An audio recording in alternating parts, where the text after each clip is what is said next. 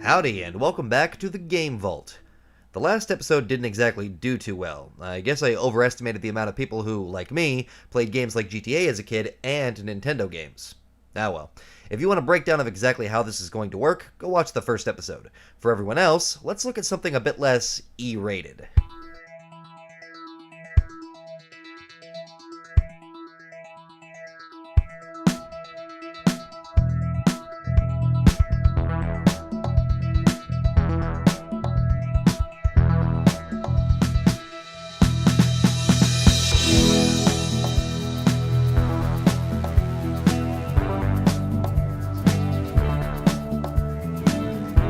So for those of you who are long-time subscribers, this should be a lot more up your alley. But for those of you who are new to the channel, I've actually made a fairly comprehensive lore series on the protagonists, antagonists, and some of the side characters in the GTA universe, called GTA Biographies. It's formatted as though it were a criminal documentary on the characters in question inside the GTA universe, so if that sounds like something you'd enjoy, go and give the series a watch, link in the description. Today though, I'll be going through Vice City not in an in-universe lore explanation kind of way, but with a real-world analysis based on my experiences playing it as an adult. Okay, so a bit of background. Grand Theft Auto Vice City was the first GTA game I played, and I would have played it at my best friend's house when I was a kid, since at the time, all I had at home was an N64. Playing games like Driver, Vigilante 8, and eventually GTA Vice City at such a young age definitely opened me up to a world of video game possibilities, and though I still loved my more kid-friendly games like The Legend of Zelda, depending on which one you're talking about, after playing Vice City I knew I had found one of my new favorite genres, the open-world crime game.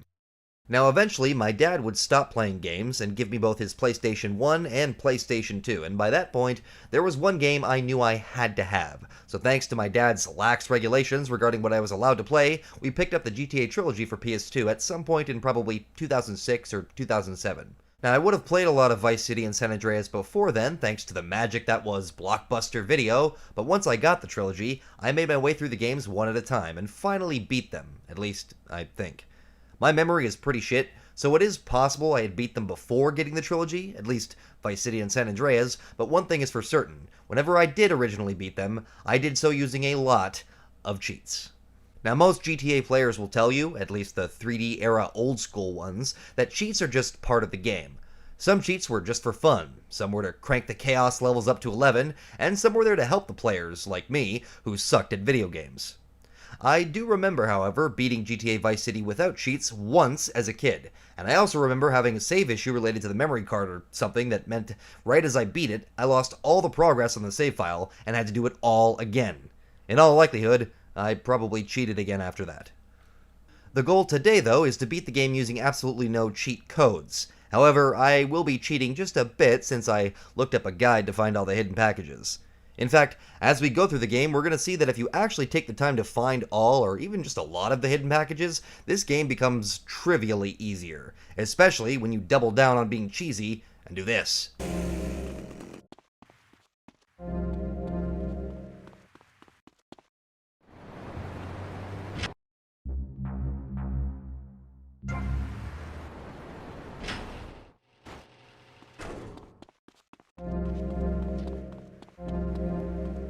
But we'll get to that eventually. I didn't do it right away, especially since you can't find all the packages until you're about halfway through the story and you unlock the second island.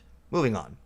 Now, Vice City wasn't the game that changed everything with the jump to 3D, that was GTA 3, but it was the first 3D era GTA game, and arguably the first GTA game, period, to have an actual story that consisted of more than just go here, kill those guys.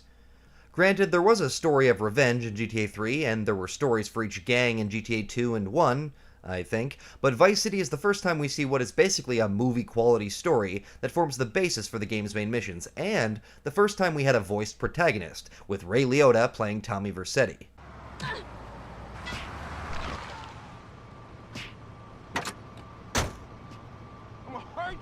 Dumb Florida moron. Now, while I would love to play for you the opening cutscene to set the mood, Vice City, unlike GTA 3, is absolutely loaded with copyrighted music that will pretty much instantly get this video demonetized, so you're gonna have to look them up or go play the game yourself.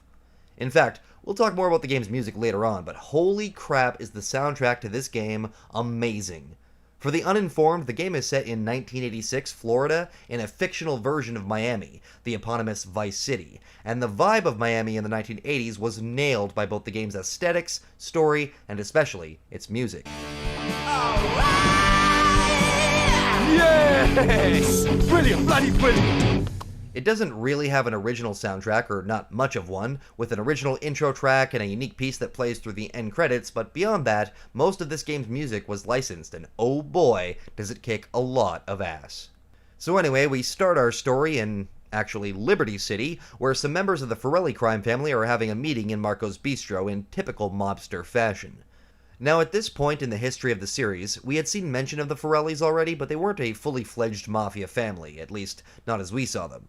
There were the Forelli brothers in GTA 3 who you deal with for Joey Leone, but that was the only appearance of the family, and so those who had been paying attention might surmise that over the course of the game, the Forellis might hit hard times, since when we see them in the opening shot, they seem to be at the height of their power. The main guy here is Sonny Forelli, who is the head of the Forelli family, and he hears from his men that Tommy Vercetti is about to be released from prison after a 15-year stint that Sonny himself was responsible for. Though it isn't really elaborated on until the end of the game, and really not that much, in 1971, Sonny apparently sent Tommy to kill one man, and when Tommy arrived, he was instead ambushed by 11 who tried to kill him. Tommy, being, well, a GTA protagonist, naturally killed all 11 attackers and was subsequently arrested for the incident, which left him with the nickname the Harwood Butcher. Just a quick world-building point here, I find this kind of funny since Harwood is actually a very sparse district when we see it in GTA 3. Now, maybe the area had some major changes in those 15 years, but by 2001, Harwood is pretty much just a car junkyard, a bomb shop, and an empty train yard. For some reason, I always pictured the ambush as taking place at a warehouse or something, but not what is basically a big empty field, but whatever. I don't think developers actually put as much thought into this as I am. While Tommy was in prison, he kept his mouth shut and didn't say anything to anyone about his suspicions that Sonny had set him up, and upon his release, Sonny decides the best thing to do with him would be to keep him far away from Liberty City, with the hope that he could still bring in money for the family. So, Sonny sends Tommy to Vice City to meet with the Forelli's lawyer in Florida, Ken Rosenberg, who sets up a major drug deal with a pair of brothers who were, in his words, well away from Vice City's established thugs. The Forellis also send 2 regular goons to tag along, Harry and Lee, and the 4 men then go to the Vice City docks for the meet. Oh shit, I forgot. This scene also has an original piece of music that is perfectly 80s. I actually did a cover of it too for my GTA Biographies series. Anyway, as Ken, Tommy, Harry, and Lee arrive at the docks, well, this happens.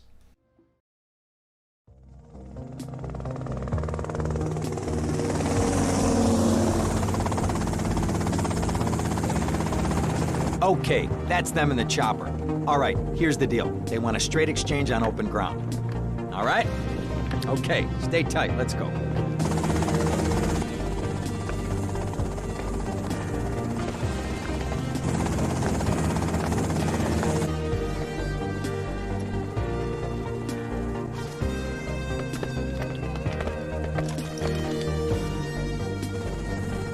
Got it? 100% pure grade A Colombian, my friend. Let me see it. The greens? 10s and 20s. Used. I think we have a deal, my friend. Oh, shit!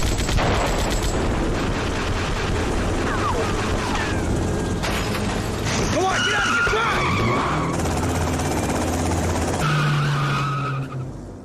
The guy who sold the drugs to Tommy, by the way, is actually a protagonist from a future GTA game, Vice City Stories, as well as this guy's brother, but I'm getting ahead of myself. With the deal botched and both the money and the product lost, Tommy tries to calm Ken down and heads back to his apartment on Ocean Drive to phone Sonny and tell him what happened. And now, we finally have control of Tommy, and realistically, we have full access to half, or almost half, of the game's world, with Ocean Beach, Washington Beach, Vice Point, and the Leaf Links Golf Club, even if the game directs us to immediately head back to Tommy's place. Okay, before I start talking about the gameplay at all, I have to clear up how I'm playing, and which version. So for those of you who don't know, the vanilla version of GTA Vice City on Steam is broken. As of right now, it's not even available anymore since the release of the horrible definitive editions, but if you already had them, you still have access to them. However, if you try to play it on PC right out of the box, as it were, you are going to run into a lot of problems. So what I do is use a very small mod pack.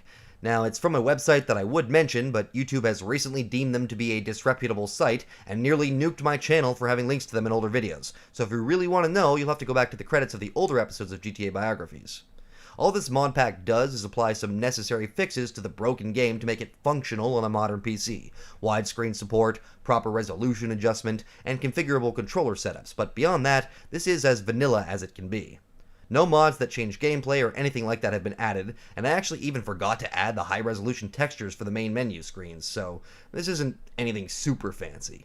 As far as how I'm controlling it, well, though this is on PC, I grew up a weary console peasant, and as a result, for a lot of games, not all, but a lot, I am way more comfortable playing with a controller, and Grand Theft Auto is certainly one of those games. Actually, I am using a mod called G-Input, which allows me to change to a control set that mimics GTA 4's, so if there's anything that's affecting gameplay that you definitely couldn't do back in the day, this is it. This means I have full analog control over my acceleration and deceleration, which is just so much better than using the X and square buttons to do it instead. Oh yeah, right, I'm playing on a PS4 controller. Now, as you might see sometimes from the footage of me playing, I can be a bit of a between-the-white-lines kind of a player.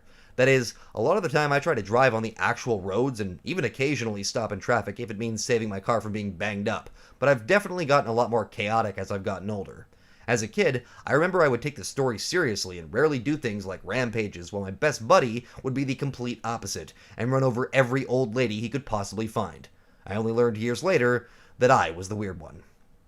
So we drive from Ken's office over to our Ocean Drive apartment, and let me just say, though I almost never listen to Radio Espantoso in this game, the track that plays in the hotel lobby is such a banger, at least in this specific context. Hearing this track tucked in the background when standing inside the Ocean View Hotel is burned into my brain, and I just love the vibe it sets in here, even if the full volume song on the radio does tend to annoy me, like the rest of Radio Espantoso. Don't hate me. Oh, man.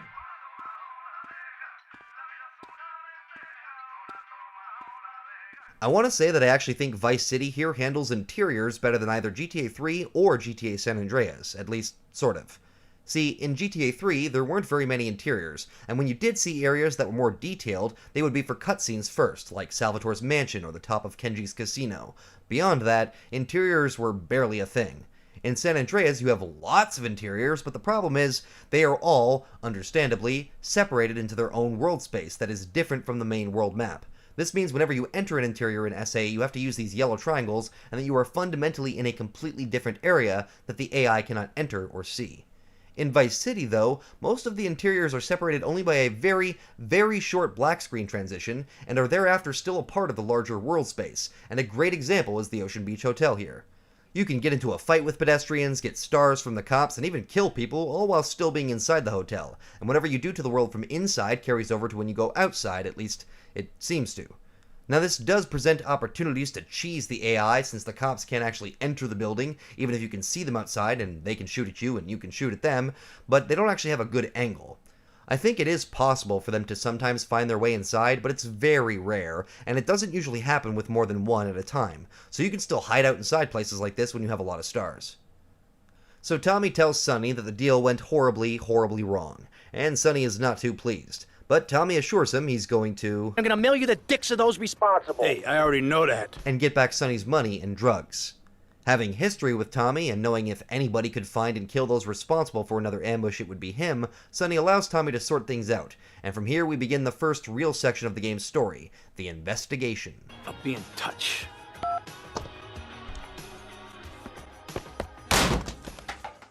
So, throughout this part of the story, Tommy is searching for clues to find out who it was that ambushed the deal at the start, and along that path, he meets a plethora of new criminal contacts, and eventually, kinda gets sidetracked. Our first lead, however, comes from Mr. Ken Rosenberg, who is the one who originally set up the deal with the help of a guy called Colonel Juan Garcia Cortez, who often hosts lavish yacht parties on his boat docked in the Ocean Beach Marina. Since Ken is scared shitless that he's going to be killed for being involved with the botched deal, he sends Tommy with his invitation to meet Colonel Cortez at one of his parties, and this is where the plot starts to get going. At the party, Tommy meets the Colonel as well as his daughter Mercedes, who takes the time to show Tommy all of the famous and well-to-do people who attend her father's celebrations. Something funny about Mercedes' introduction is that when Tommy learns her name, he makes a comment to her along the lines of, "That's an odd name," and she says, "You try living with it." Now, maybe I'm an idiot and I'm missing something, but I always took this to mean that somehow Mercedes is an actual, real car manufacturer in the GTA 3D universe, since if it wasn't, I can't imagine why it would be such a hard name to live with. Anyways. We also get our first glimpse at the main antagonist for this first half of the game, Ricardo Diaz, who, if you're paying attention, is pretty obviously the one responsible for ambushing the deal. I know, spoilers. I didn't pick up on a lot of this stuff as a stupid kid, but even in Diaz's first appearance, his characterization makes you immediately weary of him, and puts the thought in your head that, hey, was it this dude? And very quickly the game reassures you that yes it was. By this point in the story, though, Tommy is still getting to know people and doesn't have a lot of reason to be immediately suspicious of Diaz, even if we, as the player, are. So Mercedes drags Tommy away from the party before he can get a chance to meet Diaz himself, though, and from there, Tommy concludes that there are more crooks in Vice City than in prison, and that to move forward, they would need a lead from the streets, and not some pseudo-celebrity. Ken Rosenberg then conjures up our next best lead in a music industry clubber out of England by the name of Kent Paul, who hangs out at the city's Malibu Club in Vice Point, so off we go. Now, so far, pretty much all we've been doing is walking or driving places, since most of these first few missions are introducing players to the game's mechanics one at a time, as any good game should. Starting with this mission, we finally get into a proper fight, and even get our first gun, but before that, we have to squeeze the info out of Mr. Paul. I think Paul and Tommy's relationship is my favorite in the game, or maybe second favorite only to Ken and Tommy. Tommy is just constantly, and I mean constantly, a relentless asshole to Paul, even when Paul is actually being helpful. He even acknowledges later on that Paul was useful to some extent, but never respects him or treats him as anything other than an annoying doofus. It's pretty hilarious. So we confront Paul about if he knows anything regarding a large shipment of cocaine going missing, and he points us in the direction of a chef on Ocean Drive, who apparently moonlights as an assassin and has been very pleased with himself lately, by the name of Leo Teal. Well, the game doesn't tell us his name, but we learn both his first and presumably real last name through various sources, since once we meet the guy, Tommy is in a mood to argue. When he doesn't get the answer he wanted out of Teal, Tommy gets pissed, and the game gives us our first real taste of combat. You have to beat the ever-loving crap out of this guy, and once you do, you steal his cell phone, and that's how we'll learn his real name later on. Before that, though, we get ambushed by even more angry chefs, and have our ass saved by the legendary Philip Michael Thomas of Miami Vice. Hey, chill. I want what you want, brother. Oh, yeah? And what's that? Your green and my dead brother's white lady. Now, something that became apparent here is that for some reason, be it one of my mods or the fact that I'm playing on PC, there is no auto-aim when using my controller for whatever reason. I know for sure the last time I played it on PC I had auto-aim, but I was also using different mods, so I'm not sure why it didn't work by default. What this meant was I had to use only free aim like the PC version originally had, only using a controller. To make matters worse, I'm using a controller that sucks and is dying and has some pretty bad stick drift sometimes, so there will be times when it nearly, or does, get me killed. Be warned. So anyway, Lance gives us our first gun and introduces us to the ammunition around the corner, where we can now buy guns, though only a pistol, an Uzi, and some body armor. Higher tier weapons only unlock as you progress the story. So as it turned out, the lead from Kent Paul was a complete waste of time, or at least it was after Tommy killed Teal before having a chance to interrogate him. Lance makes his presence known, and that he wants to catch whoever set up the ambush too, since his brother Victor was one of the people killed. He also tells Tommy he'll be watching him, creepily, and then takes off where he isn't seen again for a number of missions. So next up, we return to good old Rosie Ken to find that he isn't coping with the stress of the failed deal very well. He tells us that on top of everything we're already dealing with, Sonny Forelli's cousin, Giorgio, is about to go on trial for murder, and Ken's efforts to smooth-talk the jury also didn't go over so well. I couldn't intimidate a child, and believe me, I've tried. So, it's up to us. So this mission introduces us to the melee weapons, of which there is quite a bit of variety. In GTA 3, all you had for melee was your fists or a baseball bat, but in Vice City, there's a whole store for buying whatever handheld tool you need to bash somebody's skull open. We've got screwdrivers, hammers, meat cleavers, knives, machetes, the classic baseball bat of course, and a chainsaw. Now, most of the lower tier ones are about the same in terms of usefulness, but the katana and the chainsaw are both really effective at chewing through weaker foot soldiers, since they are basically insta-kills. There's even a reference to the infamous Scarface chainsaw scene with this building here that has a free chainsaw inside a bathroom that was clearly used for some less than PG activities. Now the game supplies us with a hammer, but we can use whatever we want. All we gotta do is find the two jurors' cars and smash them up until they notice, though you also have to straight up attack the second juror without killing him, at least, I think, since I spent an absurd amount of time hammering away at his car, and he didn't seem to mind until I came after him. It's possible if I'd attacked his car until it caught fire that would have done the trick, but that also probably would have killed him, failing the mission, so don't do that. So by this point, we receive our first phone call from Mr. Black, a mysterious contact of Leo Teal's who was hiring him for assassination jobs, and who hires us thinking we are now the retired chef.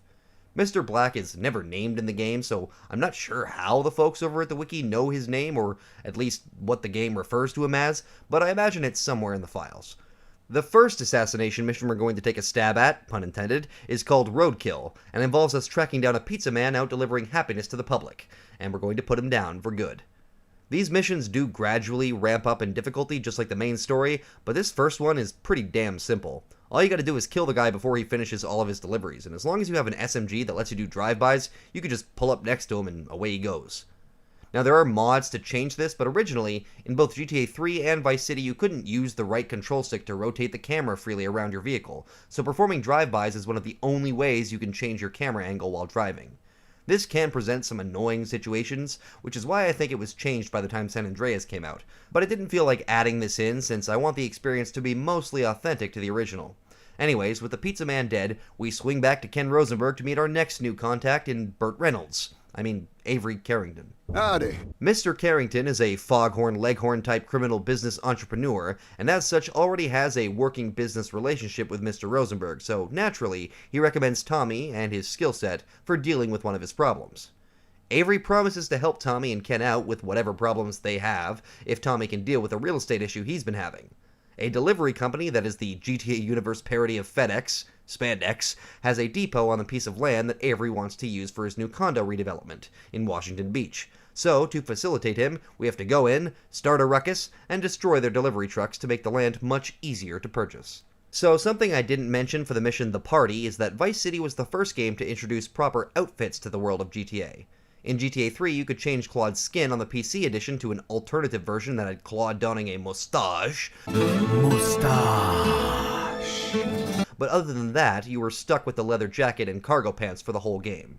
In Vice City, however, Tommy has access to a number of different outfits, and some of them will even carry over into cutscenes, though it seems kinda random as to which work in cutscenes and when. In The Party, we got access to some jive party digs, and now, with this mission, Riot, we get an outfit meant to help Tommy blend into the crowd of protesters, which just consists of Tommy's normal outfit with a pair of overalls that say spandex. Nice. The rest of this mission is pretty easy once again. We just head over to the spandex lot and start fighting with some of the protesters to start a riot, then sneak our way over to the back to destroy a couple of the company's trucks. There are some security guards that will try and stop you, and if you pissed off the rioters enough, they can even start mobbing you, but as long as you get away from the crowd relatively quickly, it isn't hard at all. They even place some nice, convenient, explosive barrels near the trucks to make destroying them even easier if you don't have enough firepower. How thoughtful of the company. If you come to this mission without any firearms of any kind, you can just kill the guards or take their pistols to shoot the barrels and destroy the trucks, but either way, it's best to bring a few guns yourself just to make it that much easier. So by this time, I had at some point decided to try some of the game's rampages, which are spread across the city in obscure but not usually completely hidden locations. Now for those who don't know, rampages in the GTA 3D era were a bit of a lingering legacy from the even older 2D era of GTA games, that being GTA 1, the GTA 1 London packs, and GTA 2. In those games, the reasons why you were out being a chaotic maniac were a lot less concrete, and the gameplay was based more on whatever seemed fun with much less regard for a cohesive plot, like in the later games. As a result, in those games there were often little arcade-style challenges of kill this many type of enemies under these circumstances and using only this gun, and those missions, called kill frenzies back then, carried over into GTA 3 and thus Vice City. Though I never spent a lot of time on the rampages back when I was a kid, I decided that maybe I would give them a try this time around, until I remembered, or realized, that a lot of them are kinda shit. Stupid easy, or stupid annoying, and worst of all, they don't pay well, like, at all. Now, I'm not knocking these completely, I think the idea is a great one, and I actually remember liking a lot of the rampages I tried in GTA 3, but in this game, I was either really unlucky, or the rampages themselves are a lot worse. I don't really think it's the latter, since fundamentally the rampages haven't changed all that much from GTA 3 or even the older games, but the few I did were either really frustrating or just kind of annoying. This one at the Washington Mall wants you to kill a bunch of gang members using only this shotgun, but it also wants you to leap down into the middle of the mall to get it done fast enough, since the only other way is to go all the way down around the car ramp again. I actually failed this one the first time I tried it too, since I didn't initially realize the game expected me to just jump down. I thought it wanted me to shoot them all from on top of the mall, but no dice. When I eventually came back to try it again, I got it done, only to be rewarded with a pathetic payout that definitely didn't feel like it was worth the time I invested into it. You do need all the rampages to get 100%, but I'm not going for 100%, hell no. Mostly just because I don't want to have to do the stunt jumps, but anyways. Hola, is this Mr. Versetti? Yeah. This is Cortez. You were at my party? Yeah, I remember. Mr. Versetti, it was a most unfortunate incident that happened with your business deal. I know. I want you to know me and my people are doing their utmost to get to the bottom of it. If you'd like to talk to me more privately, you can find me at the boat, huh? Okay? Good day, senor. Well, it sounds like we have a new contact, so it's time to head on down to the Ocean Beach Marina again to do some missions for Colonel Juan Garcia Cortez. So while looking into the botched deal that he helped Ken set up, the Colonel discovers that one of the people who may have been responsible was one of his trusted lieutenants, Gonzalez, so naturally he gives us a chainsaw and asks us to deal with him. Gonzalez doesn't really have much of a role beyond this mission in this game, though he is actually elaborated on in Vice City Stories, where he's an actual mission contact. For now, though, we just gotta find the loose-lipped smuggler at his penthouse near the Malibu Club and silence him. This is yet another mission that's really easy and fair enough, since the game is still introducing us to the mechanics one at a time. We show up and have to fight off a few of his goons, but really, we only have to not get shot, since once Gonzalez enters the elevator and makes his way to the ground floor, we teleport to him in a short cutscene. After killing a man with a freaking chainsaw in broad daylight, we, unsurprisingly, get the attention of the cops, and have to now lose our wanted level using the tried-and-true GTA method of visiting the Pay and Spray. It's not very realistic, at all, but in this game, and all the 3D-era GTAs actually, all you have to do is enter a Pay and Spray and wait about 15 seconds, then you're good. By the time GTA 4 rolled around, they added the criteria that you need to not be seen entering the respray shop, which makes a lot more sense.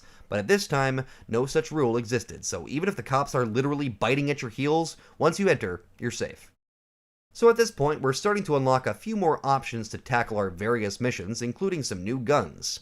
I'm not actually sure when the place opens up, but there is a second ammunition and tool store inside the North Point Mall on the top half of the first island, in Vice Point. Let me just say that I love the theme that plays inside the mall.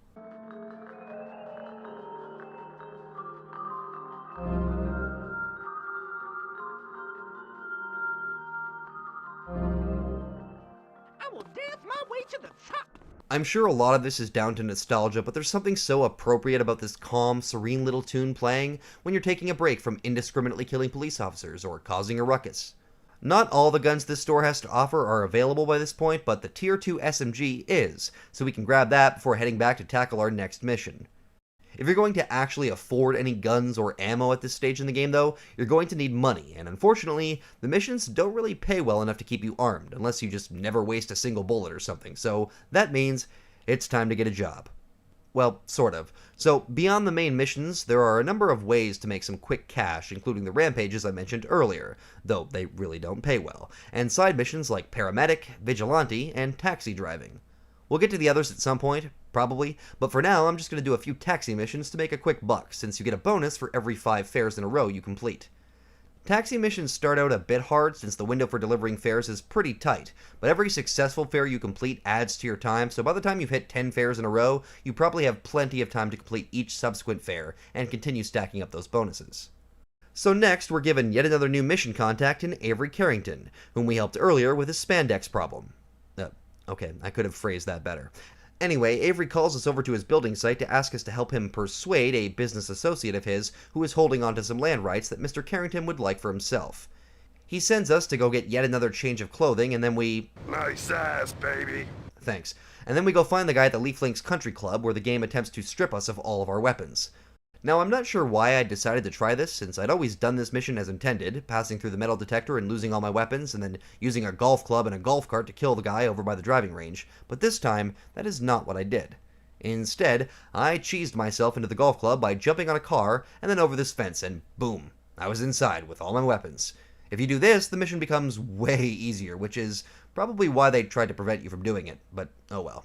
We shoot the guy and the mission is instantly passed, with even his bodyguards immediately realizing they failed at their job, and deciding their measly pay wasn't enough to warrant trying to kill me after the fact, since the guy writing their paychecks was now, well, dead. So our next mission for Colonel Cortez is the first one that introduces us to his passionate hatred for the French. As a half-French, French-speaking Canadian, let me just say, he might be ever so slightly justified. Okay, I keyed, but anyway, we meet the Colonel at his yacht once again, and despite Tommy getting impatient with the lack of progress on finding the party responsible for botching the deal, we agree to help him by meeting a contact of his at Washington Mall to acquire some valuable computer chips for the French-made missiles that Cortez wants for himself. When we meet the contact, he is as stereotypically French as you could possibly be, maybe even too much so. The rain, she's très wet this time of the year. What? Ah, comment? Look, Cortez sent me. Just give me the damn chips. Oh, d'accord. Free the imperialist American pig that is propriété of the gouvernement français. Hand it over! You American idiot! They followed you here. Something kinda odd that I noticed during this scene is that the subtitles don't match what is actually being said by the characters, which happens again later in the game, but it doesn't actually affect the plot of the mission, so it doesn't really matter all that much. Anyway, when the French Special Forces show up to foil our meeting, the contact tries to run away, and we're forced to chase him down and take the missile chips by force. If he manages to get away on his motorbike, you have to chase him, which can be a real pain in the ass, but if you just ignore the SWAT and book it after him, you should be able to kill him before he gets away, as I was. Alright, with that done, I think it's just about time we tackled another assassination mission from Mr. Black, so it's off to find a payphone. This next one, Waste the Wife, actually ended up being my first mission failure, which isn't all that surprising. I remembered always having trouble with it since the goal is to kill this lady by ramming her car until it catches fire to avoid arousing suspicion. The problem is, you have to either use a heavier vehicle that takes longer to catch fire, or be very careful with how you hit her, since it's just as easy for your car to burst into flames. And at that point, you only have so much time to get a new car before the mission fails because she escapes, which is exactly what happened to me. Oh, by the way, since I don't know when else I'll have a chance to bring this up, unlike GTA 3 or San Andreas, you do not have access to a garage to store any vehicles until about the midpoint in the game, unless you go out of your way to buy one of the properties that has one. The only one that I think has a garage on the first island is this one here, near the North Point Mall, but still, it only has one slot, and there is nowhere else you can store vehicles, which just kinda sucks if I'm being honest. Okay, so next up is perhaps one of Vice City's most infamous missions, Demolition Man. Now, forgive me if I sound a bit like a cranky Kong here, but I never did find this mission excessively difficult. See, once again, Avery Carrington wants us to help him acquire the rights to some land he'd like to develop on, this time requiring that we literally bomb a building site adjacent to his own using a remote-controlled helicopter that carries the explosives. It controls just like any of the other helicopters in the game, and your goal is to fly to 3 separate points on each of the building's floors to place one explosive charge, while avoiding the attacks of the angry workers and security guards. Now, I've heard people complain a lot about the controls for this mission, or that navigating the building site is confusing, or what have you, but in my experience, the only real challenge for this mission is avoiding the security guards found on the upper floors, since they, unlike the regular workers, have guns. I didn't end up losing my helicopter during my initial run, so I could be wrong, but I'm pretty sure you also get several helis to try before the game straight up fails, so it's not like you have to fly perfectly or anything. A timer does start once you place the first charge, so maybe it's being under that pressure that makes so many people hate this mission, but me, I just find it a little bit tedious.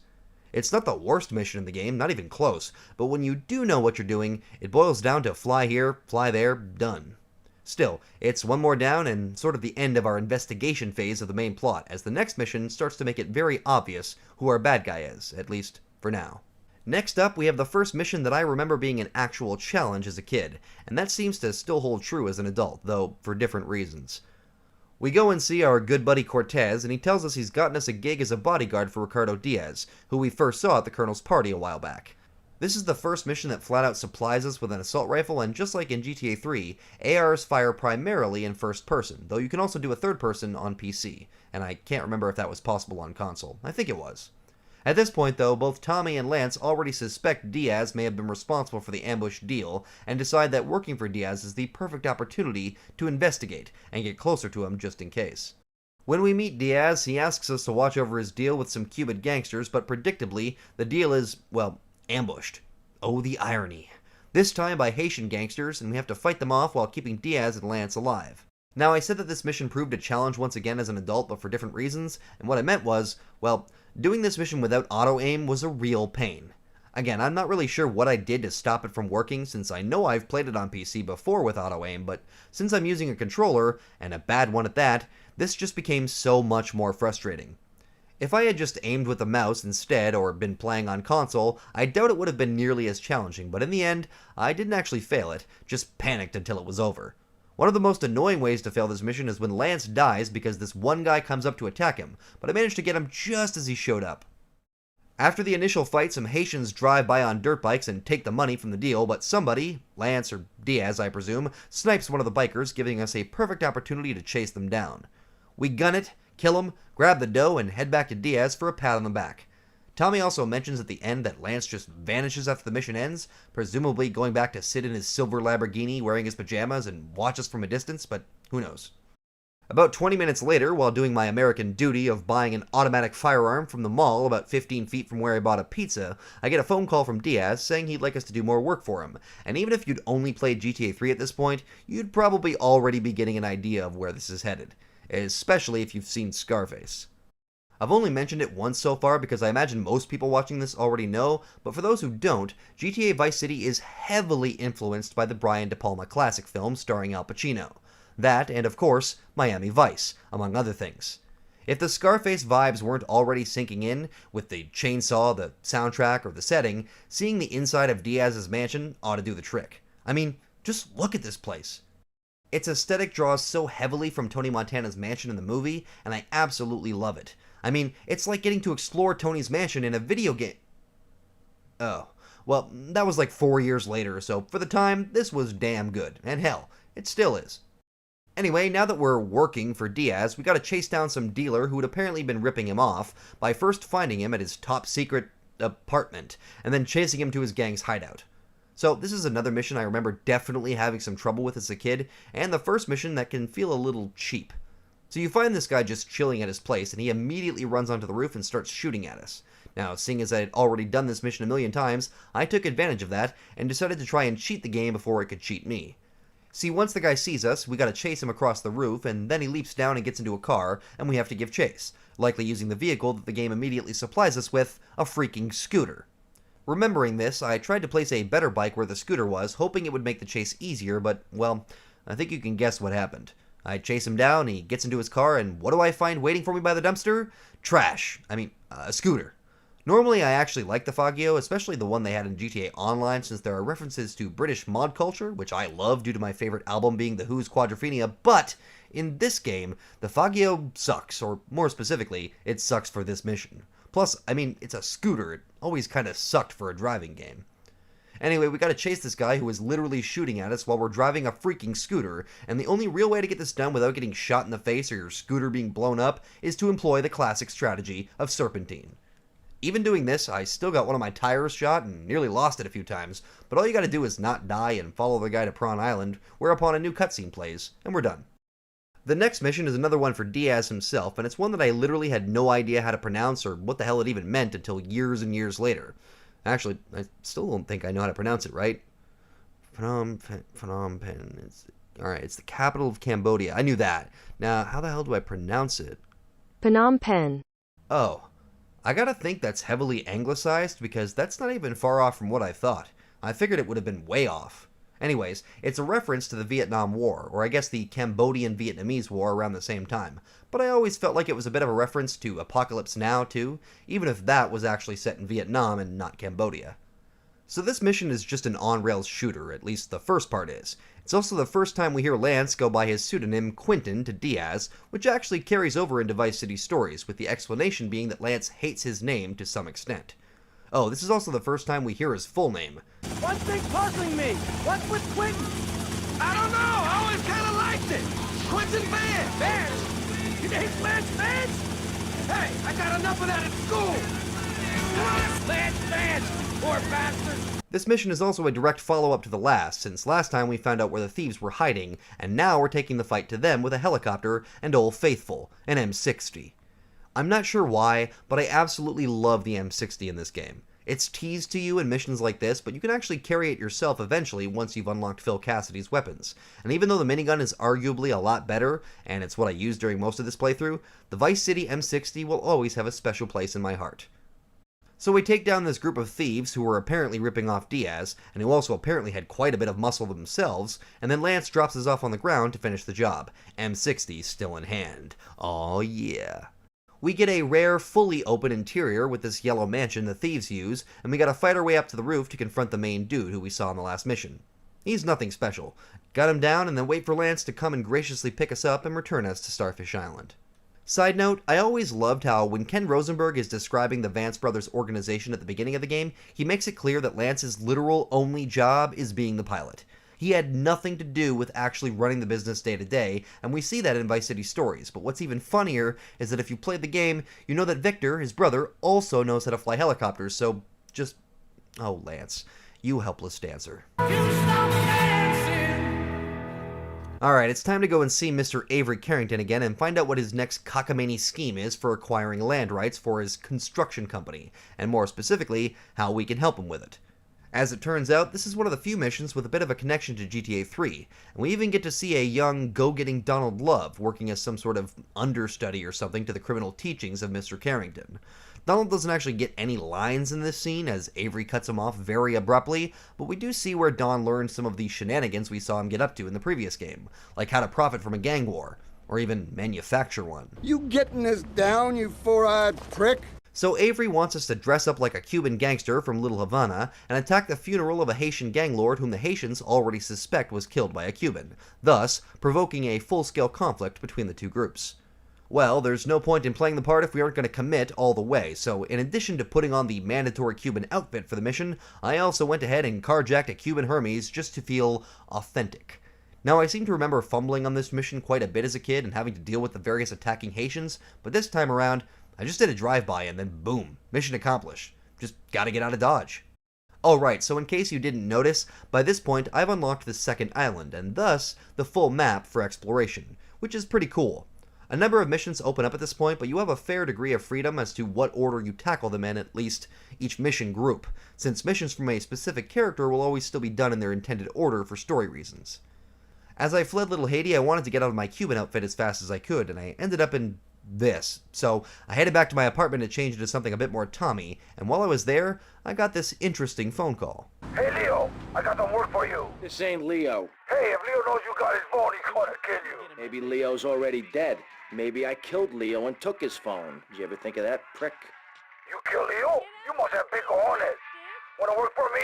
Come by my father's cafe in Little Havana, and we'll talk mano y mano.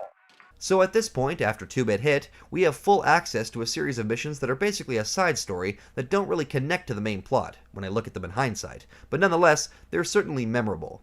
So because of the gang war we started for Avery, now the Haitians and Cubans are at each other's throats, and constantly looking for whatever ways they can to one-up the other side, including hiring third parties, such as our boy Tommy V. Now, when I played this game originally, I really had practically no idea what was going on with these missions, and to a certain extent, I kinda still don't. Now, you remember that chef we killed in like the second or third mission? Well, remember he was apparently moonlighting as an assassin, hence the assassination missions, and we still have his phone. When we get a phone call from the head of the Cuban gang, a wonderful chap named Umberto Robina, played by the outstanding Danny Trejo, initially he thinks we're the souffle assassin Leo Teal.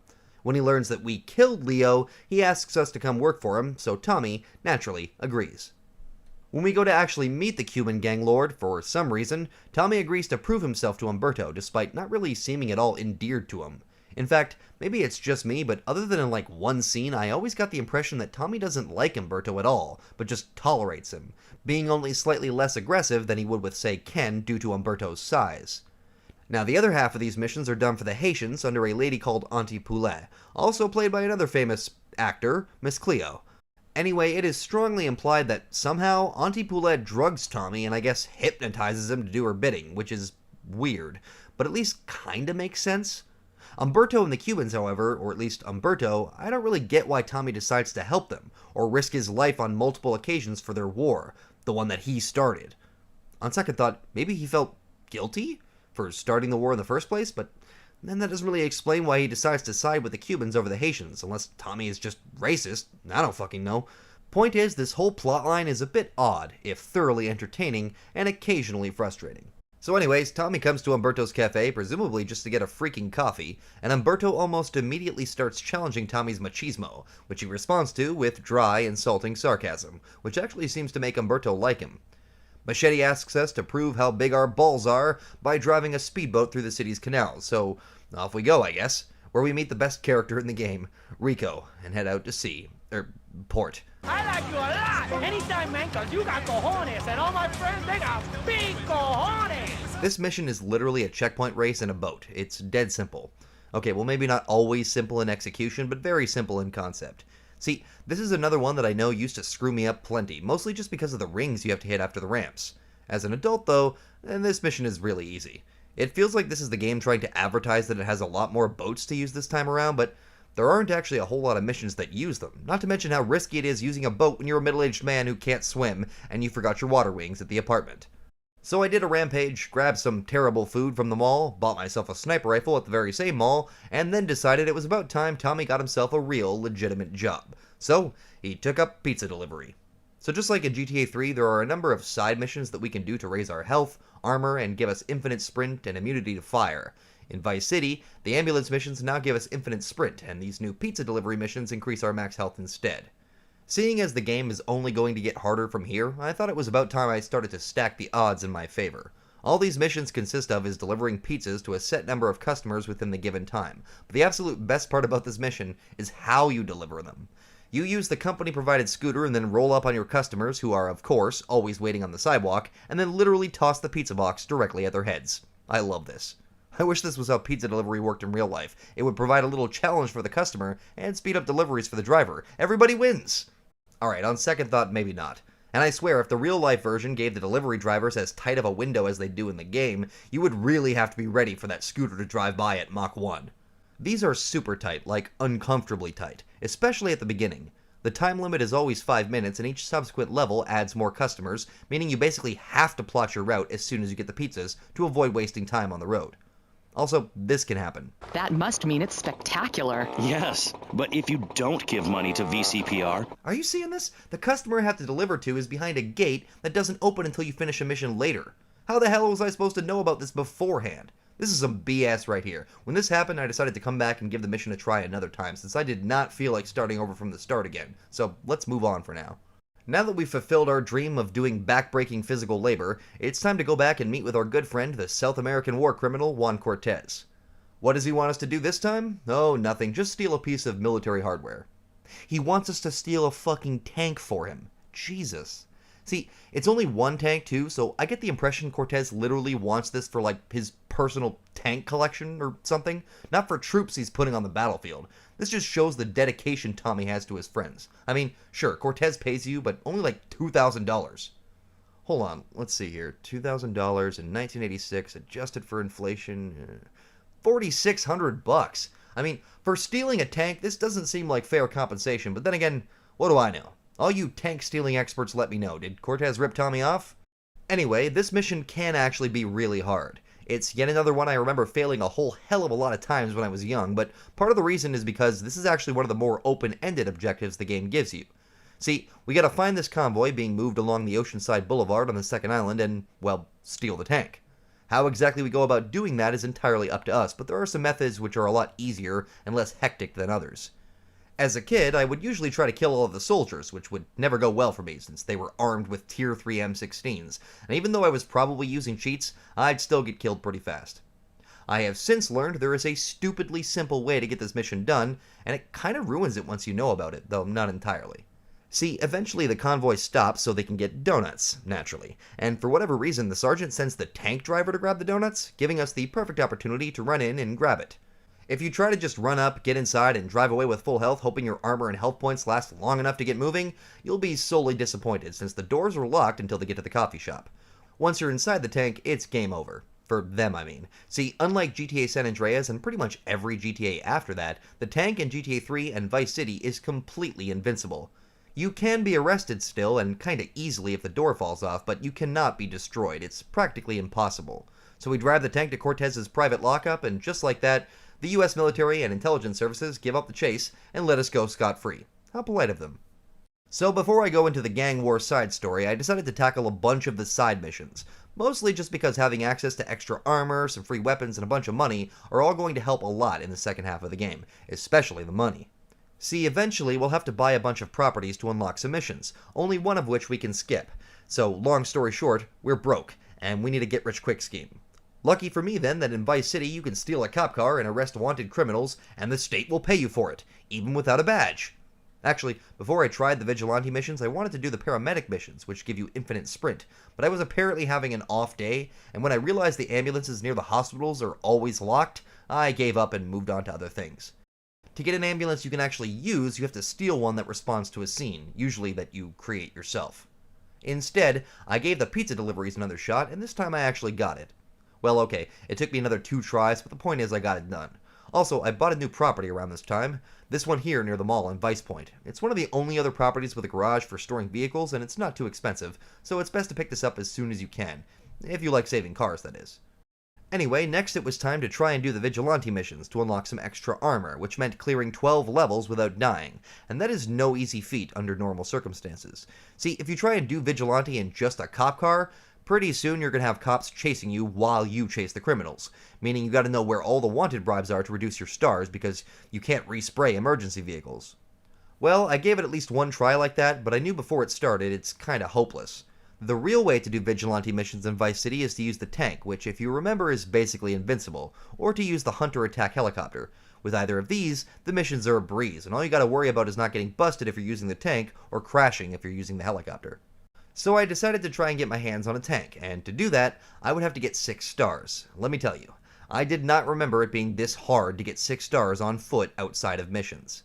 I rampaged a good couple of times around the Ocean View Hotel, killed dozens and dozens of officers, but never once got that final star. Eventually I gave up trying to get the tank and tried it in a cop car like I said before, but, well, like I said before, it didn't go well. I actually died for the first time here while trying to unlock the tank too, which always sucks. Don't you hate getting like halfway through a game without dying and then the first death happens? Jeez. I don't think they ended up being counted in my stats since I cheekily reloaded my saves to save time by hauling my ass to the ammunition across town to try again, but still, I know, you know? So, ultimately I failed to get a tank. In America. I thought this was the land of the free. I was lied to. Actually, I went and tried the first Haitian gang mission at this point, Juju Scramble, but failed it when it took too damn long, and we'll come back to that in a bit. I also figured out how to get my hands on an ambulance by this time and gave the paramedic missions a try, but I made one fatal mistake. Ironic. See, I forgot that in paramedic, you have to keep your ambulance from becoming too damaged and do all 12 levels with the same vehicle. Remember, emergency vehicles cannot be resprayed and thus repaired at a pay and spray, so that's not an option. And here I am thinking the rules were the same as Vigilante. See, in Vigilante, if you get out of your vehicle, you have 30 seconds to find a new one, but in paramedic, if you get out of the vehicle, you just instantly fail. Great. I was kinda pissed at this point, and I didn't end up finishing the paramedic missions, but what I did do is a bunch more taxi missions to try and make some money. I think taxi missions are my favorite side mission in the old GTAs, simply because you can listen to the radio while you're driving your customers around town like a maniac, whereas for Vigilante, Paramedic, and Firefighter missions, yep, those are a thing too.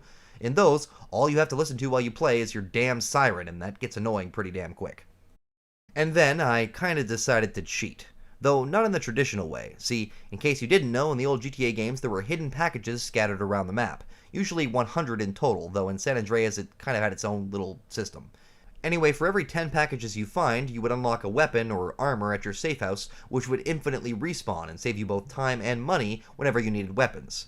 Now, in the GTA games which take place in Liberty City, the bonuses from the hidden packages are a little bit more fairly blocked off until you unlock all 3 sections of the map. But in Vice City, well, there's only 2 halves to unlock, and you get access to the second island before you even reach the game's halfway point, so I decided I would collect all 100 hidden packages and use the wonderful gifts bestowed upon me by Rockstar to rip through the rest of the game's missions, and, well, it mostly worked. Mostly. The cheating part comes more so from the fact that I used a guide to see where on the map I could find each package. I didn't outright read or watch exactly what I had to do to get each one, but still, it's kinda cheating, isn't it? Yeah, it is. In my defense, I'm lazy and I did not want to spend hours upon hours searching every inch of the game to find these things. Some of them are kinda easy to stumble upon if you're exploring, but some of them are really well hidden and would take me a ridiculous amount of time to find without a guide. If you already own Hyman condos or have the mansion, you just use a helicopter to speed up your journey all across the entire map. But if you don't, you're going to have to find a heli at some point, as some of the packages require one to reach. The single most annoying hidden package to get was this one, out here on one of these floating platforms near Ocean Beach Marina. It's not that it's particularly hard to get there, the problem is you are forced to do a rampage before you can collect it, and this rampage tasks you with blowing up a bunch of boats using an RPG. Okay, so the real problem is that I suck. That and the game's hitbox for the RPG is ridiculously wide, or tall, or whatever. It's really easy to blow yourself up here is my point. See, the geometry of this broken wooden platform has all these poles around the edges, and their hitboxes are much larger than they are. So it ended up taking me like 5 tries to get this rampage out of the way, just so I could grab this stupid collectible. Jesus. After getting all 100, you also get a nice $100,000 bonus, which will certainly help with buying all the property soon. But I also spent some of it on another property in downtown Vice City, Hyman Condos. Now, I never realized this before this playthrough, but this is easily the best property in the game.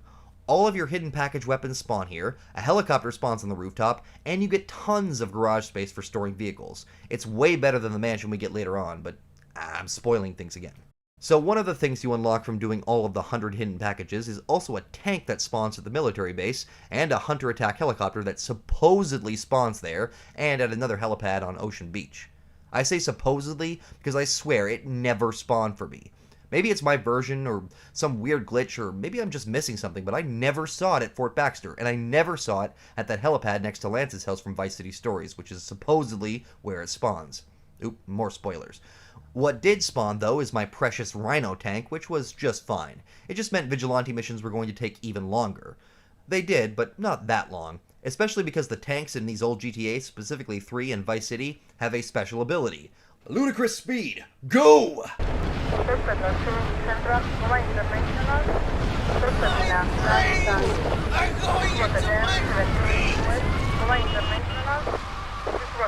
Yeah, as many of you probably know, pointing the tank's gun behind you in these games and firing non-stop gives you what seems to be an infinite increase in speed over time.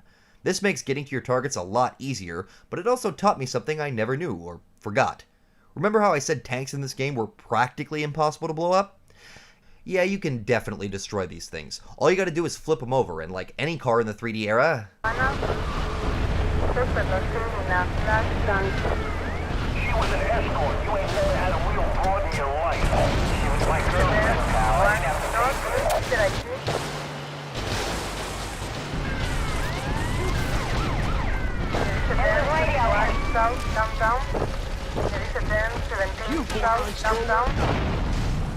I'm sure there are other ways you could accidentally flip the tank over, but this was the first time I'd done it, so remember kids, when using a heavy munitions cannon to accelerate your vehicle, be safe.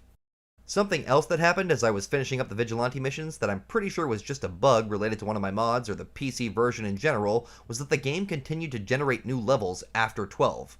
Normally, I think, when you do all 12 levels, or however many side missions it has, the mission is just over, and then you can do it all over again if you want to, for extra cash. This time, though, I moved on to Vigilante level 13, which was weird. I continued to complete them for a while, but I pretty quickly got solid confirmation that this was, indeed, a bug.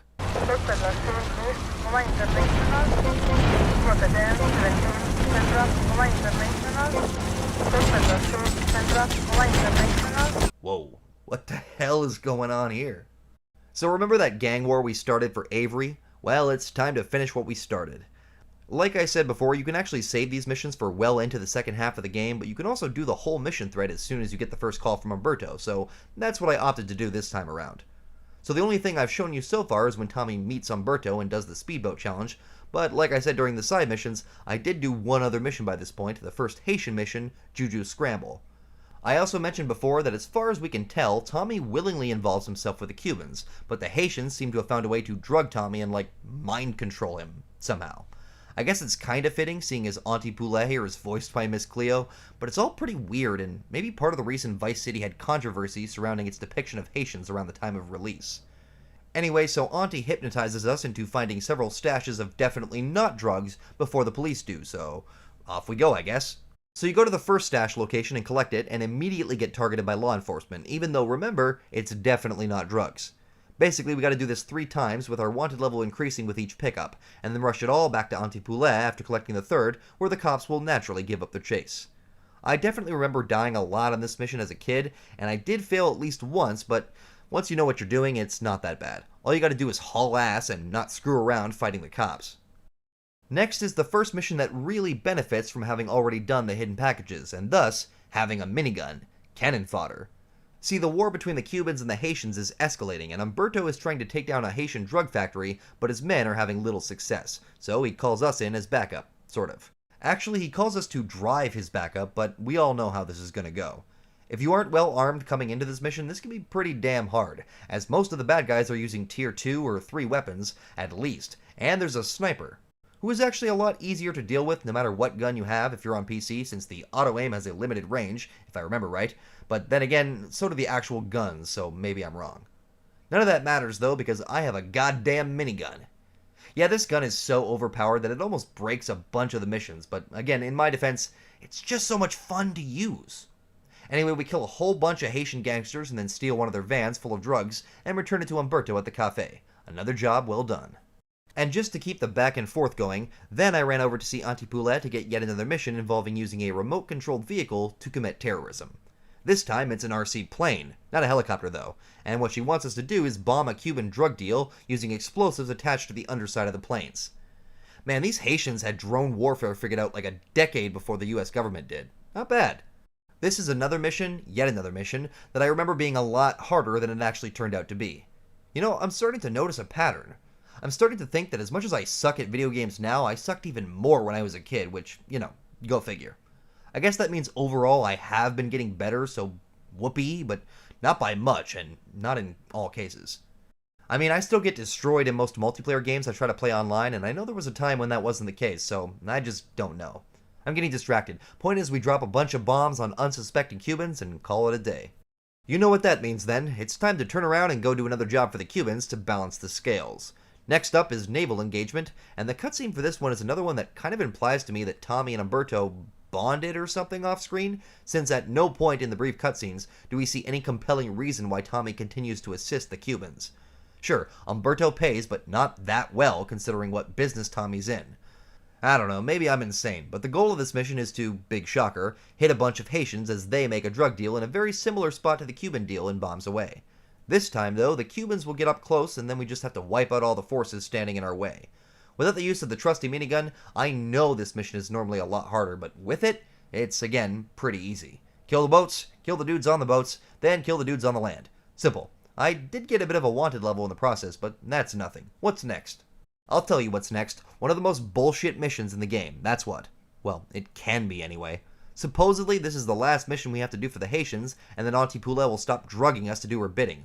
But that kind of begs the question for me of, if she's able to mind control people, how in the hell is she losing a relatively small-scale drug war to a dumbass like Umberto, a guy who regularly drinks coffee?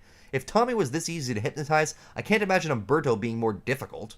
Anyways, so we gotta snipe a bunch of Cubans as the Haitians fight them off in the middle of the street, and the BS for this mission comes in the form of how easily the Haitians can die. Seriously, you gotta be quick, and I mean quick, killing every single bad guy you can, otherwise the Haitians will get completely destroyed. Huh. I guess that's why they needed Tommy's help in the first place. Anyway, after a few tries, I finally managed to pass this mission with literally one Haitian gangster left standing, but hey, it counts. Which means, it's time to go see Umberto one more time to close off this mission thread completely. So for this final mission of the Cuban-Haitian storyline, we're going to go and hit that Haitian drug factory we attacked earlier, and this time, decommission it for good. So we steal a couple of Haitian gang vehicles and drive right into the compound, since apparently the guards are completely blind and or stupid and don't see their literal arch rivals in the cars, or the guy in the standout Hawaiian shirt. Contrivance or not, we get inside and immediately have to start fighting off Haitians to reach 3 detonation timers inside. Well, actually, you can ignore most of the dudes outside and let the Cubans deal with them. Most. But once you kill the guys inside and plant the bombs, I hope you know where you're going when you run out. I don't for the life of me remember exactly how I did this when I was young, but it seems to me I would have had to fail at least once, since I rediscovered that the window for escaping after planting the bombs is not quite generous enough. The first time I did it, I had no idea how to get clear of the factory, and when I did figure out you need to use the stairs alongside another building to reach the rooftops, I didn't actually remember doing it this way, so I'm not sure what's going on here. This really does feel like you have to do it once and fail in order to beat it kind of a mission, which is pretty annoying, but it's also meant to be one of the harder missions in the game so far, so maybe it's fair game. Anyway, after blowing the Haitians' drug factory up, we earn the respect and admiration of Umberto and the Cubans, and inversely, the scorn and hatred of Auntie Poulet and the Haitians.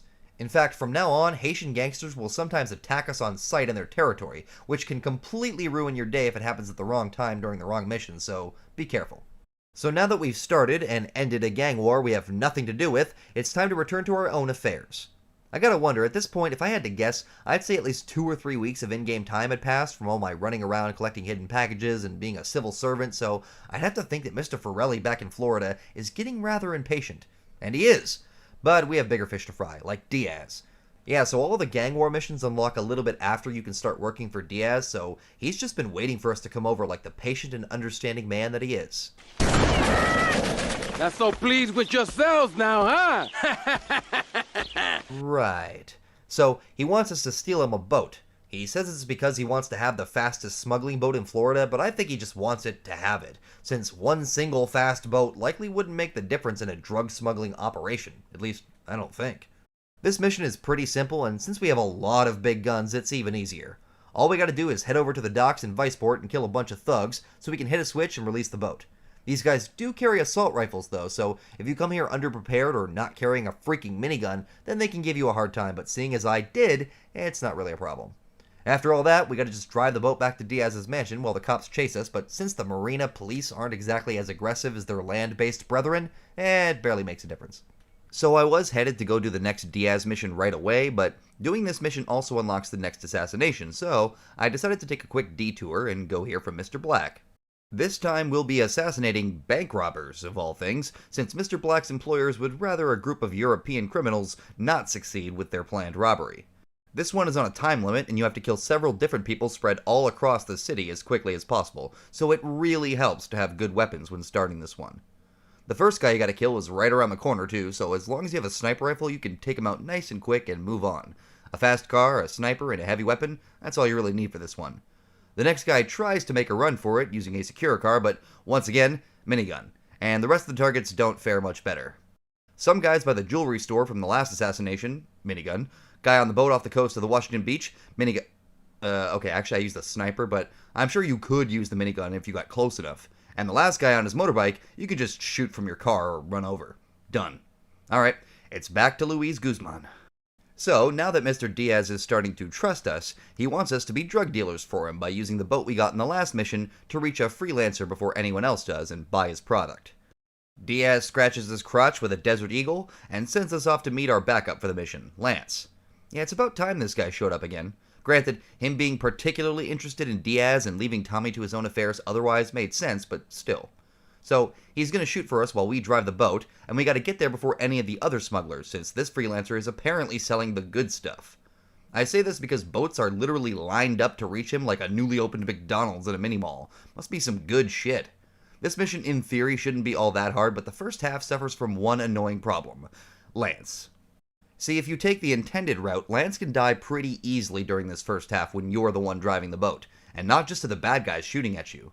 See, I made a classic GTA mistake and assumed the game wouldn't screw me in a situation where it easily could. That being, trying to shoot back at the other boats while using the drive-by mechanic. Do you see the problem? Yeah, Lance is standing right in the path of my bullets. So instead of aiming his gun around Lance's head or behind it or something, he just turns to his immediate left and fires indiscriminately, killing Lance almost instantly. Fantastic. He can also die if something like this happens. What the hell? But thankfully, eventually, I navigate all the jank and make it to the boat where the roles switch and Lance starts driving while I shoot. This half is way easier than the first half, simply because Lance's big fat head isn't always in the way. Though I do think you can still kill him here if you just aim your gun down, though I don't know why you would. You gotta take down several boats and a freaking helicopter since these dealers are hardcore, and as long as your boat doesn't take too much damage in the process, you make it back to Diaz's in one place to find a duplicate of the fastest boat. Huh. I guess now it's the fastest boats. Alright, moving on. So, by this point, we already know that Diaz is the guy we're going after, and we've been working for him for a while, earning his trust and working on taking him down from the inside. Cool, calm, collected, playing things real safe and waiting for our moment to shine. Yo, Tommy, it's Lance. Yeah? Oh, nice to hear from you, Lance. Come on, man, be cool, be cool. I'm in the middle of something. What do you want? Nothing. Just to say, look, Tommy, we can do this thing, you and me, no problem. You know what I mean? We're going to have to do it, because otherwise we're going to be dead, Lance. We're in too far now. But thanks for the call. Speak to you later. Well, that's a bit concerning. He seems on edge. I hope that doesn't affect our carefully crafted plan to take Diaz down. Alright, me old China, it's Paul. I might have a little result for you, but I need to speak to you in person. I'm enjoying a little R&R at the Club Malibu. I reckon you're going to owe me a favour or two out of this, sunshine. I'll see you later. Oh, Lord. So to be fair, Diaz did kill Lance's brother, so his eagerness to stop working for Diaz and just kill him already does make sense. It makes even more sense if you played Vice City Stories first, though that seems highly unlikely. I bet it would make for an interesting first-time experience playing this if you had, though. So we go see our good buddy Kent Paul at the Malibu Club, and he tells us, in what I presume is English, that Lance tried to hit Diaz early, and got himself kidnapped and brought to the city junkyard, where he is now being tortured. Great. Now this mission can be very, very tough, even if you have all the weapons, because the goal isn't just to reach Lance and kill all the attackers, but to then escort him safely to a hospital, which is the real challenge. So you drive all the way over there, and you gotta work your way through like a dozen Diaz soldiers, all using at least tier 2 guns or better, including at least one sniper. This part isn't so bad though, as long as you take your time and you come well armed. The annoying part is just after. We reach Lance, untie him, and give him a gun, and now we gotta drive him out of the junkyard and safely reach the downtown hospital. Which sounds super easy, but it's not. See, the guys who come after you are super aggressive and will ram your car into flames pretty damn quickly, which is why I usually use the garbage truck that spawns inside the junkyard, but for whatever reason, it despawned on me this time, meaning all I had was this crappy Sentinel, an average sedan with no extra armor. I knew we'd get wrecked pretty quickly trying to get away from this, so I took what I thought was my next best option, shooting down the attackers with my minigun. It didn't work out. So now knowing that the garbage truck could just disappear, the next time I took my own transportation, a Securicar, which is similarly armored, and I hoped it would be enough to plow through the attacking Diaz goons. It despawned. God damn it. So I tried the minigun plan again, and this time it worked. I just had to hang back a bit more to avoid Lance getting insta-killed, and take a few side streets to avoid any more chasing us. Well, I guess Diaz knows our true intentions now. We should probably deal with that ASAP. But I wonder how our buddy Juan is doing. Tommy, Tomas, it's Cortez. Look, the French are giving me all kinds of trouble, amigo. Them hypocrites. They spend 100 years stealing from poor countries, and they call me a thief, huh? I'm going to need your help as soon as possible, amigo. So please hurry, huh? Tommy, I need you, alright? I hate the damn French. I mean, when a friend calls and he says he needs help right away, we know what we gotta do. So I head over to the Ocean Beach Marina for what is unfortunately the final Colonel Cortez mission. All hands on deck, and normally, it's quite the finisher. See, Cortez has decided to get away from Vice City given his recent actions against international governments, with our help, and is starting to draw more attention than he's comfortable with. And thus he needs our help once again, of course, to safely escape since the French would really like to kill him. But see, remember how I said the minigun kinda breaks a number of missions in this game? Well, there is almost no better example than this one. Normally, you have to fight off several waves of attacking Frenchmen, and it culminates in a battle against a freaking hunter attack helicopter, which you likely wouldn't have access to and probably wouldn't have even seen in the game until now. Even though I should have. But when you have a minigun, the entire game of defense is stupid easy.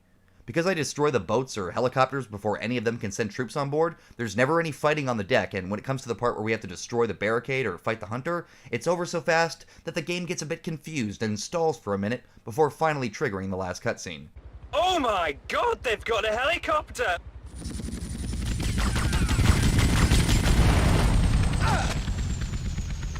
Also, the hunter literally landed on me, and I thought it would kill me, which frankly would have been even funnier.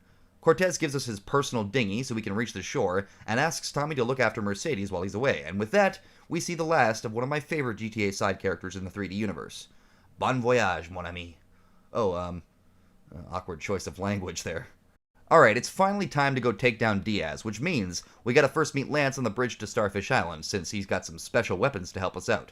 Now granted, this is a great cutscene, and unless you've found pickups, this might be your first chance to use the M4 or M16 or whatever, the Tier 3 assault rifle, but I already have a minigun, so the weight of this moment was considerably less than it should have been. Actually, I didn't even rush through minigunning everything to death. I used the sniper rifle to kill a lot of the enemies early, since A, I know the route, and B, Lance can once again get his dumbass killed pretty easily. Once we reach the inside of the mansion, we get a sort of boss battle against Diaz, who has slightly more hit points than the average foot soldier, but when you're facing a minigun, the difference is negligible. Tommy switches to a Magnum for the cutscene though, which I gotta say is probably more suitable, and definitely more Hollywood. With 2 final shots to the head, Tommy and Lance put Diaz down for good, and Tommy becomes the new kingpin of drug dealing in Vice City. Now comes the fun part. So Tommy takes over Diaz's former empire, and in order to cement his new status as Diaz's replacement, comes up with a very simple plan to let everyone know who's boss. Shakedown might be one of the best missions in the game actually, and the premise is, as usual, really quite simple. We head over to the North Point Mall and kill 11 birds with 1 stone. If by birds you mean shop fronts and by stone you mean minigun. You gotta break up the windows of a bunch of shops spread across the mall, and as you do, you'll likely accumulate a bit of a wanted level, meaning you'll have to deal with the army of Paul Blarts. It's a lot of fun to break these windows and just go crazy while the soothing muzak plays in the background, but all good things must come to an end. After this mission though, we now have access to the property buying half of the game, where we buy up assets around town and complete missions for them in order to unlock the game's finale. Well, seeing as I already had like $360,000 thanks to some of the side missions I'd done, and the hidden packages bonus, which also meant that I wasn't spending much on guns and ammunition, I decided to start buying up properties like a madman. I bought the Malibu Club first, because of course, then the Pole Position Strip Club, and then... Hold on. If I remember right, all you have to do for the strip club asset is, watch a horrible 2002 polygon stripper dance for a minute or something. Maybe I'll do that now. 2 hours later. Jesus Christ, how long do I have to watch this? Okay, I'm exaggerating a bit. It wasn't literally 2 hours, but I entered and left this little private dance a bunch of times thinking, oh, that must have been enough, only to find out that no, it wasn't. It is only 5 minutes total you need to watch, but it felt like way more. I was only 6 in 2002 and probably played this game for the first time closer to 2003, so I would have been a little older, but let's just say at age 7, I wasn't really fascinated by 3D polygonal boobs. Maybe you were, I don't know your life, but I wasn't, and 20 years later, I gotta say it's still not really doing much for me compared to the real thing. I can't remember exactly what unlocks it. In fact, it might be buying the Pole Position Club, but by now we also have access to the best outfit in the game, the Mr. Vercetti outfit, which fully embraces the game's Scarface ambitions with the Tony Montana black pinstripe getup. The next asset I bought was another one that I knew could be completed pretty quickly, the Boatyard. I didn't know this until years later, but the 2 stoner stereotype dudes you meet here are actually the mechanics Dwayne and Jethro from GTA San Andreas. I mean, hell, maybe I did know it back then because I was kind of deep into the GTA lore, so to speak, but when I relearned this as an adult, I was like... Anyway, all we gotta do for the Boatyard asset is basically replay the mission's Stunt Boat Challenge. I mean, yeah, technically it's a little bit different, but really, it's exactly the same. Just drive the boat through a couple checkpoints and boom, $2,000 of regular income. I wish making money in real life was that easy. Then again, I guess maybe it is if you're a mob boss who makes passive income off of his rackets. So next, I decided I would give the movie studio a try over on Prawn Island, even though I knew that at least one of the missions in this mission thread could be pretty hard. After actually buying it though, I was reminded that it wasn't just the last mission that would present me with some obstacles. Enter Recruitment Drive. Now what you gotta do here is find and recruit Candy Sucks, yes, that is apparently her name, and later good old Mercedes Cortez to work for Steve Scott at the movie studio. Mercedes won't be a problem, but Candy is another matter. See, if you'd been paying attention real close to the radio or Colonel Cortez's party, you might have picked up on the fact that she has a relationship with the Congressman Alex Shrub, and on top of that, seems to have quite an aggressive agent who also fancies himself a pimp, I guess. So Candy gets dropped off by Shrub, and then her agent shows up and sends goons after us, and we gotta take them all down, including the agent who drives away in his car. Now, if you're quick, and you don't suck, you can just gun them down with a minigun before you can go anywhere, but if you're like me, you'll cause so much chaos that you end up in a chase across downtown in a cop car that has all 4 tires burst. You'll actually manage to kill the agent and make it all the way back to Candy, only for this to happen. Okay, this is hilarious, but I'll admit it, this one pissed me off a bit. I didn't want to replay it right away. What else do we got? Tommy, son, have I got a surprise for you? I'm down at the recording studios with some major artists. Why don't you pay us a visit? You know it makes sense, don't ya? See you later. Oh, Lord. So taking a quick detour from the asset missions, I decided to start another mission thread that we get access to thanks to our good friend Kent Paul. See, in case you didn't pick up on the vibe, Paul is looking to attach himself to Tommy and earn his favor due to his rising status as the city's new criminal kingpin, and in pursuant of this, Paul offers us a chance to meet and work for the Scottish band Love Fist at their downtown studio where Paul is working with them on their next record. So of course, we gotta go meet him, and when we arrive at the studio, Tommy actually seems genuinely happy to meet the band, as he is apparently a fan of their music, but in order to make that music, Love Fist needs a little love juice.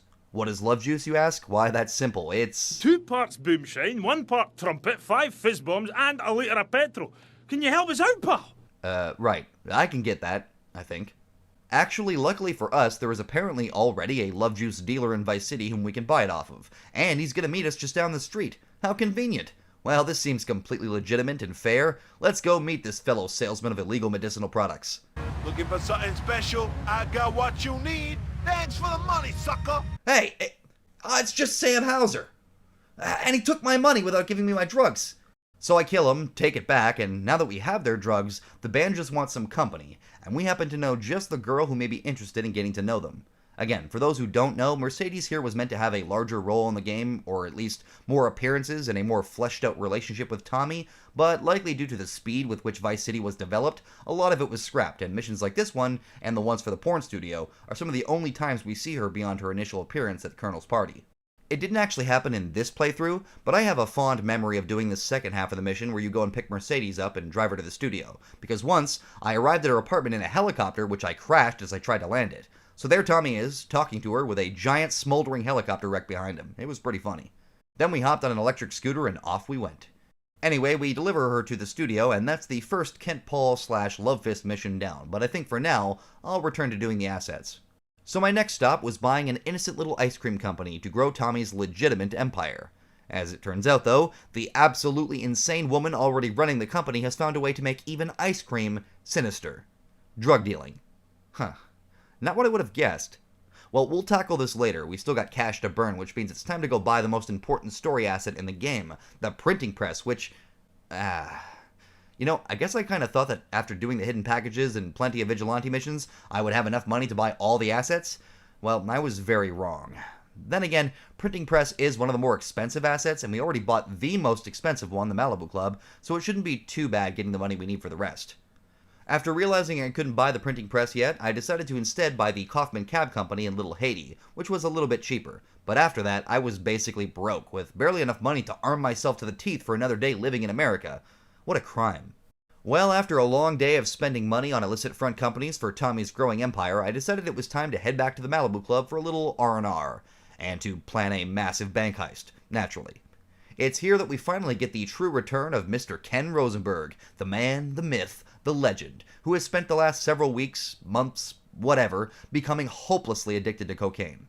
I think it's worth mentioning for those who don't know this that Ken is actually heavily based on Sean Penn's portrayal of the character Dave Kleinfeld from the Brian De Palma movie Carlito's Way, who also had a massive cocaine addiction.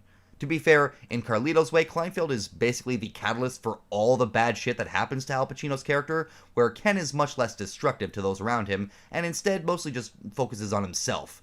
Good for you, Ken, old buddy.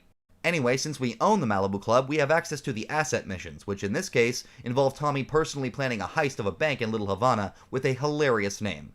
Seriously, it basically translates to the Big Corrupt Bank. I love it.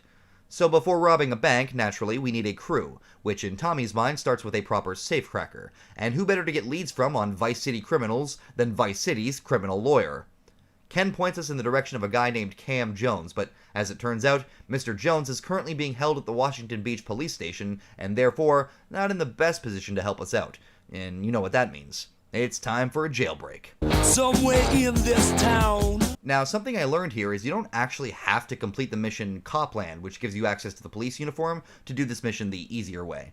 The outfit is actually fully accessible in this mission with or without having done Copland, and if you don't use it, get ready for a brutal fight against basically the entire police force. So we grab the outfit in the locker room and stroll into the building to find a keycard, then head on down to the holding cells to free Cam. This time around, I had the foresight to put a car right outside the door for an easy escape, since my last gung-ho attempt didn't exactly pan out too well, but this time, I'm ready. Nothing can stop me now. Alright, come on, get in the car, Cam! Get in the... God damn it! Okay, so third time's the charm. I get the cop outfit, grab the keycard, free Cam, and then bust him out. jump in the car, and run like hell. Boom. Now we got ourselves a safecracker.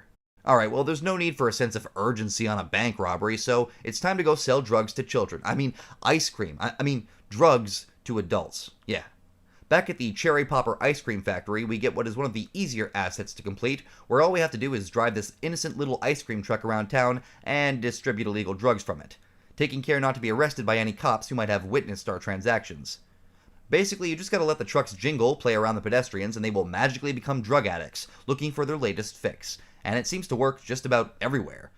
In fact, I figured out pretty quickly that the game doesn't start converting peds into customers until the truck stops moving, and it resets when you move enough, allowing you to cheese a single area for farming customers, and to get the asset completed pretty quickly. You do gotta be careful of cops though. I failed this at least once because I was doing the aforementioned farming method, and I got careless when a single officer walked up and busted me. Always trying to keep a guy down, eh, officer? Well, I only had to learn that lesson once because after that I got back to work and completed the required 50 sales to get the weekly asset payouts. Actually, I ended up deciding that the farmy, cheesy method isn't even really worth it since you have to watch all angles for incoming cops, and you don't have full camera control in this game. Instead, what I ended up doing was getting a bunch of customers in one area until I got 1 star, and then drove around until I lost it, since 1 star is the only wanted level that I'm aware of that can be lost without using a pay and spray. Anyway, that's 1 more down and a lot more to go. Sometime after completing the mission Love Juice, we also unlock a side thread to Ken Paul's Love Fist missions, the Biker missions. See, despite all we've done for him and how nicely we've treated him, Paul won't just give us some backstage passes to Love Fist's upcoming tour. No. Instead, we have to first secure some, security for the gig, and the guys Paul has in mind were Big Mitch's biker gang. So we get yet another celebrity performance for Baker in the form of Lee Majors, and he tells us that if he wants a favor for Kent Paul, we'll have to first earn the right to join his biker gang, which means running a variety of mostly violent errands, of course. Our first task is to prove that we can handle a bike in a race around downtown against several other members of the club, and let me tell you, of all missions I expected to have a hard time with, this was not one of them. I guess I kinda forgot, but this mission can be absolutely brutal if you aren't careful with your bike. See, the handling on each bike is slightly different, and if you spin out at too hard an angle, you're liable to go flying off the dang thing, and maybe it's just me, but the Harley-type bike that Mitch's club is most fond of seems to be the worst in this regard. It's not a particularly hard race, it's just that if you mess up too soon, or really at all, you probably won't have enough time to catch up to the main pack, or at least, I didn't seem to. Really, all you gotta do is get good at pulling hard turns on the bike using the handbrake. Once you got that down, there's only a few tight turns you gotta conquer, and a lot of the time the NPCs struggle to not fall off too, so just stay steady, pay attention to where the next checkpoint is, and you'll get through it eventually. Also, no, you can't just kill all the bikers at the start for an easy victory. I tried that. Well, we haven't gotten the band's concert security just yet, but we're getting there. In the meantime, let's go drop in on them and see how they're holding up. As it turns out, the answer is not well. Being international superstars, there are naturally people who wish Love Fist were dead, and even fewer who would actually try to kill them if given the chance. And wouldn't you know it, one such individual is apparently planning to assassinate the group at their upcoming signing, which they heard through the grapevine, I guess? Point is, we gotta stop this assassin before they get the chance, so we're gonna drive off to the signing in the official Love Fist limo, and then trick them into thinking the band has arrived, then catch them off guard. Well, actually, that was seemingly the plan, but the assassin almost instantly just fires off into the crowd and runs to their car without even trying to fire at the limo or see if the band was there, so I'm not entirely sure what their plan was. Well, it doesn't matter, because we catch them, blow up their car, and once again save the day. All in a day's work. Oh crap, right, the bank heist. I knew there was something I was forgetting. Well, now that Love Fist is safe again for the time being, we might as well go see about recruiting our next team member for that robbery. This time, a seasoned and professional gunman. Come here. Let me squeeze a fart out of you. Well, seasoned anyway. So, our last recruit, Cam Jones, points us in the direction of a guy he deems to be one of the best shots in the city, Phil Cassidy, who is once again voiced by a celebrity, the almighty Gary Busey, who I feel like didn't even need to act very hard to voice Phil. Shh. This mission is super easy since all it is the target practice minigame, which you can play at any point in the downtown ammunition after completing this mission. You gotta get enough points between the 3 rounds, and then Phil will agree to join your team. And unless you're a really bad shot, I don't think you'll have too much of a problem with this one. I mean, I didn't, and I'm terrible at these games, so take that for what it's worth.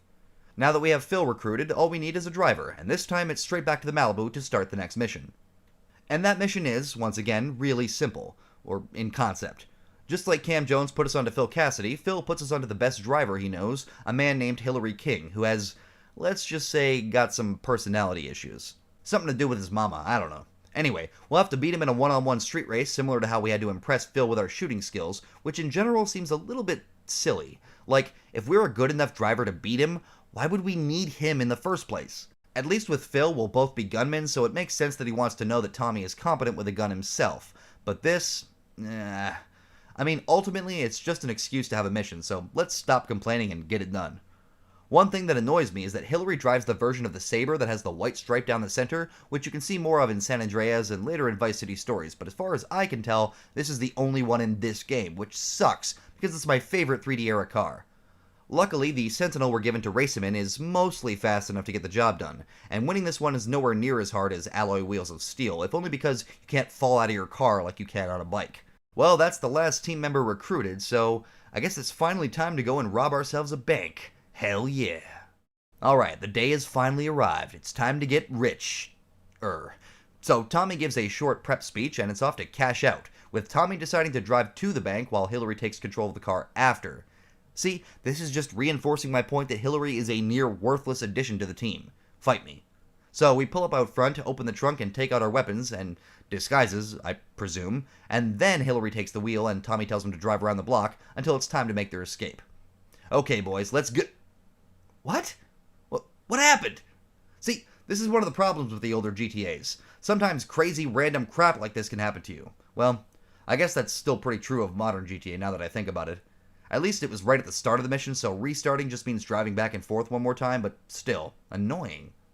So we literally suit up right next to the building, hiding in some bushes, and then it's time to get the show on the road.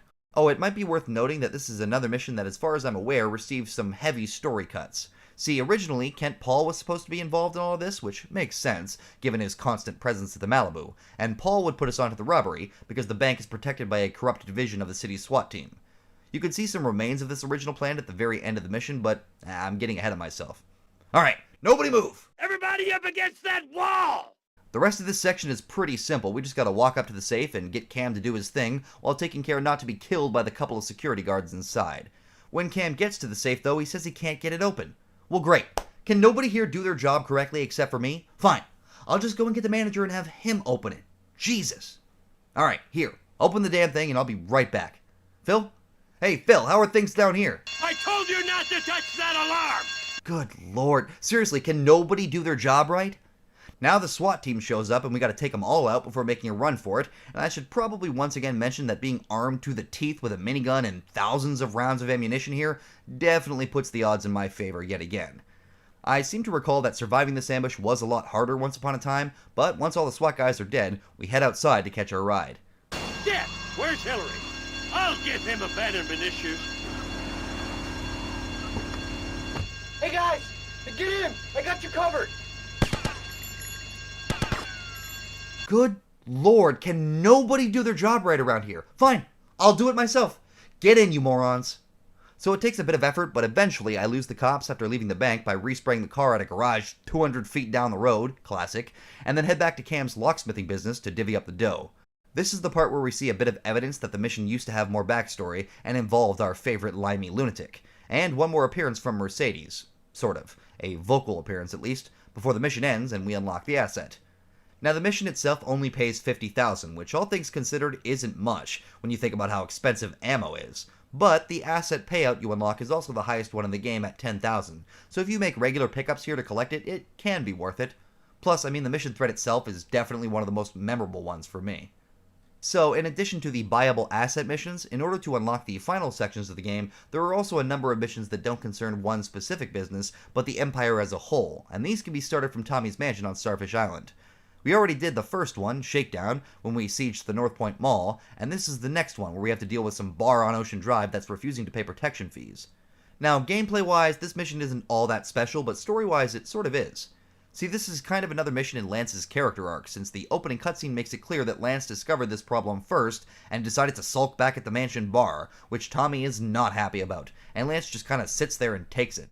Now, as a kid, what eventually happens with Lance's character in the endgame kind of caught me off guard, but when you play the game years later as an adult, it's a lot easier to see it coming, whether you know it's coming or not. At least, I think so.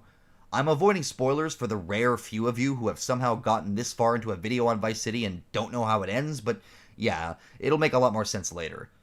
Anyway, we show up at the bar, which hilariously has some very crude signage written using the same font they used for the GTA logo, and the price is right.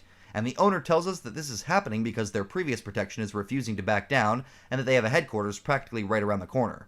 Well, okay, simple then. I'm sure you're sick of hearing me say this, but, well, because I have a minigun... I know, but seriously, this fight can actually be a real pain in the ass because of how the guys are positioned inside their little nest. But when you can disperse ammunition like a freaking field army jeep, well, there's not much the opposition can do unless they brought attack helicopters, and these guys didn't. Just after this mission, Lance calls again and complains about how Tommy treats him, and gets upset for Tommy yelling at him in front of their men, which is yet another example of how Lance's fate was probably becoming pretty obvious by this point for those who were paying attention. Just after that, I also went back and gave Recruitment Drive another try, this time making sure to avoid drawing the attention of the cops when fighting off Candy's agent's goons. And after taking care of the agent, all you gotta do is go and collect Mercedes at the downtown pizza place and drive both girls to the movie studio.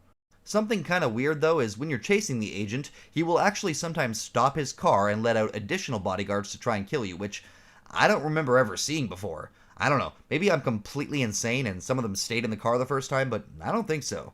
I think this guy has some kind of experimental cloning device in his back seat, and he's not sharing, and that alone was reason enough to kill him. Alright, it's time to head back and see Mitch Baker and find out what his next errand is for getting that concert security. As it turns out, it's one of the simplest and most fun missions in the game. Mitch wants us to prove that we've had enough, and we ain't taking nothing from the man, or something, and thus the goal of this mission is to simply cause enough chaos before the timer is up, using whatever methods your little heart deems appropriate. This is basically a rampage, but a little more open-ended, seeing as you can do whatever you want with whatever weapons so long as you do enough damage overall. And given that, as you know, I had a minigun by this time, I decided the best thing to do was go crazy right outside the biker clubhouse. That way Mitch is sure to see that we mean business. After 2 minutes, it's all over, and it's on to the next... Oh shit, I didn't lose my wanted level after passing the mission. I didn't take that into account. Uh-oh. Well... This is why I did the hidden packages, so it's a quick restock and then back into the action. Now, as I mentioned before with the Malibu Club, after completing any individual asset missions, you unlock a regular collectible payment at that business, and even with the $100,000 bonus from the hidden packages and the vigilante missions, making regular collection runs is almost essential. Also, even with all of the hidden packages collected, you still only get access to the Tier 3 special weapons, a sniper, armor, and a magnum, but no shotgun and no SMG, which means you'll probably still need to make regular runs to ammunition to stay supplied.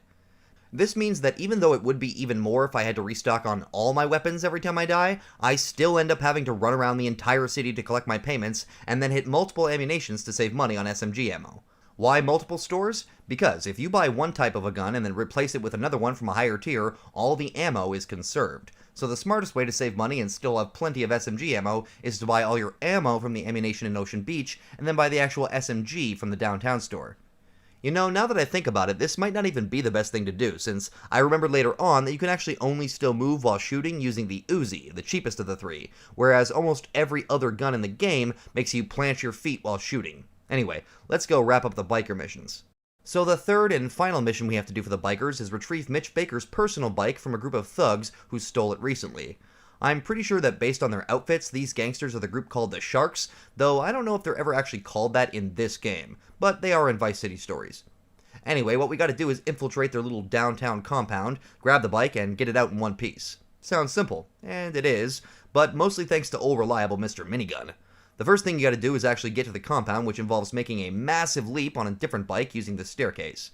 This is another one that was a lot easier, not just because of my favorite weapon, but also because I'd played it so many times as a kid, since I remembered this jump being particularly tricky to make and land properly, unless you got enough speed, and that if you're not careful, you can easily crash at the base of the stairs and have to drive all the way back far enough to get speed, which is why I used the Sanchez instead of the PCJ, or whatever it's called in this one, since the Sanchez has taller wheels and has an easier time getting upstairs without crashing.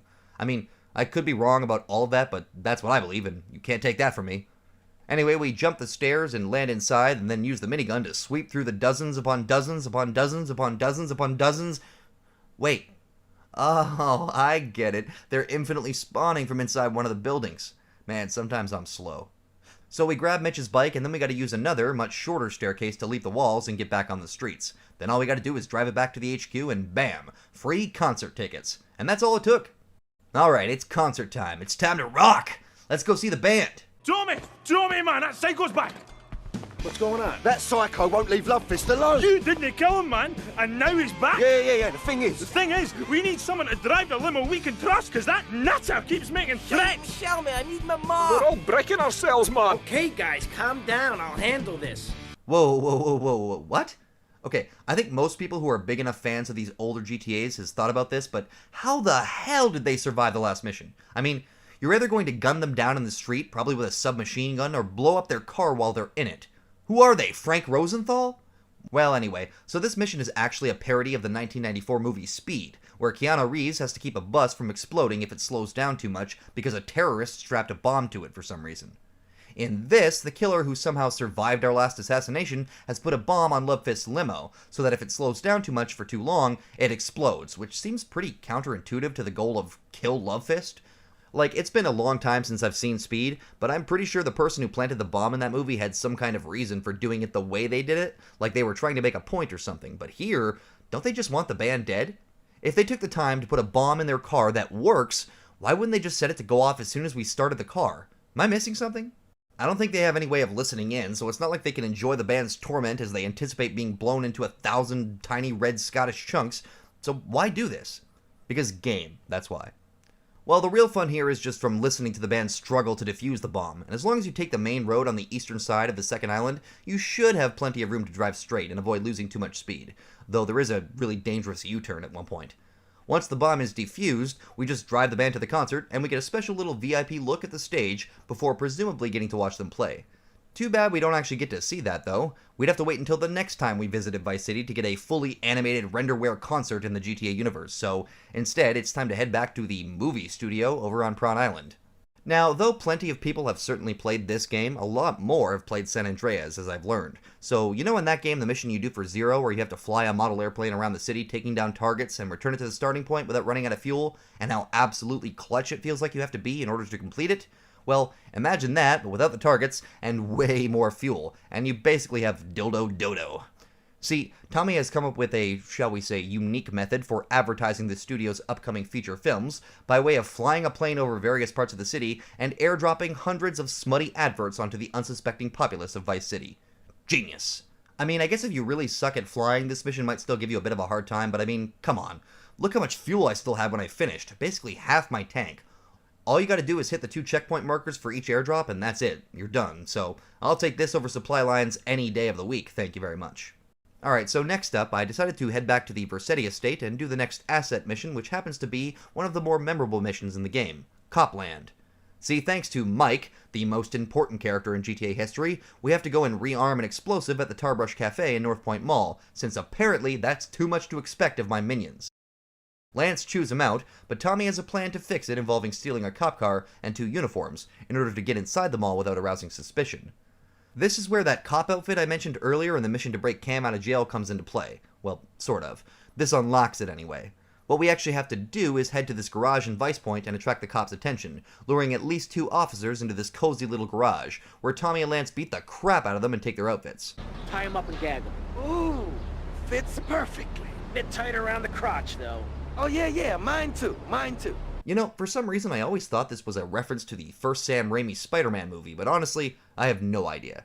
Spider-Man did come out a few months before this game's release, so I guess it's possible, but who the hell really knows? Maybe you do. Let me know in the comments. So once we have our cop outfit, all we gotta do is run around the corner and grab this conveniently placed cop car, and then head to the mall to do our business. You can run around like a maniac trying to steal another cop's car instead, but once you know about this one just sitting here waiting for you, you might as well take it and save yourself some anguish. When I get to the mall, I also made sure to park the car just outside the entrance to facilitate a quick escape, but I learned the hard way that that just wasn't enough. Once you enter the cafe and plant the bomb, you have to immediately hightail it out of there and head back to the mansion with a 5-star wanted level, so you better be ready to get the hell out of Dodge, or something like this might happen.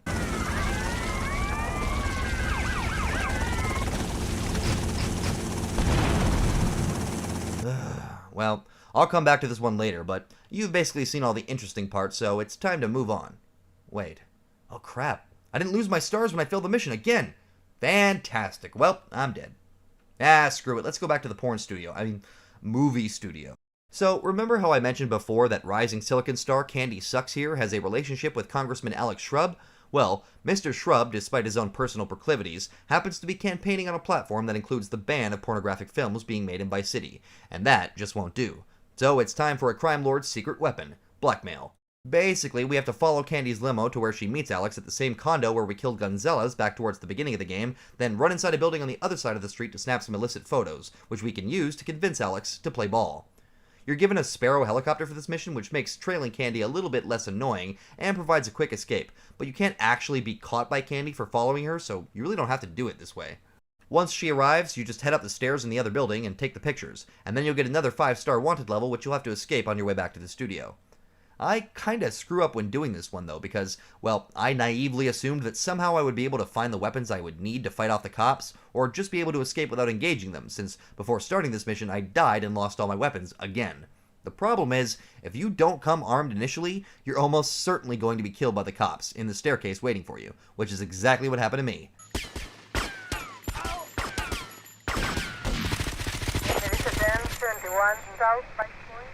Great. Well, once again, I didn't feel like redoing this mission right away, since it involves a slow, sloggy tailing section at the start before you take the pictures. So instead, I decided to drop in on a new friend of mine to see what he's up to, Phil Cassidy. Bill! Run! Run!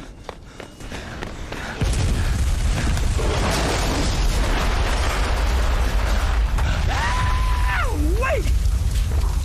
Sweet Jesus. See what I mean about Phil Cassidy basically just being a slightly exaggerated Gary Busey? I mean, come on. Tell me you couldn't see Gary Busey building a moonshine still in an abandoned junkyard in Miami that also doubles as a black market gun shop selling some of the most dangerous and illegal guns that you couldn't possibly get your hands on. Am I wrong? No. No, I'm not. Anyway, Phil wants us to repay him for his role in helping us to pull off the bank heist, so he asks us to hit a rival arms dealer, Pedro Garcia, and take him out of business in order to help Phil's competing business thrive. By the way, the only reason I know the dealer's name is because of the wonderful GTA Wiki, which is full of super talented and very passionate people who comb through these games to find the smallest details. They aren't always perfect though, and I have heard some of the frustrations people have had with the wiki and its occasional lack of clarity, and I have seen some mistakes myself that have yet to be corrected. This name though, Pedro Garcia, I have no idea how they found it, or if it's even true. It's probably something in the game's files, or maybe from one of those promo websites with lore tidbits that they released for this game around the time of release, but either way, it doesn't really matter. All we gotta do is kill him. Well, actually, you don't have to kill Pedro, and as I said, he isn't even mentioned by name or made a target for mission completion. You just have the option of killing him if you want to, and presumably, that would make Phil's domination of the local arms market even more lucrative. There are 2 convoys transporting the goods on either side of the second island, and our job is to ram each of the trucks hard enough to knock the weapons off the back, grab them, and bring them back to Phil. But like I said, we don't actually have to kill any of the dealers, we just can if we want to, which I do.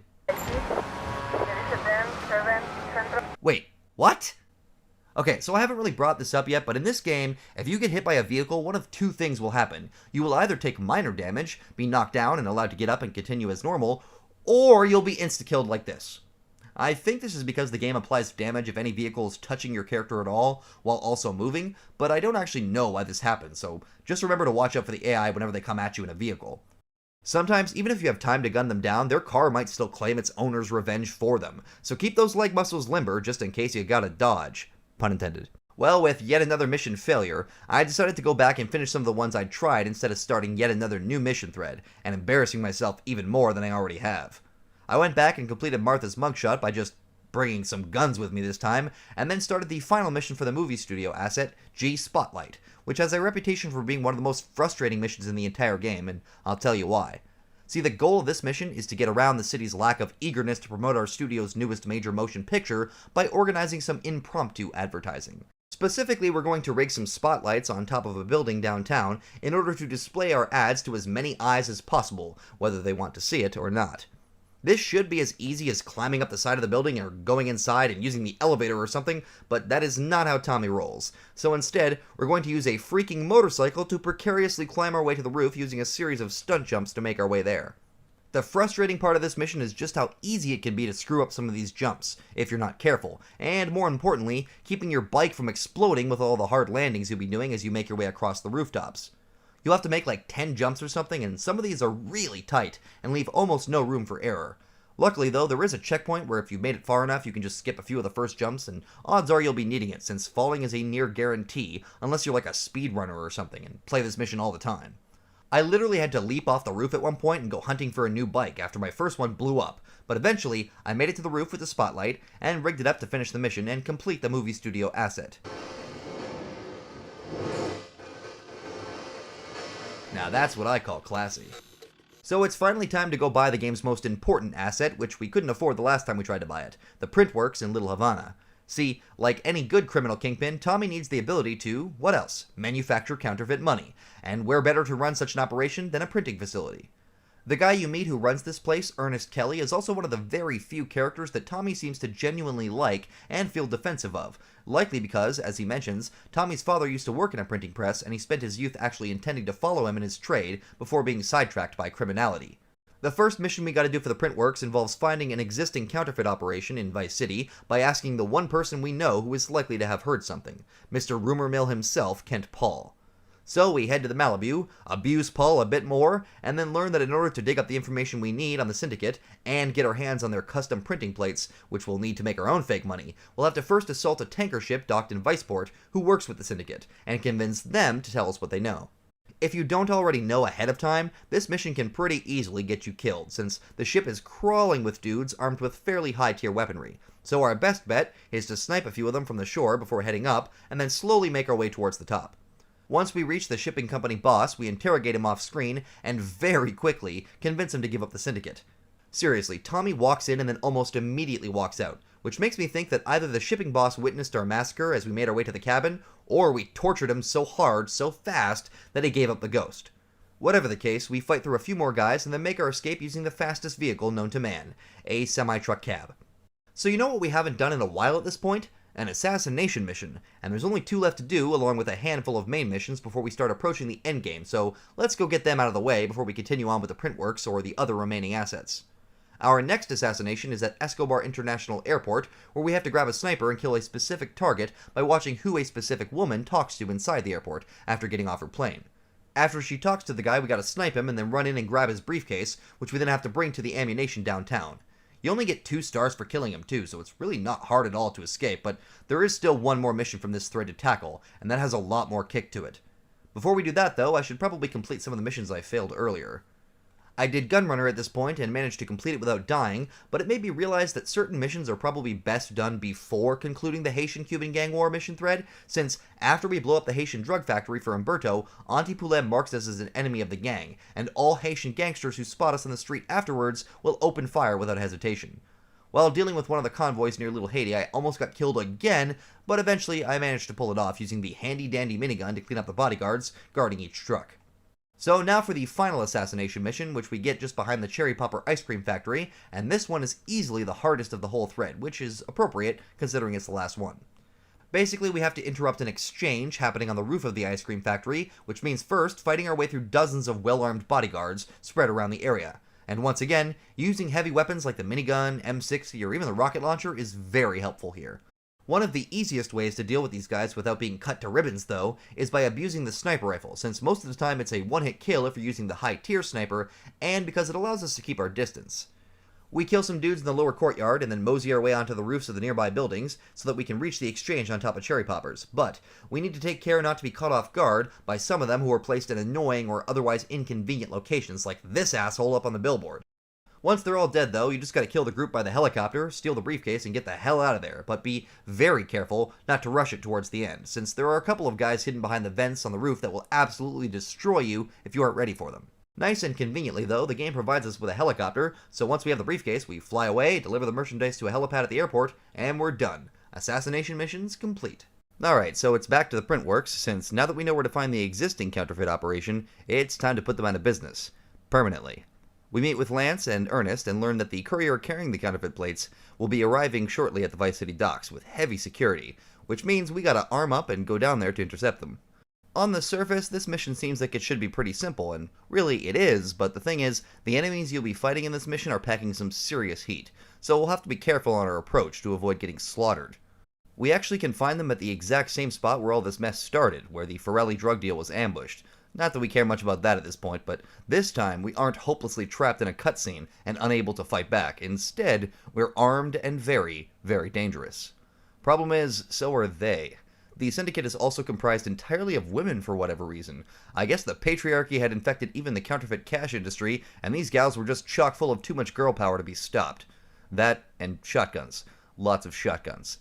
I even think the game considers the Spaz-12 or combat shotgun the most overpowered weapon in the game, since even once every other weapon has been unlocked, including quite possibly the heavy weapons from Phil's, the Spaz-12 is still unavailable until much later in the game, though I don't actually know what mission unlocks it, so if you do, let me know. Almost every bodyguard on the ground here is armed with one, and they will very easily destroy you with only a couple of shots if you get too close, or hell, even if you're keeping your distance, since 3D-era GTA are some of the only games that sometimes treat shotguns like actual shotguns, by not gimping their range to only a few feet in front of you. Just like in real life, you don't need to be touching noses in order to completely immobilize somebody with a shotgun blast, and unfortunately, this goes both ways, so you really gotta watch out for these ladies, or they will absolutely annihilate your face. There are also a number of snipers dotted around the area, so you should also come armed with one yourself, otherwise you'll get through the initial wave of shotgun death, only to be greeted by the pleasant second wave of sniper death. Using a variety of heavy assault weaponry, I carefully work my way through all the bodyguards and take out the courier before they even have a chance to try and run away, even managing to keep their helicopter from blowing up in the fight, giving me a nice convenient way to get out of there fast once I grab the plates off the dead courier. But what about our good buddy Phil? What's he been up to lately? I'm sure he's been keeping on the level. Hey, Phil. How's it going? Hey, Tony! How you doing? It's been too long. Once again, it's just regular Gary Busey. I don't even think he was acting. I think he was just actually this wasted. See, if you happen to remember Phil from GTA 3, which takes place about 15 years before Vice City, you might remember that Phil was in that game too, now living on the East Coast and notably missing an arm. Well, if you've been paying attention, you might have also noticed that Phil still has his arm, which means it's only a matter of time before he's disarmed. And this mission just so happens to be when it goes down. Ta-da! Oh, damn! While drunk off his ass and trying to operate some of his remote explosives, he accidentally detonates them right next to himself and literally blows off his left arm. Meaning we gotta rush him to the hospital as quick as we can before he bleeds out and dies of Florida Man syndrome. This is actually by far one of the easiest and simplest missions in the game, and especially considering how far into the late game we are, since all we have to do here is drive Phil's truck to a few places before dropping him off, while dealing with the game's drunk cam. Yeah, you know that awful drunken camera effect from GTA 4 that they even used as part of the game's copy protection? Well, it's actually in this game too, though far less fleshed out and a lot easier to manage, especially given Vice City and the 3D GTAs in general's more generous vehicle handling. We take him to a hospital, but Phil's too paranoid to be seen given his own criminal history, so instead we drop him off at an ex-army surgeon buddy of his who can fix him up, and upon completing this mission we also unlock the ability to purchase heavy weapons like the flamethrower, minigun, M60, and the rocket launcher from Phil's compound on the edge of Little Haiti. Only for us, we really don't need it since I did the hidden packages and have access to unlimited free ammo for these weapons already, except the M60. Phil's is also considered an asset as you get the asset completed screen after the mission thread, but it's one of the assets you can skip if you want to, since the only mandatory missions involving Phil are the bank heist setups and the finale. Speaking of assets you can skip, around this time I considered doing the only other asset I didn't want to do in this run, which was the Sunshine Autos asset on the second island, but ultimately, I just didn't feel like it. See, for Sunshine Autos, you have to complete an import-export list, which means finding a number of specific vehicles and then delivering them to the showroom, on top of completing a few races, though I don't think you actually need to do those to get the asset payout. I could have run around the city for probably an hour or two finding the cars I needed, and then doing the races, but given how tedious it can be to complete this, and the fact that I'm incredibly lazy, I decided to pass on it and just bought it instead. You know, just to say I did. Alright, so we're getting real close to the endgame here. There's only one other asset left to do, and since I already decided it won't be Sunshine Autos, that means our other choice is Kaufman Cabs in Little Havana. The main gist of these missions is that we have to help establish Kaufman as the city's dominant cab service, since their main rival, VC Cabs, has been killing them in terms of customers lately. I'm pretty sure I know why, too. They're aggressive as all hell, and in a city like this, I guess it works. The first mission we do involves picking up some special VIP customer on Starfish, but before we can collect them, a VC Cab swoops in and gets the fare. Not like arrived before us, no, they literally drive in front of us on the sidewalk, and that's enough to get the VIP into their car instead of ours. Imagine that. You call a cab, you're waiting for it, and as you see it about to pull up, another cab from a rival company speeds up directly in front of the one you called and demands that you give them the fare instead. See what I mean? Aggressive. Well, two can play at that game. All we gotta do, though, is viciously attack the rival cab until the VIP decides that it's somehow a good idea to get in the car of the person who basically just tried to kill them. And that's how you make it in the taxi business. Fight fire with fire.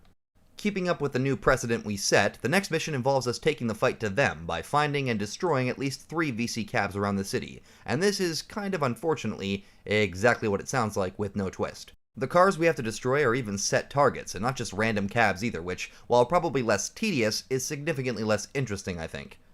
What's more, none of these cab drivers really retaliate, and they don't send any crazy cabbies after us to, like, even the score afterwards, at least not yet. Blow up the third car, and done. Now it's on to the third and final mission for the asset, where things take an interesting turn. In this one, we are supposedly going to pick up Mercedes, who specifically asks for us, but when we show up at the location we're supposed to pick her up at, we instead get ambushed by an absolute gaggle of VC cab drivers who are bent on exacting some revenge. Think about that for a second. That means the head of VC Cabs, or whoever coordinated this fiasco, took the time to do thorough research on Tommy's life, enough to learn about his relatively quiet association to Mercedes, and that Tommy would feel obligated enough to come and pick her up.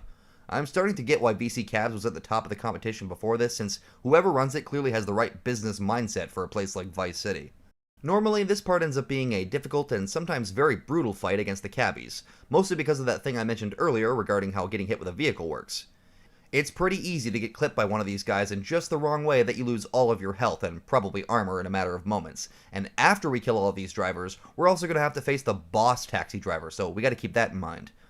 The thing is, I went into this mission knowing that it can be really difficult, or at least really annoying, so I immediately went about finding somewhere the cabs wouldn't be able to hit me, and well, I found it. All you gotta do for this mission is stand on the edge of this pier here and gun each of the cabs down, which makes the whole thing a hell of a lot easier, though not foolproof, since this is GTA after all. We still gotta be careful that we don't destroy a cab and have its wreckage knock us into the water behind us, or blow up one of the taxis at the wrong angle and kill ourselves, not to mention actually reach the edge before the initial drivers reach you, but it really wasn't that difficult, and once the boss cab shows up, it's pretty much just as easy taking him down. Doing the mission this way makes an otherwise very difficult mission almost trivial, but trust me, however you complete it, don't try to do it while remaining in your car. I mean, you can, it's not impossible or anything, in fact it might even be a little bit safer sometimes, since they can't run you over and insta-kill you, but do not underestimate how violent these guys will be when trying to take you out. They showed up for a freaking destruction derby, and they're so dedicated to their jobs that they're apparently willing to die for it, so tread lightly. Use the ledge and mow them down with precision, you know, like with a minigun.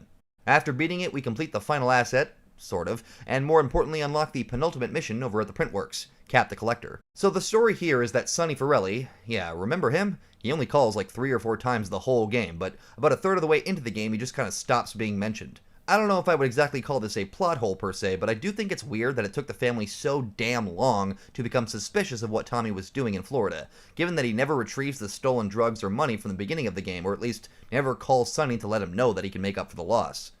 It's never actually specified exactly how much time passes between Tommy arriving in Vice City and the Forellis coming to check up on him, but given that the whole game takes place in 1986, the absolute longest it could be is 1 year, which would be quite a long time.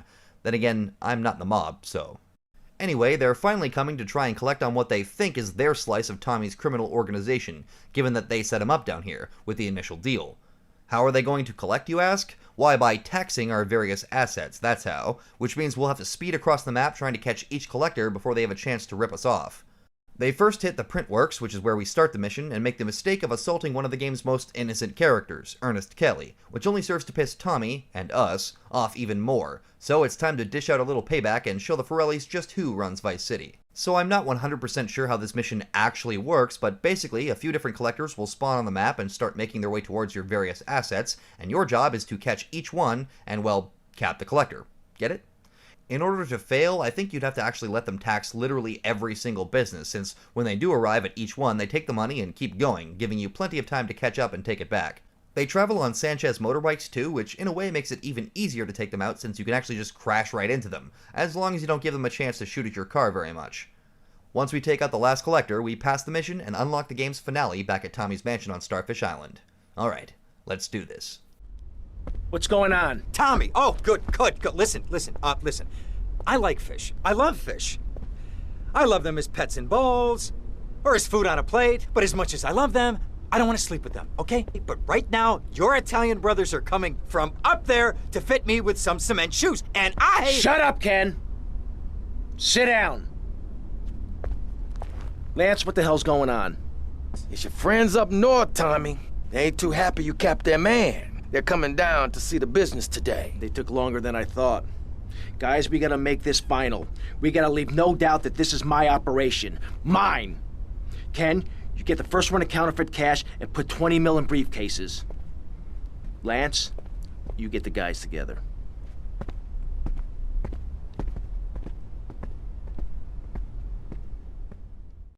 So, by taking out their collectors, we piss off the mob even more, but strangely, their response is not to immediately assume Tommy's hostility and start a war, but to casually arrange a visit at Tommy's mansion, patrolled and guarded by his entire gang, and try to collect the money he supposedly owes them. Now, once again, I ain't no mobster, but something tells me this was not the smartest decision on Sonny Forelli's part, and given the inevitable conclusion of this game, I think I'm probably right. But there's only one way Sonny himself is going to learn that, the hard way. He shows up with a couple of Forelli goons, and we arrange to give him a briefcase full of fake cash from the printworks to satiate their economic appetite for the time being. But before we can complete the exchange, we see the culmination of Lance's character arc and all those bitchy phone calls, when he betrays us by telling Sonny about the fake money and letting his mobsters know that the real money is in our safe upstairs.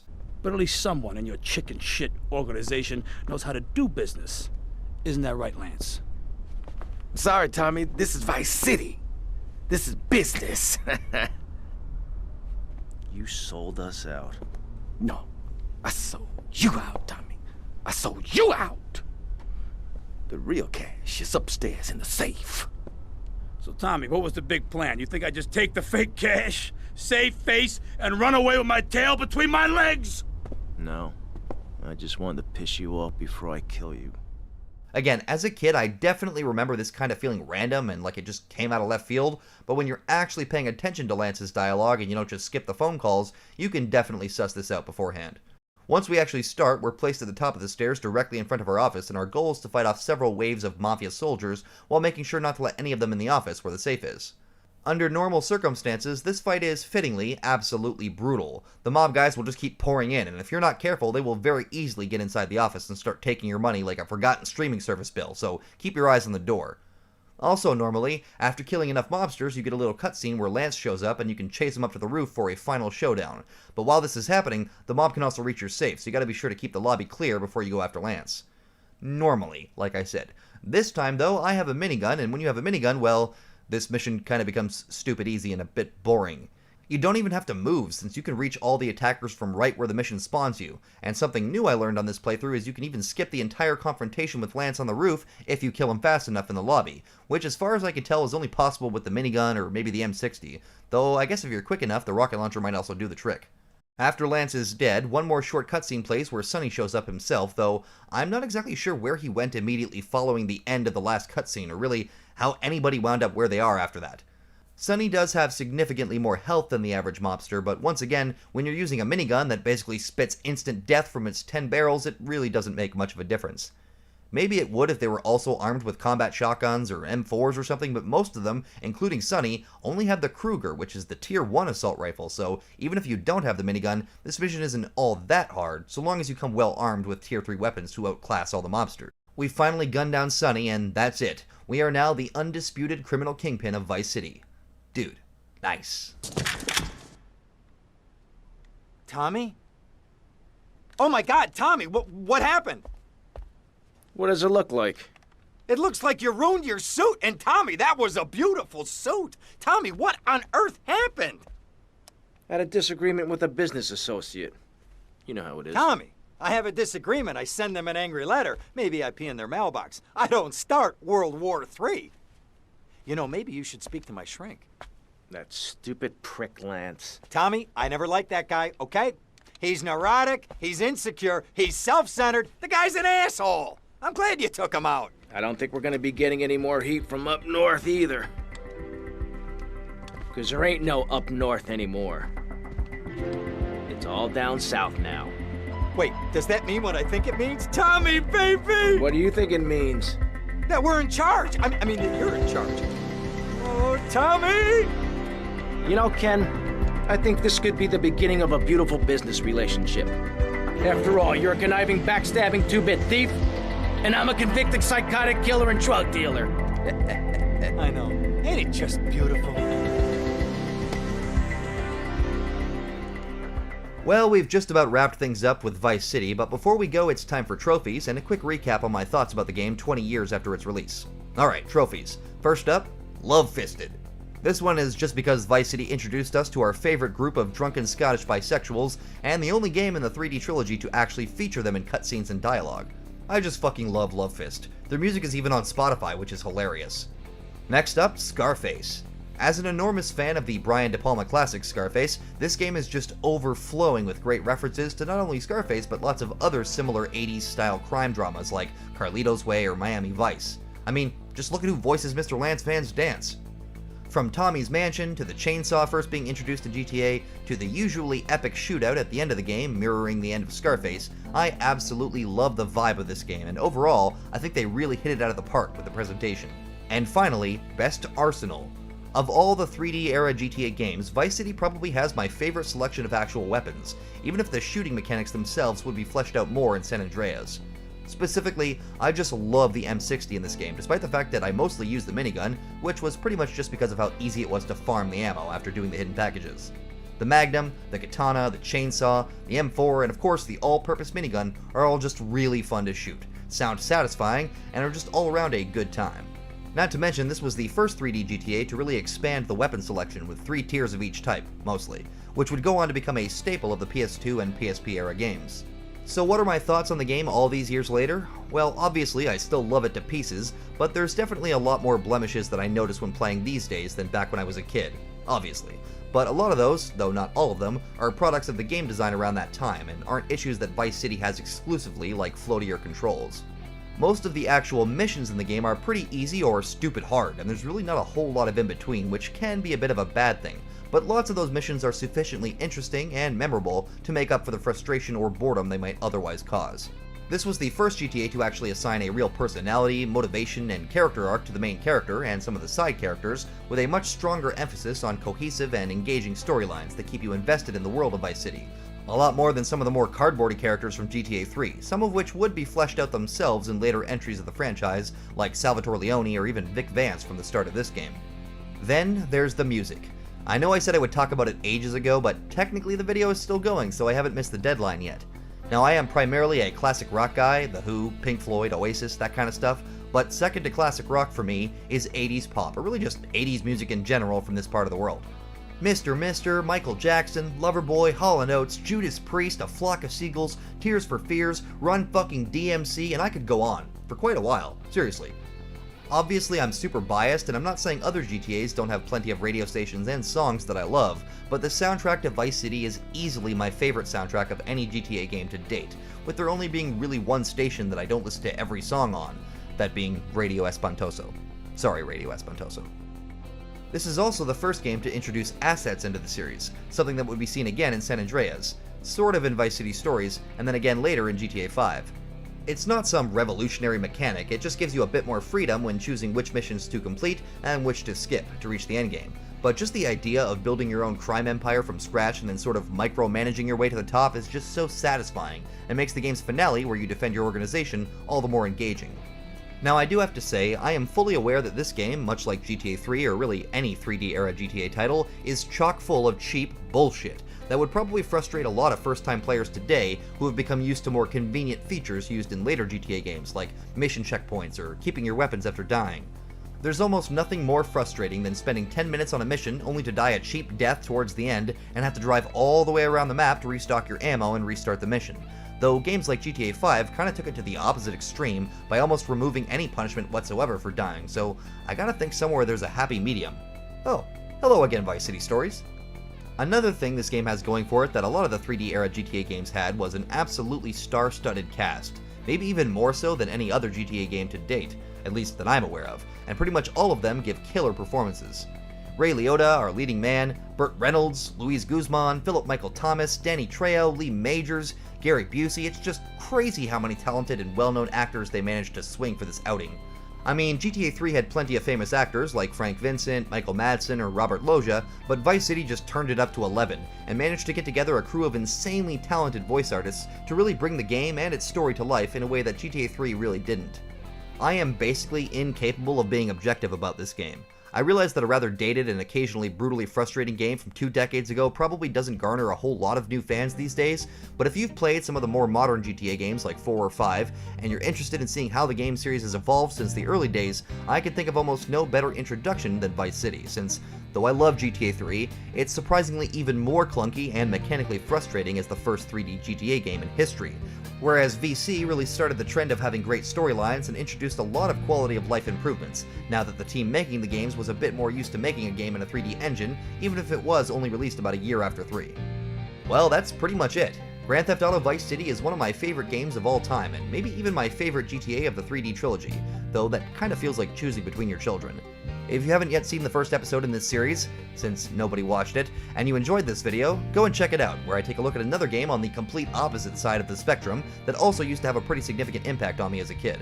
So remember, if you've got kids and they want to play GTA games earlier than they should be, just let them. I played Vice City for the first time when I was like 7 and I turned out just fine. Okay, maybe that's a bad example. Stay in drugs, kids. Don't do school. I'm out of here. Oh, and a very special thank you to all of those who support me on Patreon for just being awesome. If you enjoy my content and want to help me continue making it into the future, there is no better way to do so than by signing up on my Patreon. You get early access to videos, the ability to download episodes even if you don't have YouTube Premium, and literally almost 100 original music tracks that were made over the last year or so for my other shows, Grand Theft Auto Biographies, Geographies, and A Criminal History. Thanks so much again for watching, and I'll see you next time around for something. I don't know, I'm kind of done planning out videos too far ahead, so whenever it's done, you'll see it, as long as you remember to subscribe to the channel and click that bell icon to make sure you get notified when it releases. Alright, thanks for tuning in, y'all. I'm Guinness Walker, and you have yourself a wonderful evening.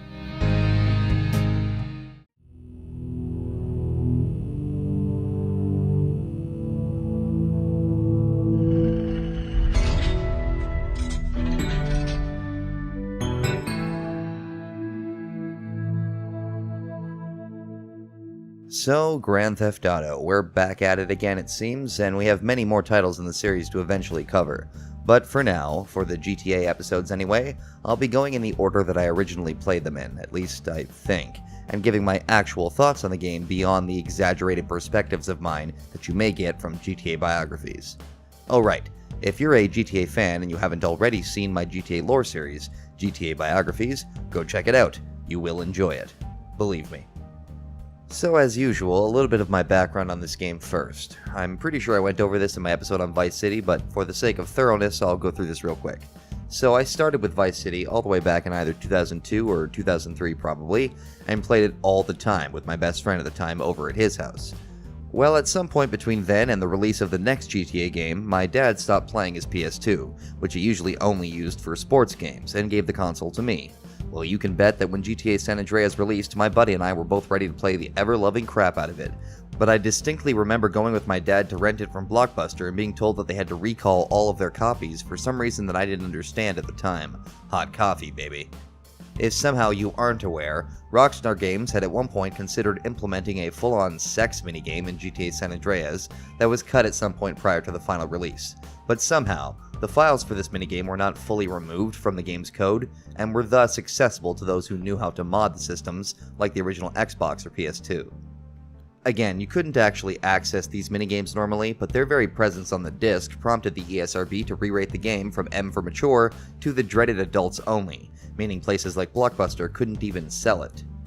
Well, naturally, the game was re-released with all the naughtiness removed, and I was finally able to get my hands on it. And as I'm sure comes as no shock to anybody, I freaking loved it. I spent so much time with this game that I couldn't even fathom a guess at the number of hours I must have sunk into it.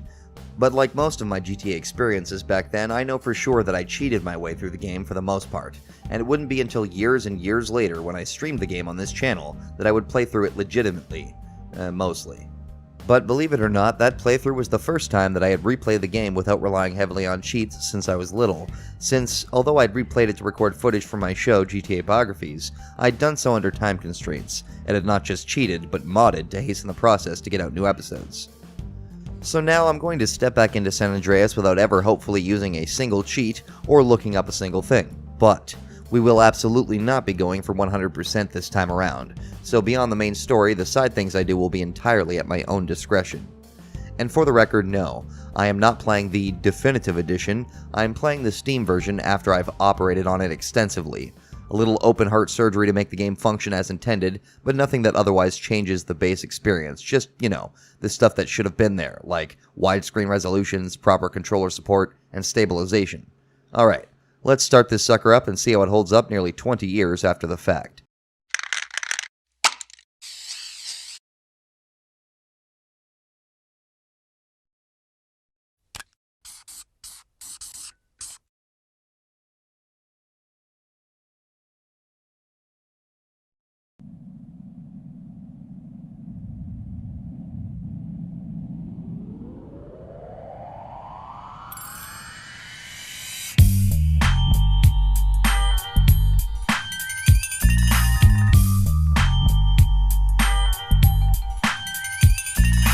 Well, I'm not going to go over all of the backstory leading up to the game's beginning, since I already did that in the GTA biographies, but basically, as a refresher, Carl Johnson was a high-ranking member of the Grove Street Families gang led by his older brother Sean Sweet Johnson until 1987.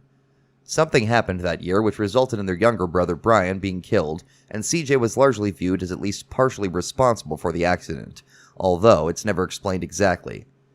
CJ spent 5 years on the East Coast stealing cars for Joey Leone in Liberty City, the GTA universe's equivalent to New York, and then in 1992, for reasons we'll get into, CJ's mother Beverly is accidentally killed during an assassination attempt, likely aimed at Sweet. With the news of his mother's death, he returns to Los Santos, this universe's version of Los Angeles, for the funeral. Well, almost immediately upon returning, CJ gets harassed by some corrupt cops working for the city's crash division, based on a real-life former LA Police Department division that was supposed to be tasked with bringing down gang-related crimes in the city. After being reintroduced to officers Frank Tenpenny and Eddie Pulaski, with Tenpenny being voiced by the incredible Samuel L. Jackson, CJ is also framed for the murder of another police officer, Ralph Pendlebury, whom the crash trio just murdered themselves to cover up their own corruption. Welcome home, Carl. Glad to be back. You haven't forgotten about us, have you, boy? Hell no, Officer Tenpenny. I was just wondering what took y'all so long. Already framed for murder and under Tenpenny's thumb, CJ is thrown from the cop car into an alley in the middle of enemy gang territory, and forced to make his own way back to Grove Street, home. Ah, shit. Here we go again. Now, so far, the characterization, cutscenes, voice acting, and presentation has made it very clear what kind of story this will be, at least for the game's first section, and the game's primary media influences are worn on its sleeve. Movies like Menace to Society, Boys in the Hood, and Colors were very clearly on the developers' minds when crafting the story and writing its main cast of characters, as well as some other films like Martin Scorsese's Casino, which we'll get into much later on. MC8, who starred in Menace to Society, even plays one of our main Grove Street homies, Ryder.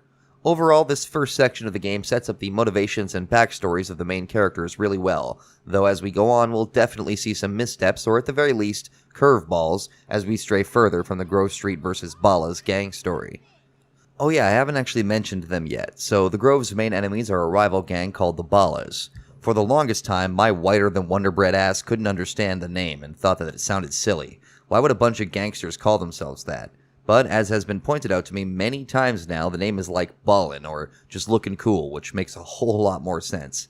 Thank you to the 17,456 people who have pointed this out to me in the comments. I now know the error of my ways. So anyway, we begin the trek back to Grove Street, and you may or may not notice that, as I said in my GTA Vice City episode, I'm a bit of a in-between-the-white-lines kind of a player. I mean, in between saves, I might go on a rampage shooting civilians and causing chaos, but I'll usually reload an older save during my main, serious, if you will, playthrough. I like to kind of roleplay. That means not going out of my way to run over peds on the sidewalks or get into shootouts with the cops, but being perfectly fine with winding up in the random shootout with the ballers or something like that. We'll see how long I can actually keep this up though, since the game tends to have chaos regardless of your actions. You can just make more of it if you want. Back at Grove Street, we run into an old friend of CJ's and the source of a notorious meme, Melvin Big Smoke Harris, who was, for some reason, hanging out in the Johnson family home alone, while everyone was on their way to the funeral. That's odd. Perhaps even suspicious? Anyway, we drive Smoke over to the cemetery on the west side of the city to meet with our brother Sweet and sister Kendall, as well as another old friend, Ryder, whom I mentioned earlier, and within moments the whole thing devolves into bickering between the Johnson siblings. Kendall gets fed up and starts to leave, but Sweet gives her hell knowing she's going back to her boyfriend Caesar, who is part of a rival Mexican gang. Carl tries to defend Kendall's right to see whoever she wants, but it's no use, and Kendall's boyfriend of choice isn't the only thing Sweet is pissed about. See, in the 5 years since CJ left, the Grove has fallen on hard times, in part because of the crack cocaine epidemic sweeping the city, and in part because of Sweet's increasingly divisive leadership due to his stance against the sale of crack on Grove territory. After giving Carl a reminder of just how bad things have gotten, with their own mother having been killed as a result of the violence, the group starts to leave the cemetery, only to be ambushed by more ballas who do a drive-by and blow up Smoke's car. And now, finally, the real first mission, and oh boy, what a doozy. So the goal here is really simple. Use a bike and make your way back to Grove Street by following Sweet and your other homies while avoiding the pursuing Balla's car. There are, however, a few problems. For one, Sweet and the rest of the homies are slow as hell, and trying to avoid being shot at by the Ballas while they take their leisurely stroll back to Grove Street is a pain in the ass. 2, if you get too far away from Sweet, or later Ryder, when you're forced to split up from Sweet midway through the mission, you'll be told to go back and keep up with them, with the mission unable to proceed unless you're within a certain distance of either during each section. 3, the Ballas car can be really, really aggressive, and you have no means of fighting back right now, so it can be very easy to get pinned against a wall or knocked off your bike by their car and die within seconds, since they're using submachine guns. Luckily, this time I made careful use of my rear view, took zigzaggy paths to keep pace with Sweet and then Ryder, and it looked like I might just make it back in one Oh, Jesus. No, no, no! Oh, that was close. But at least we're already close to the end. Come on, CJ! You can't keep up with the fat man! Oh, would you shut the hell up, Big Smoke? So we make it back alive, and Sweet asks us when we plan on returning to Liberty City, but CJ says that he's actually thinking of sticking around, seeing how bad things have gotten in just the last 5 years. So we make it back alive, and Sweet asks us when we plan on returning to Liberty City, but CJ says that he's actually thinking of sticking around, seeing how bad things have gotten in just the last 5 years. Sweet gives him a bit more of a hard time, and then we are let loose once again, where we are introduced to the game's vehicle storage system, with the garages as own safe houses, and the save game mechanic requiring us to enter our safe houses and activate the diskette icon, which is very appropriately 90s.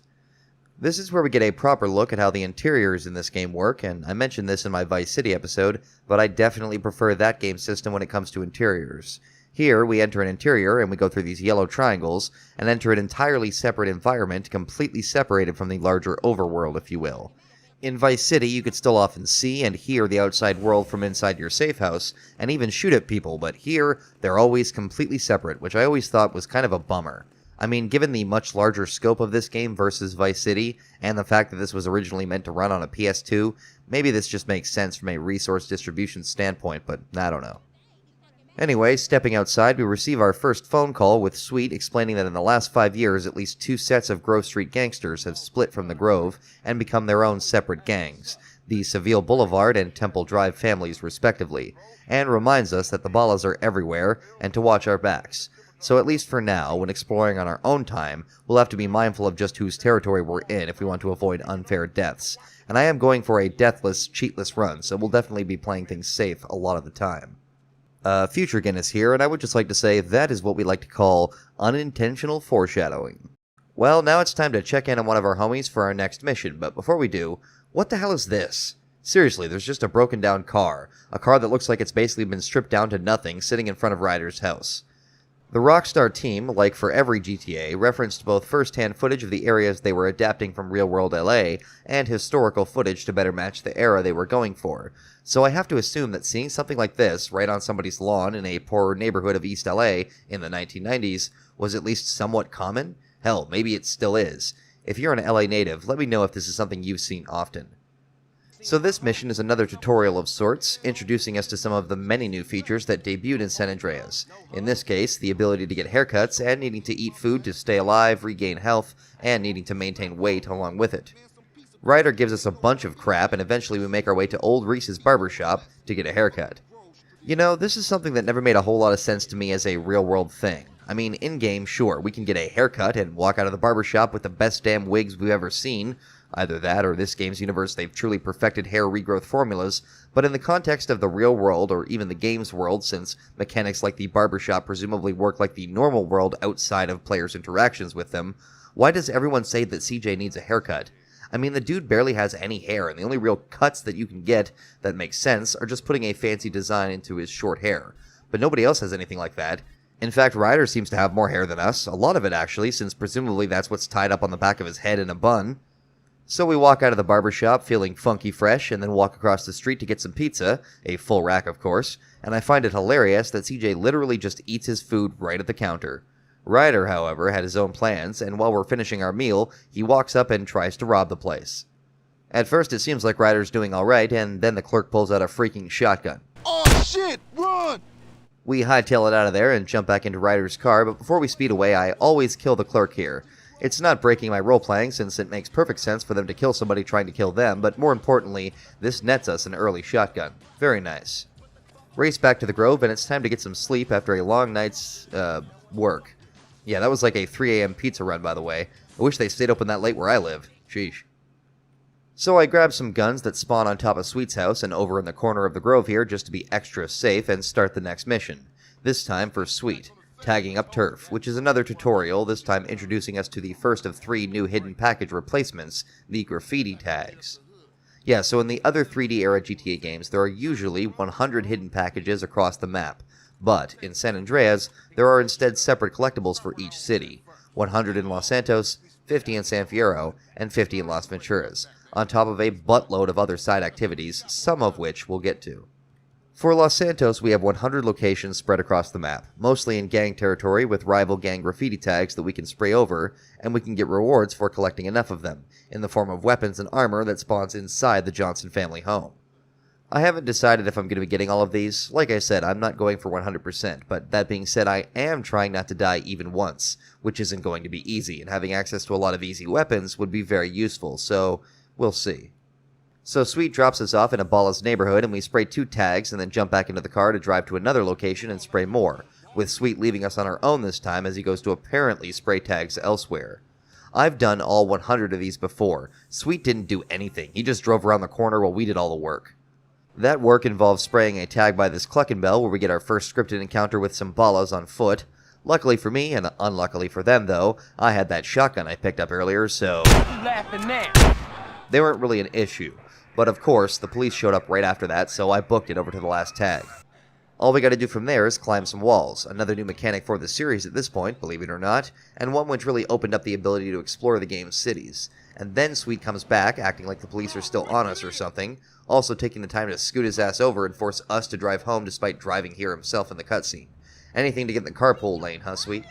We head home, and Sweet gives us a few bucks to go get some beers, so I cheekily decide to do just that. Heading over to the bar on Grove Street, I went inside not to drink, but to do what a real gangster does at the local bar, play crappy 90s arcade games. That's what I do at the local bar. I have no idea why, but I played this game for like 8 minutes, and as far as I know, there is absolutely no reason to do this. I screwed up entering my initials on the high score screen, though, because as any arcade player knows, there's only one thing to choose. ASS, but there's always next time. Grab some more weapons and save it one more time, and then it's on to the next one. So it's time to start the lengthy process of cleaning up the hood, with the mission, cleaning the hood. How appropriate.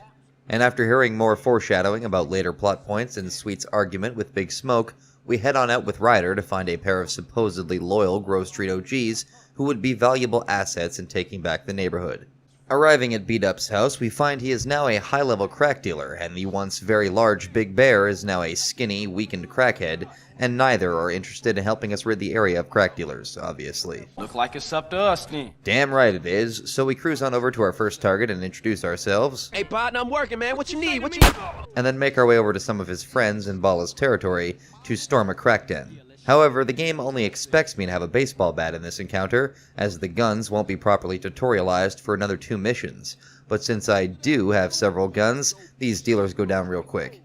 CJ killed his first innocent civilian here by mistake when I accidentally auto-targeted this crackhead lady on the floor, but it seemed like a realistic thing that could actually happen in a situation like this, so I rolled with it, took out the rest of the aggressive dealers, but leaving these strung out people on the floor who were unarmed.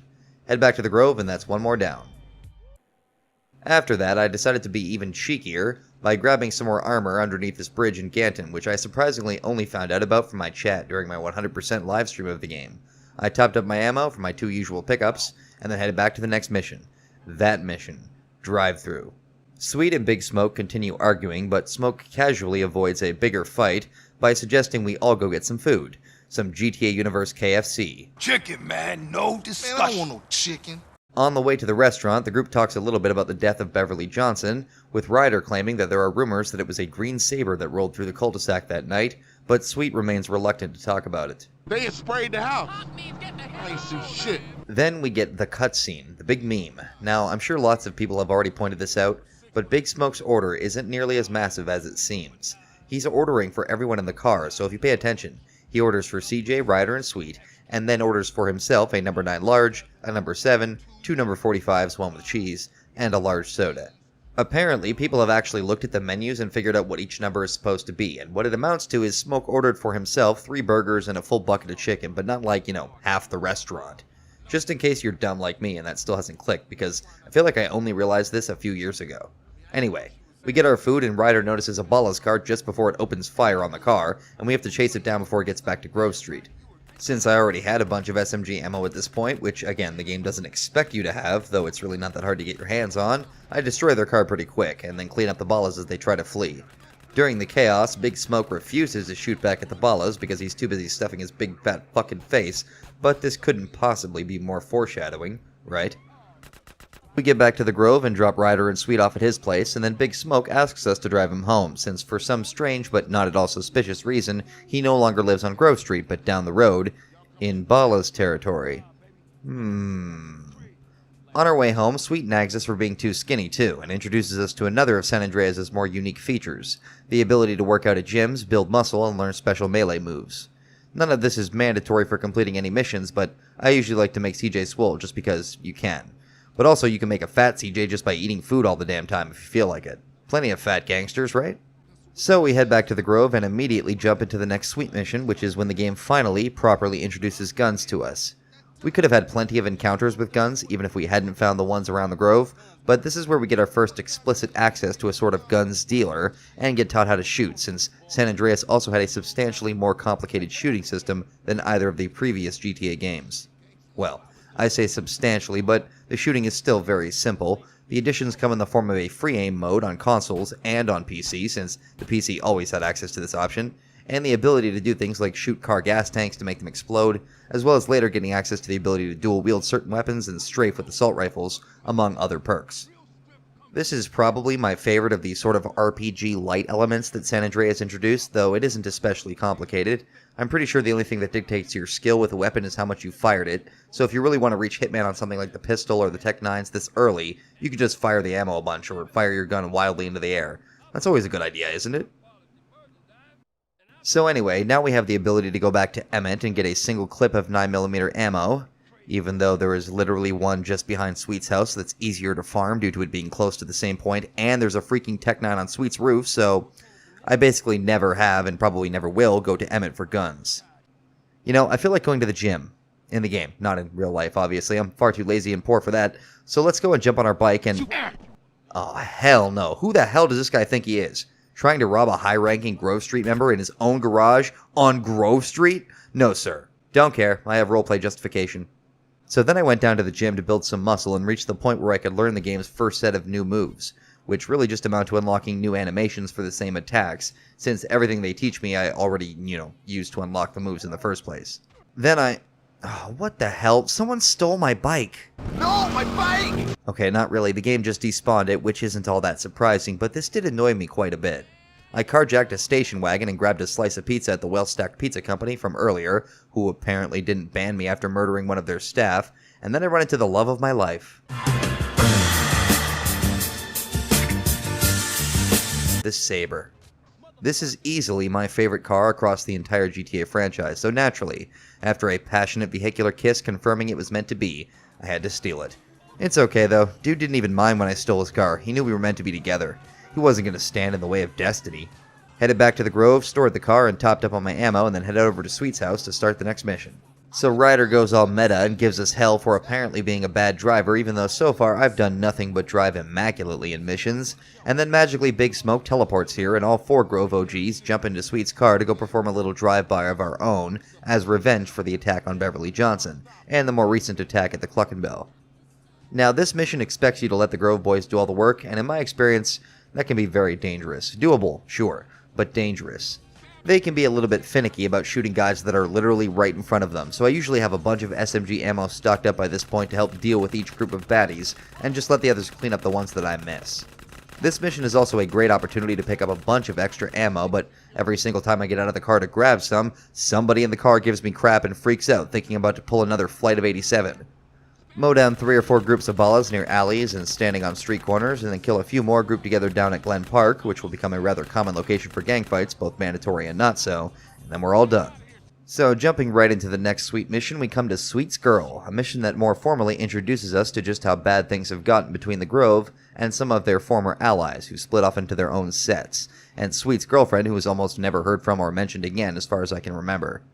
So we head to Sweet's and nobody's home, but outside we get a phone call from our bro saying he's pinned down with his new girl in Seville Boulevard family territory, and needs a ride to escape, so we gotta get over there as quickly as possible. The timer on this mission is pretty generous though, so I have time to skip taking my shiny new Saber since I know we'll need a 4-door vehicle, and instead jack this poor chap of a 2-door vehicle. But I don't want to lose my Saber. We get there and this mission can actually be a bit brutal if I remember right because of a bug related to aiming. I can't remember exactly how it works, but basically, sometimes the AI can get 100% accuracy in certain situations and just rip you apart the moment you're within range, and I'm pretty sure this is one of the missions where that can happen, but I don't remember what triggers it. It doesn't matter much though, since by keeping my distance and sticking to cover, I can take out all the enemies with relative ease. We pick Sweet and his girl up in presumably Sweet's car, though it could just be a coincidence that there was a Greenwood here of a similar color, but then a group of Seville soldiers show up and a short chase ensues. It can be a bit intense, but I completely Chinatown Wars this one guy and evade the rest, arriving back at the Grove safe and sound, where Sweet assures us that he now has some unfinished business. Right. So after that, I went and bought a couple new pieces of clothing over at Binko and did my rounds at the gym, followed by plastering my body with tons of needless, arguably tasteless tattoos, because goddammit, it looks gangsta. And as I was leaving the tattoo parlor, I got into a fight with some ballas, which turned into a fight with the cops, which ended in my Saber being on fire. Oh, god damn it. Ooh, look at that, another one right there for the picking. Beautiful. After that, I headed back to the Grove to start our next Sweet mission, which introduces one of the game's main supporting characters, who has thus far only been mentioned, Kendall's boyfriend, Cesar Villalpando. So, continuing the arguing we saw at the funeral before, Sweet continues to make it clear that he's a tad bit racist, and that he prefers she not date a Mexican from a rival gang set. And then Kendall delivers a line that used to seriously confuse the hell out of me when I was a kid. I have no idea when it would have been, but I know that for a while I had no idea that Kendall was Sweet and Carl's sister, and I thought she was supposed to be Sweet's ex-girlfriend or something like that. Which I think just goes to show just how much Sweet was overstepping his boundaries trying to tell Kendall how to live. The thing that really confused me, though, was this line. I'm just trying to protect you. For what? So I can date one of your mindless friends? I don't think so. Now, the way this is set up, it looked to me like back in the day, mindless friends was a comment being directed at CJ, but I mean, I would have eventually figured it out even back then, since it's made more explicit just who Kendall is to Carl as well as Caesar later on down the line. So this mission is actually sort of another tutorial. I know, there's a lot of these. It introduces us to the ability to customize certain vehicles and do things like add custom paint jobs or even hydraulics, as well as shows us that one of the minigames we can play is a lowrider bounce-off down at Unity Station, where a lot of the Mexican gangs like to chill. We head down there and, oh crap, I spent all my money on tattoos. I can't afford to participate. Give me all your money. I need it for a very, very important competition. Squabs, huh? Hey, watch this suit! Oh, yeah, that's cute. Huh. Nobody inside the store where you need to buy things has any money to buy things. Interesting. Oh, I know. Roleplay. Well, my headcanon is that I just beat these people senseless, not murdered them, so, believe it. I ended up literally taking a train all the way downtown just so some peds would spawn, beat the crap out of this poor guy, took his cash, and then got right back on the train to get back to Unity Station and finally show these essays what's crackin'. This minigame is really simple. It's basically Slowman's DDR. Just tap the right stick in the direction shown on screen, but it's super easy to beat the AI in this mission, even if the text at the top of the screen is frequently reminding me that I'm bad. Yeah, I know. Thanks. The timing is just a little weird, but I also seem to remember this being a lot less of a problem back in the day on the original hardware, so who knows, maybe I suck now, maybe not. So next up, I tried to start a rider mission, but one of the game's more annoying mechanics reared its ugly head. Missions that can only be started at certain times. This isn't super annoying, but it is frustrating, and thankfully, it only took them another 9 years after this game to fix the problem when in GTA 5 missions just jump to the necessary time when starting them. For now though, lots of Riders missions can only be done at specific times at night usually, so I decided instead to head on over to Big Smoke's house to be introduced to another infamous San Andreas character, OG Loke. We drive over to the Los Santos police station with Big Smoke and Sweet and meet Loke, who is a wannabe gangster that grew up on Grove Street and has delusions of grandeur about becoming a world-famous rapper. The literal first thing he wants to do out of prison is go and kill a man who supposedly stole his rhyme book, and he asks us for a gun and a ride to help him do it. Sweet initially makes it sound like we aren't going to take him seriously and just drive him home, but then we still drive over to East Los Santos where Carl decides to help Loke on his revenge mission for some reason, while Sweet and Smoke head back to the Grove. Alright, it's time to quickly address something about this mission that will, unfortunately, depressingly, cause some Grand Theft Auto fans to become very defensive. I love GTA games. I still play them obviously, and I'm not boycotting them or any such nonsense, but sometimes some of their older jokes, and maybe even some of their newer ones, don't exactly land for me. And this is one example where I just flat out don't find it funny at all, and frankly, neither should you. Basically, and thanks to the wonderful YouTube overlords, I have to be coy and sidestep around flat out saying it here, but it's heavily implied that Loke was assaulted in a very private way, if you catch my drift. And this is played for laughs from both Sweet, Smoke, and CJ. Now don't get me wrong, Loke is a ridiculous character, and it's often funny just how incompetent and delusional he is, but the ending of his introduction mission is some messed up shit that I don't think should be the subject of joking in any capacity. I'm gonna leave it at that. I'm not saying never play the game because Rockstar bad, at least not just because of this, but I'm not going to sugarcoat things, as anyone from my live stream knows. I gotta tell it like it is, or tell it like I see it anyway, or it just ain't real. Anyway, awkward segue back into something less serious. So anyway, we end up in a chase across Los Santos on a motorcycle, and this mission can be absolutely brutal. Freddy, the guy we're chasing, can be a real asshole, and he zigzags back and forth through alleyways and onto sidewalks, making this whole chase a bit of a tense experience. See, what happens a whole hell of a lot is that you fall off your bike while trying to keep up with Freddy's serpentine BS, and then you lose him and have to start it all over again. Amazingly though, I swear this almost never happens. I didn't fall off my bike once, and even managed to kill Freddy using my own gun like halfway through the chase. Honestly, this went better than in almost every time I've ever done this mission before, as both the initial chase through the alleys is hard, and actually getting Loke to take down Freddy before reaching the scripted end is also pretty difficult. Normally, we end up at a basketball court in East Los Santos and have a shootout against Freddy and some of his Vagos buddies, but it's entirely possible to kill him before, at which point the game will play the cutscene at the basketball court as if we'd done the entire chase start to finish. Even weirder, though, is that after the game spawns me back at where I actually killed Freddy and... wait. Where is OG Loke? What the hell? So yeah, this was weird, and it meant the conversation between CJ and Loke on the way back to Burger Shot was staggered and weird, only talking to each other when they were close enough until getting back into a car.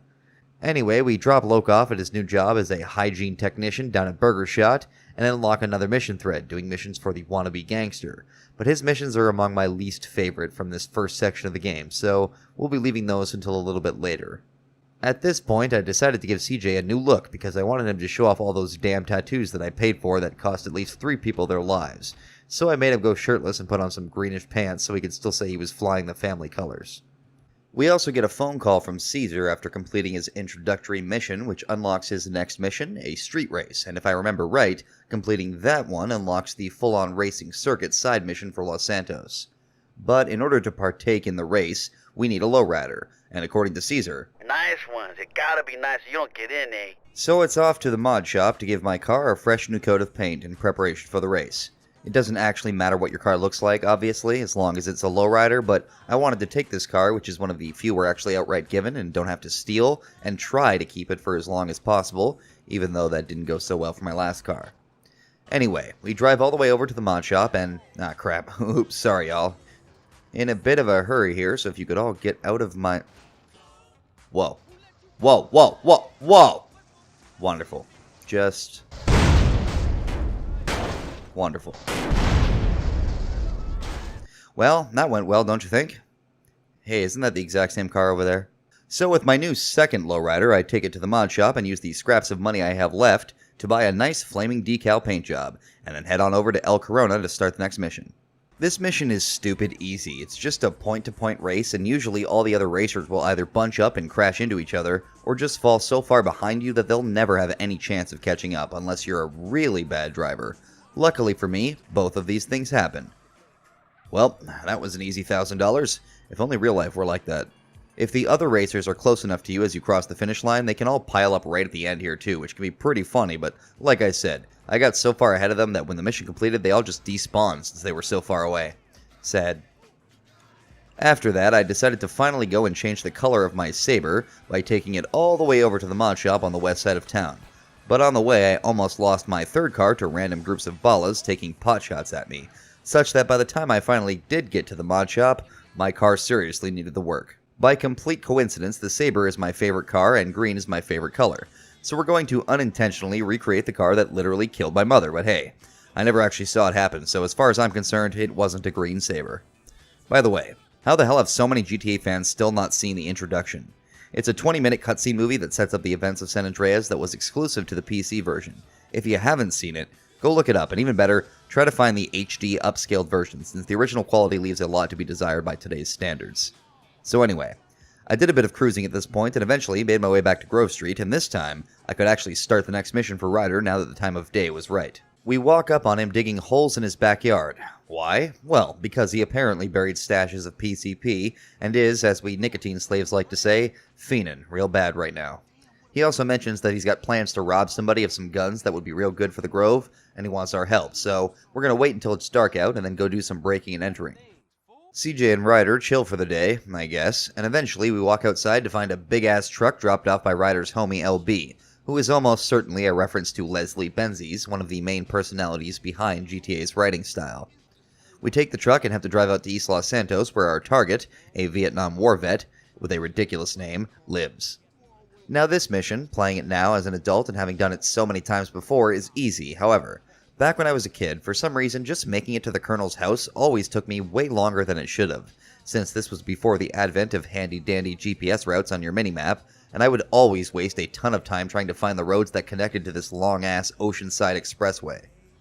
I'm pretty sure I flat-out failed this mission a few times because I didn't get to his house on time, but these days, I know Los Santos pretty well and have no trouble making it there with plenty of time to spare, which will actually be quite useful. See, this mission is, as I mentioned, a B&E, and our goal is to quietly walk through this guy's house, grab at least 3 crates of guns, and load them onto our truck, but you're able to get up to like 6 or 7, I think, if you have enough time and use it efficiently. So over the course of the next few minutes, I completely clean this place out, and unfortunately, that also means we don't get the cutscene of him having like PTSD dreams of Charlie's on the tree line, and instead make our way out nice and smooth without ever alerting him. Getting all the crates also skips a little bit of dialogue between CJ and Ryder right before getting into the truck, which I never noticed before, and then on the way back to stash the goods, we get another glimpse at the tension that exists between the two. Ryder seems to hold some contempt for CJ for leaving in 87, as well as some jealousy or envy that he was so quickly accepted back into the fold after being gone for 5 years, when he's been around the whole time putting in work. This exchange, along with a few others, are why I don't really believe the popular fan idea that Ryder was never meant to betray CJ alongside Big Smoke, or at the very least, why I don't think he was meant to be a hero, so to speak, as there are some other good reasons to believe that he wasn't meant to originally be working with Smoke. I like to think that Ryder would have died in the fight towards the end of the first section of the game, and that the tension that existed between him and CJ could have served as a source of guilt for Carl, as well as additional motivation to take down Smoke. Ooh, I guess I'm getting into spoiler territory, but I mean, I expect the vast majority of you already know what's going to happen. Anyway, with this mission complete, we also unlock the robbery minigame, which I literally never understood how to do properly until my chat helped me figure it out when I streamed this game last year.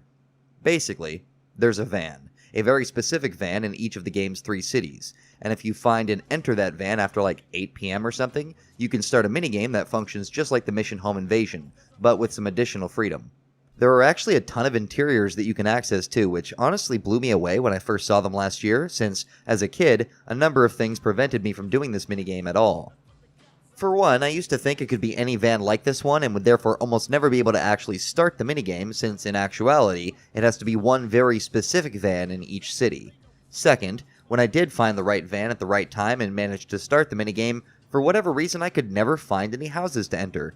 I know now where most of the places you can rob are, and there are quite a few, but somehow, back then, I could never find any, and I gave up on it years ago until finally learning how it works, and now, well, I consider it a very welcome addition, even if mechanically it's very simple, and honestly, very broken. See, what you can do is find a street like this one here, where there are multiple houses nearby, but really, you only need to find 2 robbable entrances close to each other, and then park your truck in such a way that you'll have easy access to the back as you exit each house.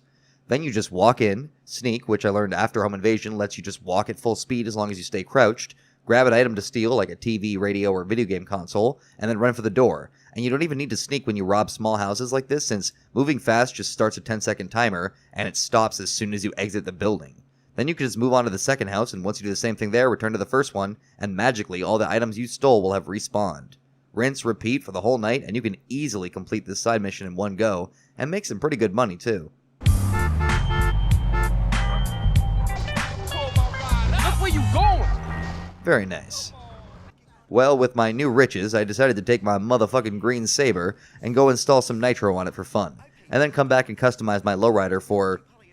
Oh, what the hell? Did you steal your license? Oh, you want to go, eh? Alright, listen, buddy. Let me put this politely. Yeah, that's what I thought. You know, maybe I was a bit harsh on him.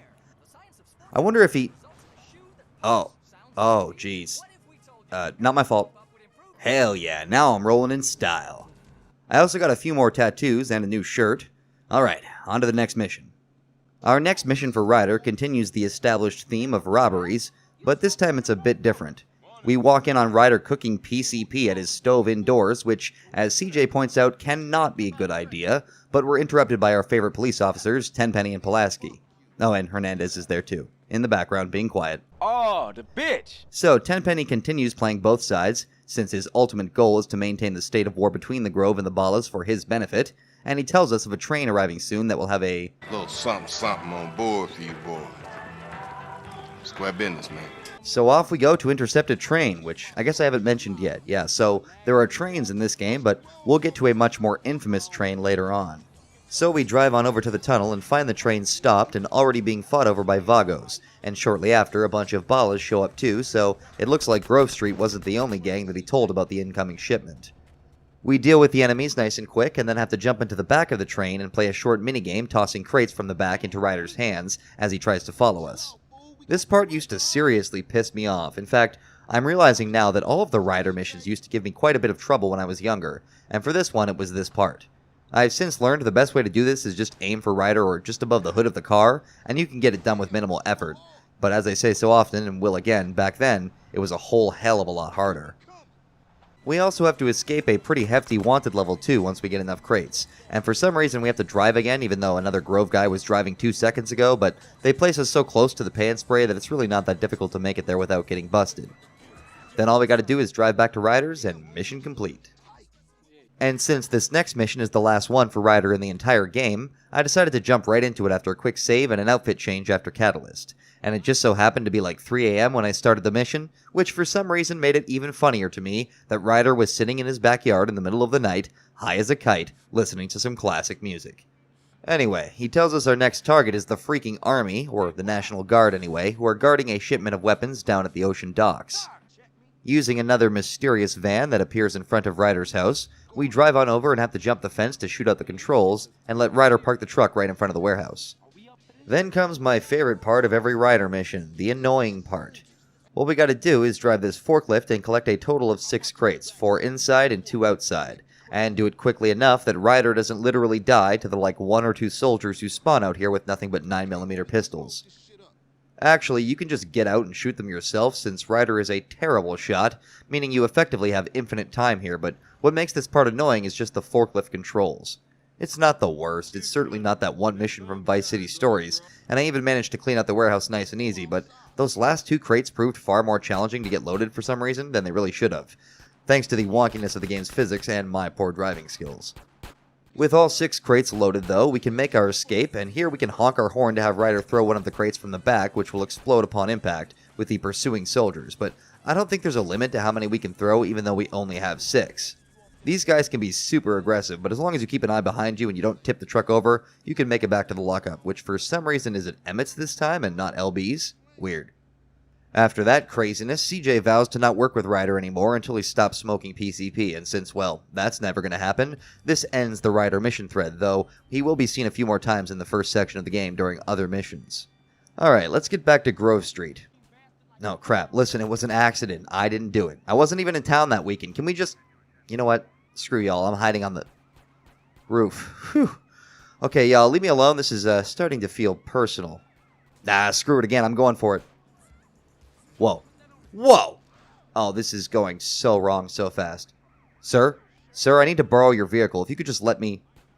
Okay, now I just gotta get the hell out of... Oh, god damn it. So yeah, I got busted. What of it? I don't count this as a death since... I mean, it's not, but... It does still suck. Since I'm going for a deathless run, not an arrest-free run, though, I just gotta deal with it. I lose my guns and armor, but luckily I've been getting most of my guns for free anyway, so I can just head back to the Grove and do a bit of farming on Ganton's special crop. Once I got myself strapped, I head over to see our good buddy Big Smoke for our first, well, technically second mission for his thread, but the first one that's centered around him mostly. We walk up to Smoke's house and totally not suspiciously Crash are just on their way out, but Smoke insists he doesn't tell them anything, because for him, it's all about his homeboy Carl. For me, it's all about my homeboy Carl. Yeah, whatever you say. So we gotta help Smoke pick up his cousin who's coming in from Mexico, and we learn pretty quickly that in fact what he meant was pick up a shipment of weed being brought in by some Eastside Vagos that he intends to steal. At least I think that's what's going on here. We get an amusing cutscene where Smoke provokes some Vago stealers and then attacks one of them with a baseball bat, and then we have to chase down the second one on foot past a couple of attacking gangsters to presumably get his stash, but honestly, I don't actually know.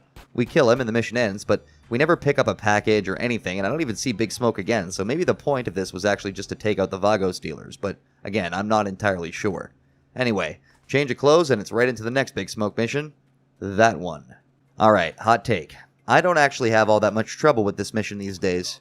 Now, to be fair, I definitely remember having plenty of trouble with it back in the day, but that's true of many missions throughout the franchise, and for many of them, it's still true. Wrong Side of the Tracks, however, almost never trips me up anymore, and if it does, it never takes me a ridiculous amount of tries to complete like some other ones do, so I'm not entirely sure why so many people seem to still struggle with it.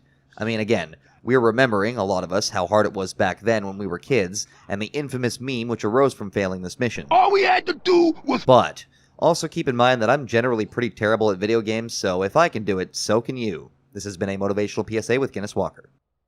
So the actual mission involves crashing another Vago's drug deal of sorts, taking place above the tunnel at Unity Station. Well, we get seen pretty quickly, and the gangsters we're chasing jump onto a moving train, forcing us to pursue them on a bike.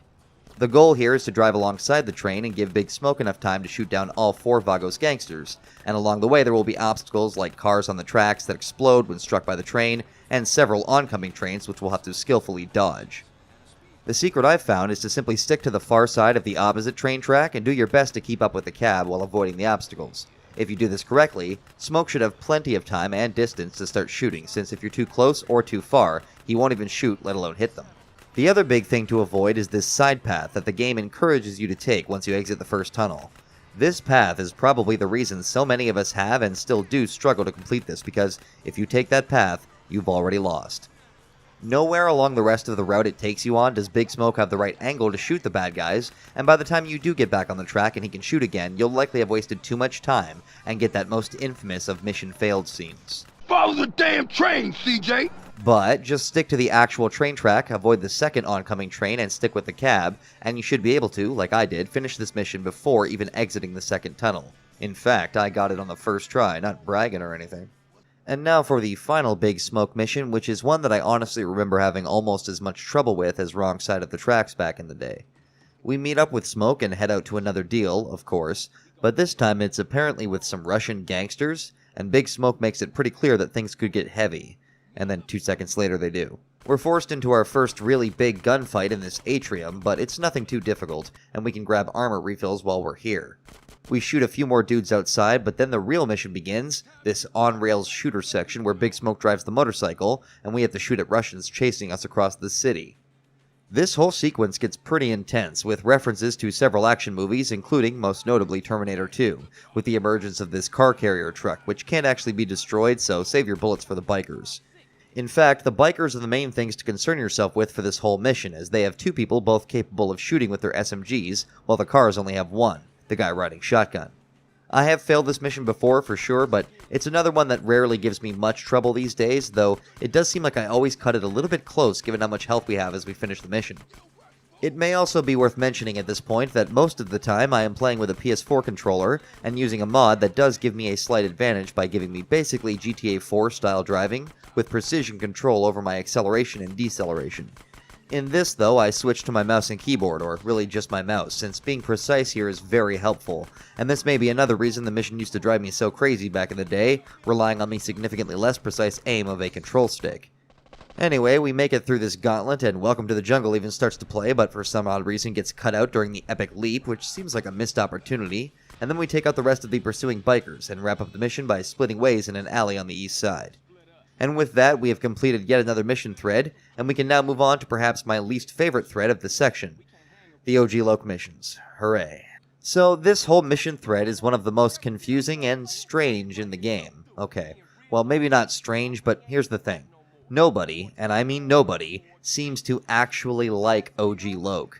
Nobody treats him with any respect, and nobody wants him around, but for some reason, CJ is willing to steal whatever Loc asks him to in pursuit of helping his rap career, while making fun of him and showing contempt for him like everybody else. Now, I'm not saying Loc isn't worthy of contempt, he is very intentionally annoying, but it never feels like the game reasonably establishes a motivation for CJ to help Loc, beyond him being a childhood friend, I guess? Now, maybe it's because gangsters like CJ want to be able to say they were there for their homies, even if they didn't actually like them, but I don't know, this entire thing is the first major story fumble for the game in my opinion, and trust me, it gets worse very soon. Now, for our first mission, all we gotta do is head down to the beach and steal a sound system for Loc's planned record release party. And what that entails is playing another timed DDR-style minigame, where we gotta hit the buttons on screen to score enough points to be let inside the sound van. Now, this isn't very difficult. I ended up completing it with like 1,500 more points than I needed, but something to do with the PC port or something makes the buttons on screen act all funky, and they definitely do not sync to the beat of the music, which makes the whole thing a tad frustrating. Once we do score enough points, the lady lets us into the van, and we immediately drive off to deliver it to a lockup for Loc. Now, some party dudes are supposed to chase you here if I remember right, but at least this time I was completely tail-free the whole way back, so I'm not exactly sure what happened to them, especially considering how much I fumbled getting off the beach. Now, this is the mission that truly breaks the story so far, or at least severely confuses or undermines the motivations of our main protagonist here.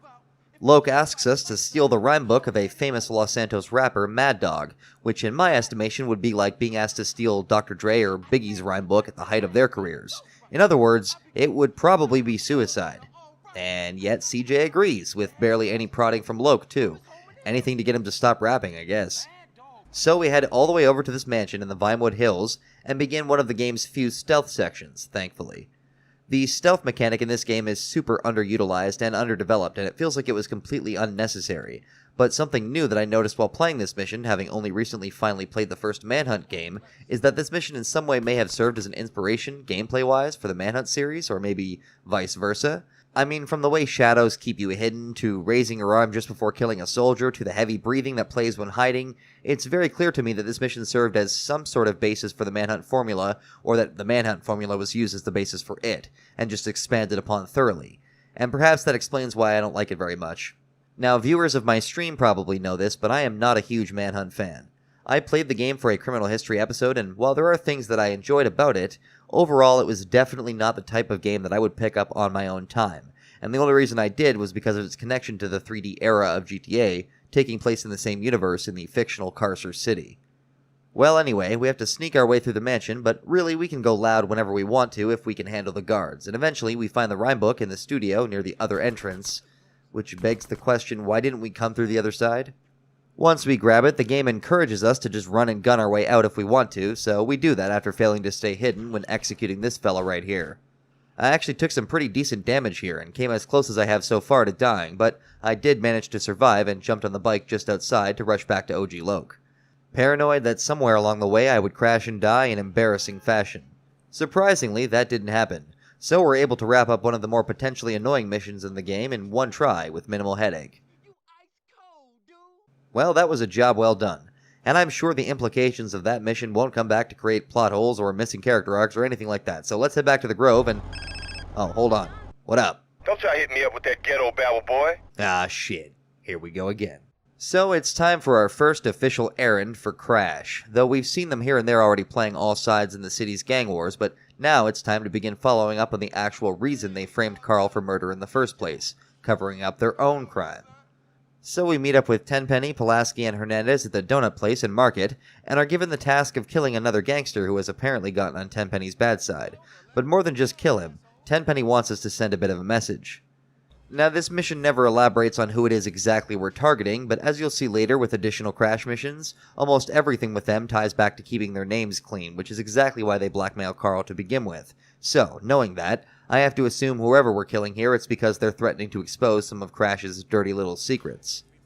In order to properly send the message that they are not to be trifled with, he wants us to retrieve some Molotov cocktails and literally set the entire apartment building on fire, which will obviously kill more than just our target, so we run over, grab them, but you might notice I made a silly mistake when doing this mission. I brought my personal car with me. See, in most missions in early GTA games and even GTA 4, bringing the car that you're considering yours with you on a mission is a death sentence for that automobile. Either the game will spawn a different car it wants you to drive, or just flat out despawn your car because it was in the way, or for literally no reason whatsoever. The point is, 99% of the time it's not a good idea to bring your car with you. But I remembered how this mission worked, and I thought maybe I'd be able to hold on to my saber if I played my cards right, so off I went to grab the Molotovs, fill up on some armor and ammo, just in case, and then headed over to the apartment complex. Now, I knew I had a real chance of dying for the first time here, since, as the game warns you, throwing the Molotovs too short can result in you being caught in their blast, and the fire damage can be absolutely devastating, even with armor, so I was going to have to be careful, and deliberate with each throw. Luckily, I also already knew that a couple of Vagos will try to ambush you around the corner after throwing the first couple Molotovs, so I dealt with them and amazingly didn't hit myself even once with the fire, which I honestly don't think I've ever done before. Then comes another strange, seemingly unfinished feature of the game that seems a little bit shoehorned in here, both mechanically and story-wise. CJ notices a woman trapped inside the burning building and decides now, over all other instances, to run in and risk his life to save her. Now, even ignoring all the possible innocent people he kills on a daily basis just driving from one place to another, this doesn't exactly seem in character for CJ. I mean, for one thing, odds are she wasn't the literal only woman in the building, so the fact that CJ was willing to do this at all, but then runs in last minute to save this woman is already a bit confusing. And then there's the woman he stole from and possibly killed 2 missions ago. Even if you're going to argue he had a soft spot because she's a woman, that still doesn't make a whole lot of sense. The real reason this section exists is to introduce another new mechanic, but actually, before we get to that one, we have another one just inside the building. Fire extinguishing. Now, I'm not sure who thought this was why people played GTA, to put out fires, but this whole system of being able to put out fires is only ever used in like 2, maybe 3 missions. It's tedious and completely unnecessary if you ask me. We run through the building, stand in front of a wall of flames a few times and just hold the fire button, ironic, find the girl, and then deal with her terrible AI pathing to get back to the bottom floor exit and leave the building. After saving her life, we give her a ride home and learn that her name is Denise, and she just so happens to live just off of Grove Street, right around the corner from us, and she's already familiar with Carl's reputation being the brother of the gang's leader. So, dropping her off, Denise becomes our girlfriend, and we can now pick her up for dates whenever we want, which will eventually unlock a unique outfit and usually a vehicle. See, beyond Denise, there are a number of potential girlfriends throughout the game, but only one other girl you meet through the actual story. And since none of them actually have anything interesting scripted to say with CJ, there is literally no point to doing these unless you need the outfit or vehicle or special benefit they each provide, locked behind each specific one. I really don't care for this system as it's just not fleshed out enough and it feels subsequently a bit out of place, but the idea here is a good one, which would go on to be dramatically improved for GTA 4 and later 5, sort of. For this game, though, I am going to be mostly ignoring the girlfriends, except for 2, since on top of a vehicle or outfit, they also provide special bonuses, like I said, based on their jobs. And there is both a cop and paramedic we can date later, who will let us keep our weapons upon dying or being arrested, just in case. Well, I was planning to do some more driving around after that, but immediately upon finishing Burning Desire and driving home to save, I got the call from Sweet to begin the mission Doberman.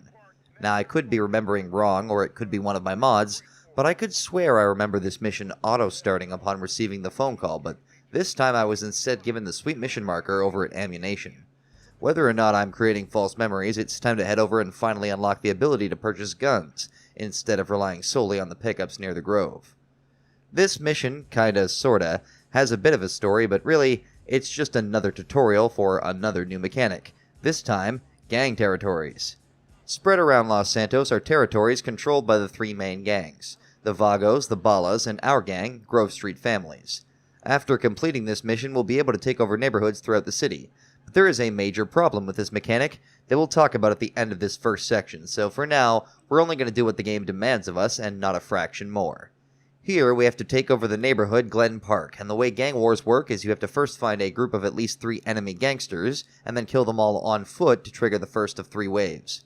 Then you'll be assaulted by several groups of enemies whose weapons will gradually upgrade as you take more territory, and once you've killed everyone in the 3rd wave, the neighborhood is yours. Your held neighborhoods can also be attacked at any given moment, and if you ignore them, they fall to the attacking gang, so that's also something you'll need to worry about, though really not until the end of the game. Oh, we also have to kill some random Bala gangster here who runs out of the building after taking the territory, shouting that Tenpenny set him up, so I think that's the game attempting to tie this back to the story, but it's never elaborated on. Anyway, now that we've done that, we can... Oh, for the love of... My car's gone. I had actually managed to hold on to it throughout Burning Desire like I'd hoped, but then I got greedy and brought it for this mission too, and now it's gone. I mean, it is called Grand Theft Auto. So after crying over the loss of my car, again, I decided to jump right into the next mission, and the final crash mission for this section of the game, and one of the game's harder missions up to this point, Gray Imports.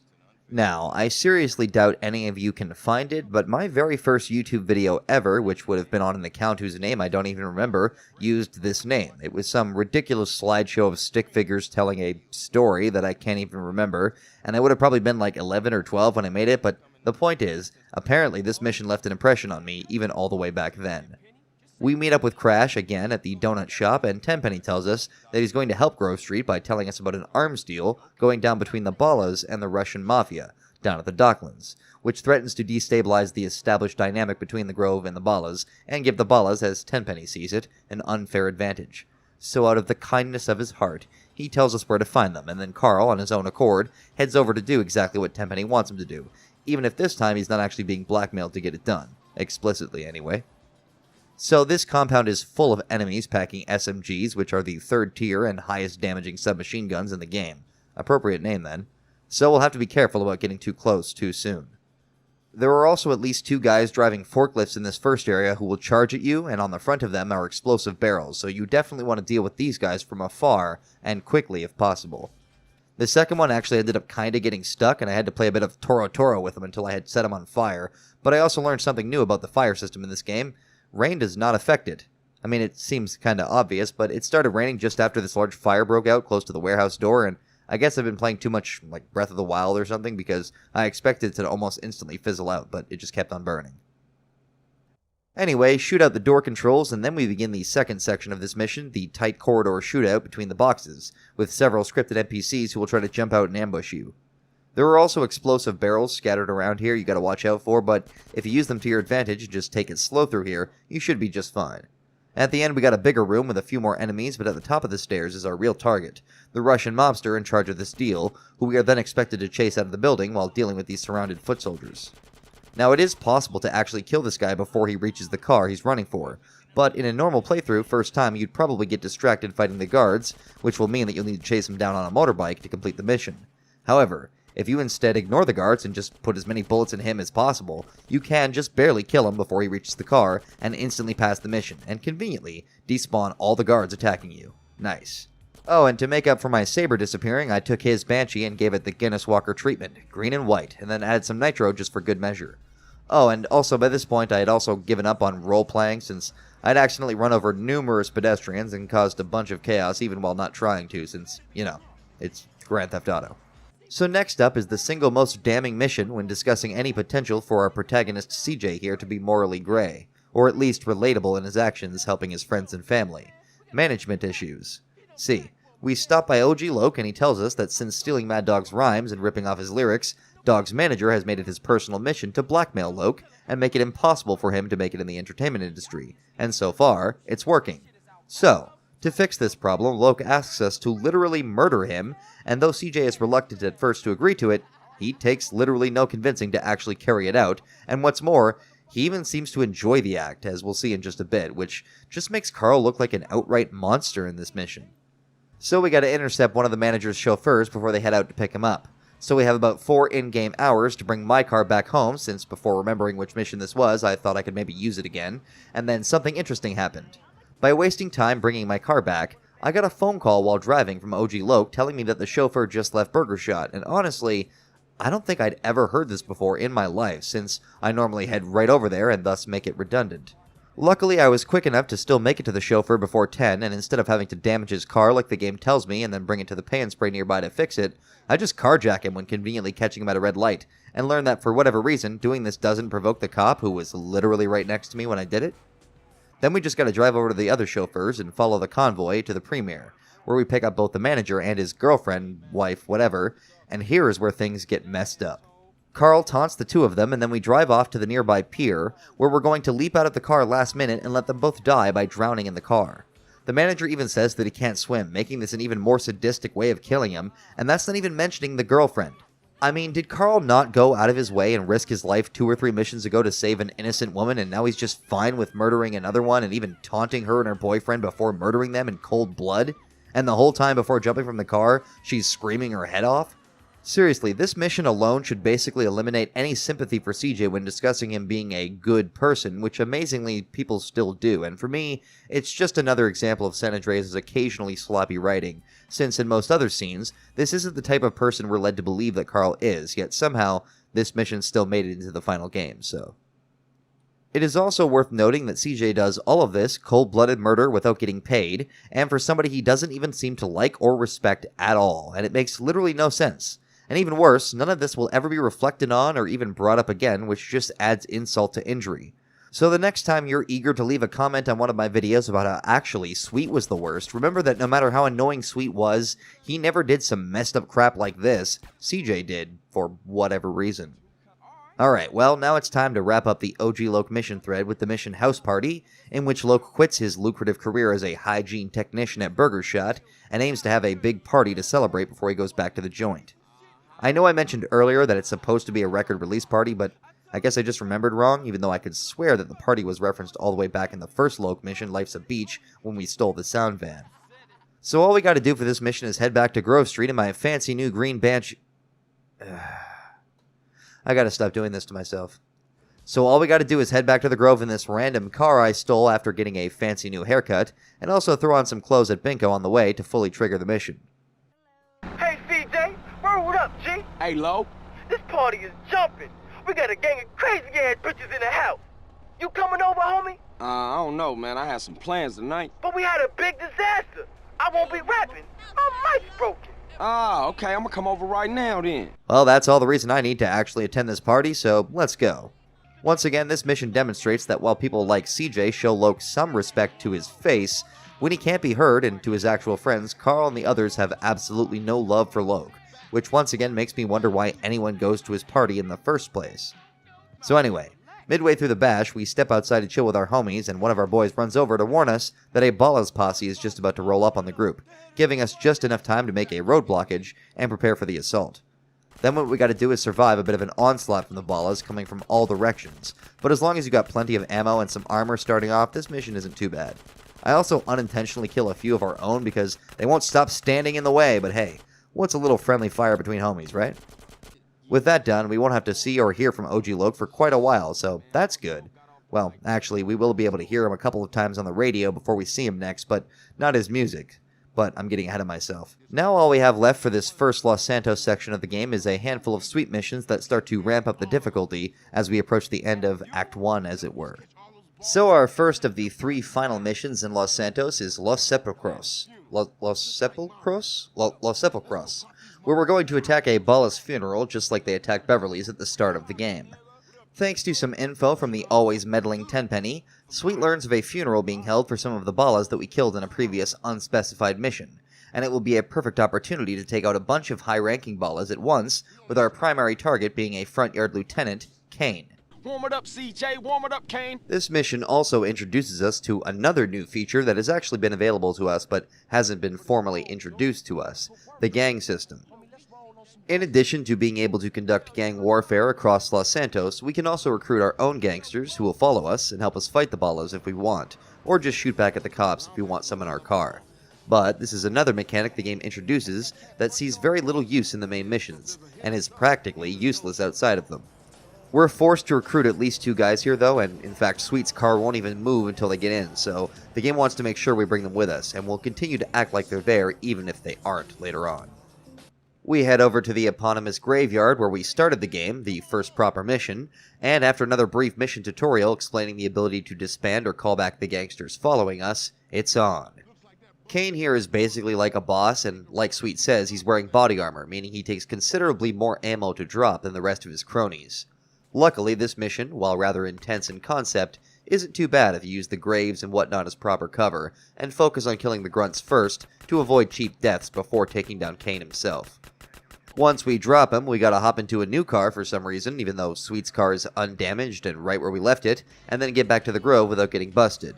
Very conveniently though, there's a pay and spray right around the corner, so it really just ends up being another drive across town without any harassment from NPCs, and with that done, we have just 2 more Sweet missions to go before wrapping up the first section of the game. Alright, time for the penultimate mission for Los Santos this time around, reuniting the families. So even though it hasn't really been built up to us by showing us, say, interactions between Sweet, Smoke, and other former Grove Street sets, somehow, by this point, Sweet has managed to set up a meeting between himself and the heads of the Seville Boulevard families and Temple Drive families at the Jefferson Motel, where they're going to try and bring all 3 sets back under one umbrella to unite against the Ballas and their endorsement of crack cocaine. We head off with the 4 OGs, Sweet, Smoke, and Ryder, and along the way we get a bit more bitterness from Ryder before we get to the motel, and Sweet heads off to meet with the other family heads. Pretty quickly though, all hell breaks loose as a SWAT division of the LSPD shows up to crash the party, and as chaos begins to break out, Smoke and Ryder bail, leaving us to head inside the motel and rescue Sweet on our own. Now inside here, there are lots and lots of SWAT guys who will try to ambush you and catch you off guard, and since most of them are carrying at least SMGs, they can seriously ruin your day if you're not careful. This mission also really begins to show the direction that Rockstar would eventually go for later games like GTA 5 though, since all the encounters with the SWAT inside the building are heavily scripted, and thus pretty easily avoided or dealt with if you know they're coming. We push our way through one hallway at a time and eventually find Sweet, at which point we can cut to escaping onto the roof and get ambushed by an LSPD chopper loaded with SWAT dudes all carrying SMGs.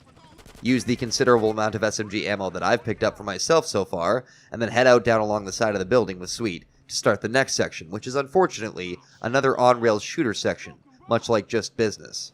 Now this one is much harder to actually fail in my experience than Just Business, but nonetheless, it can be very chaotic and a bit clutch if your aim isn't the best, so once again, I switched to aiming with the mouse for this part, to lessen my chances of dying.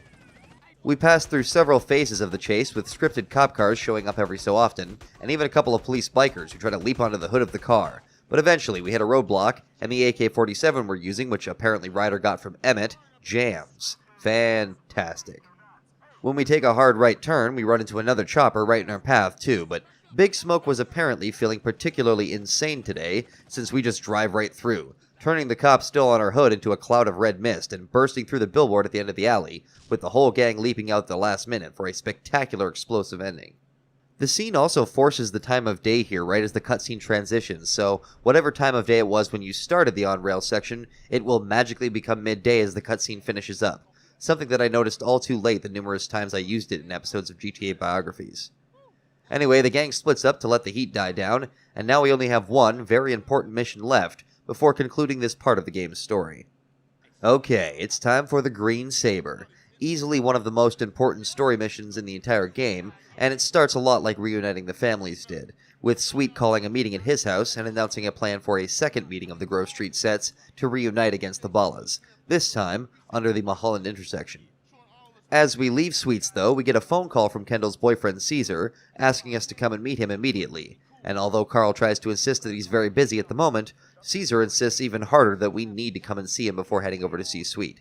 So we gotta go meet him under the freeway near Unity Station.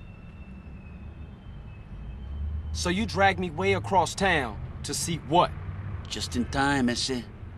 Take a good hard look over there. So, some ballers hanging around a dope spot. So what? Just watch, homie. What the fuck? Oh, no. Shit, Smoke, what you into? Shh, that's it. Look at that ride. That's the motherfucking green Saber.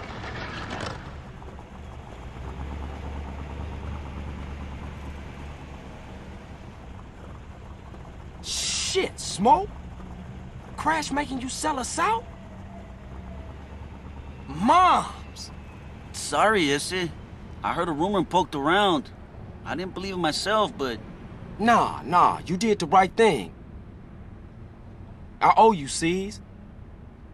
I gotta go tell Sweet about... Oh, fuck! Sweet! Look, go get Kendall and take her to a safe place. What you thinking? It's Sweet. I think him and the homies is walking into a trap. Just go. Go! So this scene is both the first big plot twist bombshell and has become quite infamous for a number of reasons among the GTA fanbase, primarily due to the inclusion of Ryder. See, as you may have noticed, throughout that entire cutscene, Ryder is seen but not mentioned even once. Only Smoke is, and this, among other things, has led many fans to believe that at some point during development of GTA San Andreas, Ryder was meant to have a different role in the story, and was shoehorned into being a villain alongside Smoke at the last minute. As I mentioned before, I think there is some credibility to this idea, but I don't think that Ryder was never meant to serve an antagonistic role, perhaps even dying in the upcoming shootout to serve as motivation for CJ. There's just too much existing tension between CJ and Ryder in almost all of their interactions to believe that he was meant to just be another friend with no additional role beyond his missions. But I suppose we'll never really have a full explanation of exactly what happened, since Ryder's voice actor, MC8, has been asked about it, and his response was, in my opinion, less than informative, and just leaves me with even more questions. Anyway, now we know that Big Smoke was in some way responsible for the death of CJ's mother, something that becomes even more obvious when you watch the 20-minute introduction cutscene that came with the PC edition. So we have to rush over to the planned meet under the intersection and try to warn Sweet, since he and the rest of the Grove Street OGs are probably walking into another trap. We book it and try to phone him on the way, but he doesn't pick up his phone, and when we finally do arrive, it's already complete chaos, with Sweet pinned down and already bleeding in the middle of a group of Grove soldiers, just barely holding out. CJ goes full superhero. Yo, Bog! I'm taking you, motherfucker! You hear me? I'm taking you all down, bitches! Which honestly always made me laugh, especially combined with the animation of him trying to go full Super Saiyan by the looks of it, and then we have to fight off a whole bunch of attacking Ballas, some on foot and others arriving in vans. Having a lot of SMG ammo here and using crouch to make sure all of your shots land is almost essential, since, much like reuniting the families, most enemies here will be armed with at least SMGs, and can pretty easily gun you down if you aren't careful. Eventually, though, we kill all the Ballas, and then the LSPD arrives to arrest both Carl and Sweet, leaving their fates up in the air. You got a bag over your head, boy. How you feel about that? Man, take it off! Please, man! I can't breathe, please! Oh, all right, but only because you said please. Well, we awaken to Officer Tenpenny taunting us, and eventually we learn that after the police arrived in the last mission, Sweet was arrested and we were transferred into the caring custody of Crash, who have driven us out to the city limits and into the middle of freaking nowhere. Nice, clean air. With Big Smoke's true allegiances revealed, and Sweet in prison upstate somewhere, we have no choice but to cooperate with Crash's demands, and lie low while we put together some money to hopefully, eventually, get ourselves out of this mess. Our first task from Tenpenny and Pulaski is to find and silence a witness to their various shady dealings who is being guarded by the FBI in this universe actually, while he awaits trial to testify against the corrupt officers. We're given a camera and a target and set loose to figure it out on our own. Well, since the game strips us of all of our weapons that we had before, naturally, I used the barely $500 I had left to buy a couple clips of 9mm rounds, and well, that was it. I couldn't even afford to fill up all my armor, but oh well. jumped on a Sanchez, and then headed towards Mount Chiliad, where I knew I would have to be careful not to carelessly fling myself off the edges with reckless driving. Eventually, I reached the log cabin on the mountain's western edge, parked my bike in the woods, and tried to creep up on the FBI agents patrolling the exterior, but, well, I ended up in a rather brutal brawl against all of the agents while the witness tried to flee the building, but by the skin of my teeth I managed to kill all of them with just my 9mm pistol, including the witness. Then all I gotta do is take a picture of the body, and I can steal his car. Yoink! And then head to the drop-off point of the trailer where Carl is staying in Angel Pine. So we get 2 phone calls after completing this mission. The first is from Caesar, who tells us he's got Kendall and he's safe for now. Carl tells him to bring Kendall down to Angel Pine and hide out with him until things blow over in Los Santos, since at the moment it's not safe. He also says that he's sending backup, whatever that means, to help us out, and to meet them at a bar in Dillamore, so we have our next mission. The second call is from Sweet. All we learn is that he's still alive and inside, but that's about it. Carl vows not to forget his brother in there, and then we're back to country music on the open road as we make our way towards Dillamore. Man, I really do enjoy the atmosphere of this portion of the game.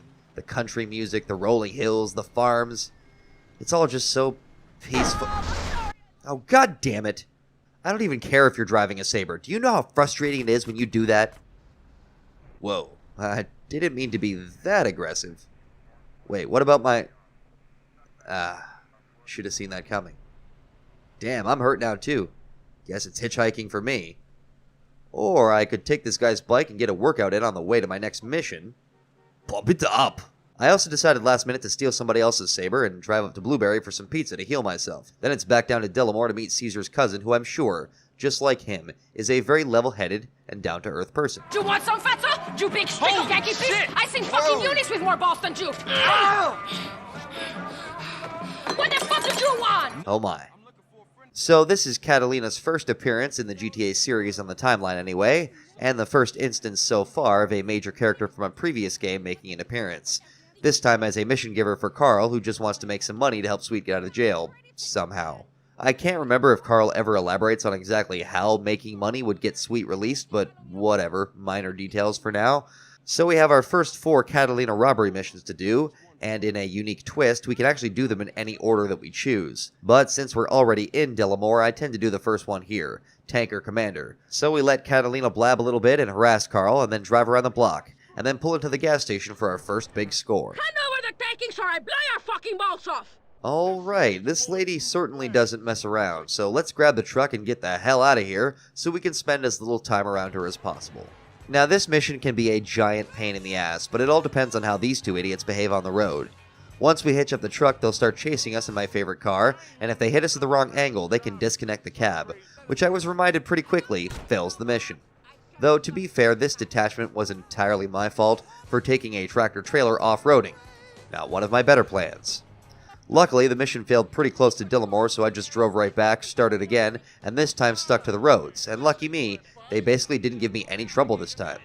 I actually cut through part of Los Santos, but there isn't really much of a penalty for coming back to the city early, so we could just pass over this bridge here that would have been blocked had we come before the mission of the Green Saber, and then we can deliver the truck and get our first decent paying mission of the whole game.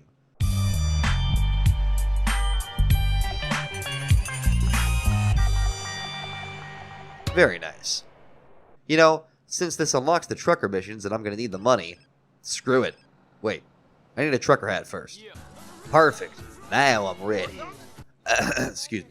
So I spent the next 30 minutes doing a couple trucker missions and driving all across Red County and Whetstone, and you know, when I played this section as a kid, I had a slight disdain, as many of you still no doubt do, for country music. And I don't really know why. Now don't get me wrong, the blue jeans and the pickup truck style country and pretty much all modern country is pretty trash. But old country, and more specifically country western, is honestly some damn good music. That's right, I like country music. Sue me. I have a feeling a big part of why I like it these days is my love for Fallout New Vegas, but that game keeps things exclusively country western for the most part, whereas this game's country station is more generic country. That being said though, I was really starting to enjoy just driving around, listening to the tunes, and soaking up the atmosphere, and it honestly makes me a little sad knowing just how short this section of the game will be. After all, we only have 3 more Catalina missions and a handful of others to complete before we move on to the next city, but let's not get ahead of ourselves. Oh yeah, I also got a phone call while driving my trucker life. Yeah. Carl. Who is this? You know me. This is the truth. No, I don't. Perfection. They said you were a moron. Who? Okay, you can drop the act now, kid. You the police? No, we have a mutual friend and business partner. We do? Who? Yes. Have you killed any cops lately? Oh man, Tenpenny. I should have known. That asshole. So I've got a room at a motel in Angel Pine. Make sure nobody follows you.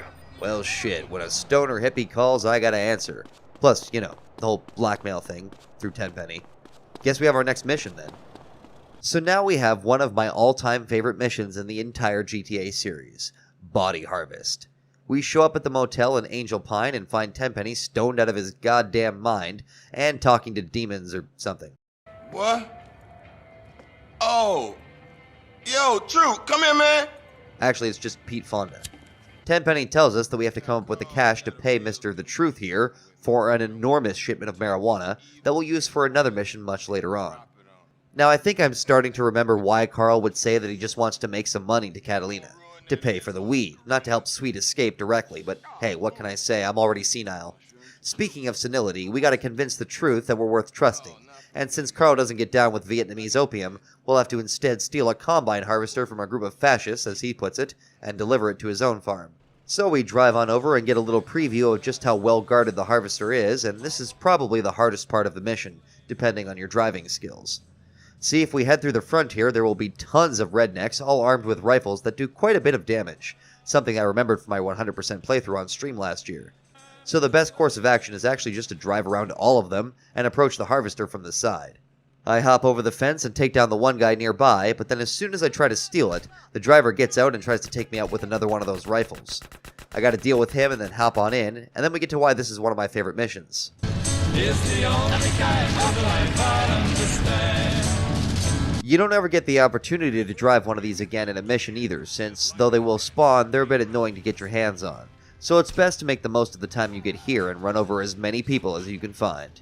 Thankfully, the game supplies us with a whole bunch of targets all lined up for us to harvest. After that, all we gotta do is drive it ever so carefully back to the Truth's farm while some rednecks chase us in a truck and try to shoot at us. I'm pretty sure the harvester is actually indestructible though, so we just gotta be careful not to fall into the water or flip the dang thing over, and eventually, we can safely return it to Truth's farm and complete the mission. Now all we need is the money to pay for all the weed that he'll be growing. Oh, also it's after this mission that Caesar actually leaves Los Santos with Kendall at Carl's request. The last time Caesar just said that he was sending Catalina, but I'm scripting this as I play, so that's going to be my go-to excuse for when I say things that are demonstrably completely wrong. So our next mission is actually just a cutscene. We head back to Angel Pine and meet up with Caesar and Kendall, where the reality of Smoke's betrayal finally sinks in for CJ. Took him a while, though. From here, we get access to the Radiant side missions involving attacking Smoke's shipment of coke. At least, I think. It might not actually be until we unlock San Fierro in the story, though we can't actually go there now, we just can't do anything there yet. After this cutscene plays, we get a phone call from our new, girlfriend. So then it's off to meet up with her at her mysterious and not at all serial killer-esque cabin in the woods for our next robbery mission. Once again, where we go and thus what mission we do here is entirely up to us, though the dialogue does stay the same based on how many of our missions we've already done. Once again, I usually do the local liquor store second since it's really close to her hideout, but it's a good idea to start this one only once you've bought at least a few hundred rounds of SMG ammo. We arrive at the liquor store and it's literally already being robbed by a bunch of rednecks. So the mission then becomes a chase after Catalina kills one of them, and we steal his quad bike to go after the other three. This is, I believe, the first time that we saw a quad in a GTA game, and frankly, I pretty much always hate them. They seem to be even easier to crash than a bike, and even easier to tip over than a big-ass truck, so most of the time, I dread this mission. Amazingly, though, thanks to my SMG ammo and a bit of luck, we managed to take down all three of the fleeing rednecks relatively quickly, without having to follow the entire meandering route. And I learned this time that you can actually pick up the briefcases they drop without getting off the bike, which I always did before for some reason. I guess that means that technically, if they fall off at the right angle, you could kill each one, instantly collect their briefcase, and then move on to the next one. And it makes me wonder what this mission looks like in a speedrun, but regardless, we grab all the money they drop, and then head back to the hideout to split it up, and...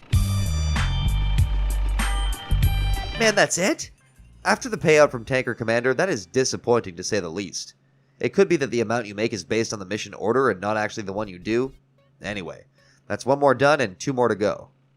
Well, before we get into more robbery shenanigans, I get a phone call from Caesar unlocking our next race mission. Well, I call it a race, but honestly this mission and its twin, which we'll get to shortly, are both a complete joke. The only real threat to you in this mission is your own driving, since the only real way you'll lose is by crashing your car into the water. As long as you can avoid doing that, the other racers won't even stand a chance. The most significant thing about this mission actually isn't the gameplay, but the introduction of an important story character, Woozie, or more properly, WooziMo, which is also the title of the mission itself. Oh, there's also some additional context here, I suppose, of Caesar introducing Carl to the actual countryside racing scene, if you can even call it that, since it will become important again later after we finish the Catalina missions. Speaking of Catalina missions, it's time to head back and see Carl's lovely new girlfriend, where they finally consummate their passionate and mutually respectful relationship. Just kidding, Catalina goes full medieval on CJ. Ow! Hey! Ooh! Ah! Ouch! Damn! Oh, shit! Honestly, if you listen to this cutscene, I'm not even sure that Carl actually participated. Either way, after that questionable experience, it's time to go rob some more shit, and this time it'll be a betting shop in Montgomery. This is definitely one of the easier of the Catalina missions. We show up, she does her thing with the clerks and murders someone, which, you know, always makes robberies go much smoother. Then we just gotta throw some satchel charges on the door, and the safe, and then grab the money to make our escape. The only thing we have to do after that is escape the 4-star wanted level that we're given, but out here in the country, the cops are barely even an issue. And since they'll mostly just throw the rancher trucks at you, we can just casually cruise over to Delonta to use the pay and spray, and then head back to the hideout. On the way back, CJ tries to convince Catalina to take it easy, but, I mean, it's a lost cause, and thankfully, upon completion, this mission also pays decently, so that's nice. Well, it's been fun robbing shit, but you know, I think it's time for a little break. Get out there, enjoy the country air, you know? Maybe I could... Oh, hold on. What's up? Why you so cheery? You thought I was one of your cheap cars? What? The hell are you talking about? I'll chill out when you get here. Catalina, I am literally outside right now. No more talk. Get your ass up here, now! Okay. Jeez, calm down, lady. Calm down. Okay, so here we go. I saved the best for last, so to speak. We get one more cutscene at the cabin where Catalina finally breaks up with Carl, I guess, and then it's off to Palomino Creek for our big target, the bank. Now, since you can do these missions in any order you wish, it really makes the most sense to end with the bank, but I always do it in this order anyways. In fact, I wonder if the payouts are based on order entirely, meaning if you did the bank second, you'd always walk away with only $1,000? I'm not sure. So we head down there, and Catalina puts us on crowd control while she, I actually don't know what she does while we're doing this. What I do know is that this is impossible. No, I mean literally. Even with auto-aim and rapidly cycling through the targets, eventually the guard will start firing and the panic button will be hit. A bunch of cops show up, and though strangely we only get 3-star wanted level and not like 4 for the betting shop, then we have to shoot out some ATMs, grab what money we can, and escape out the back door.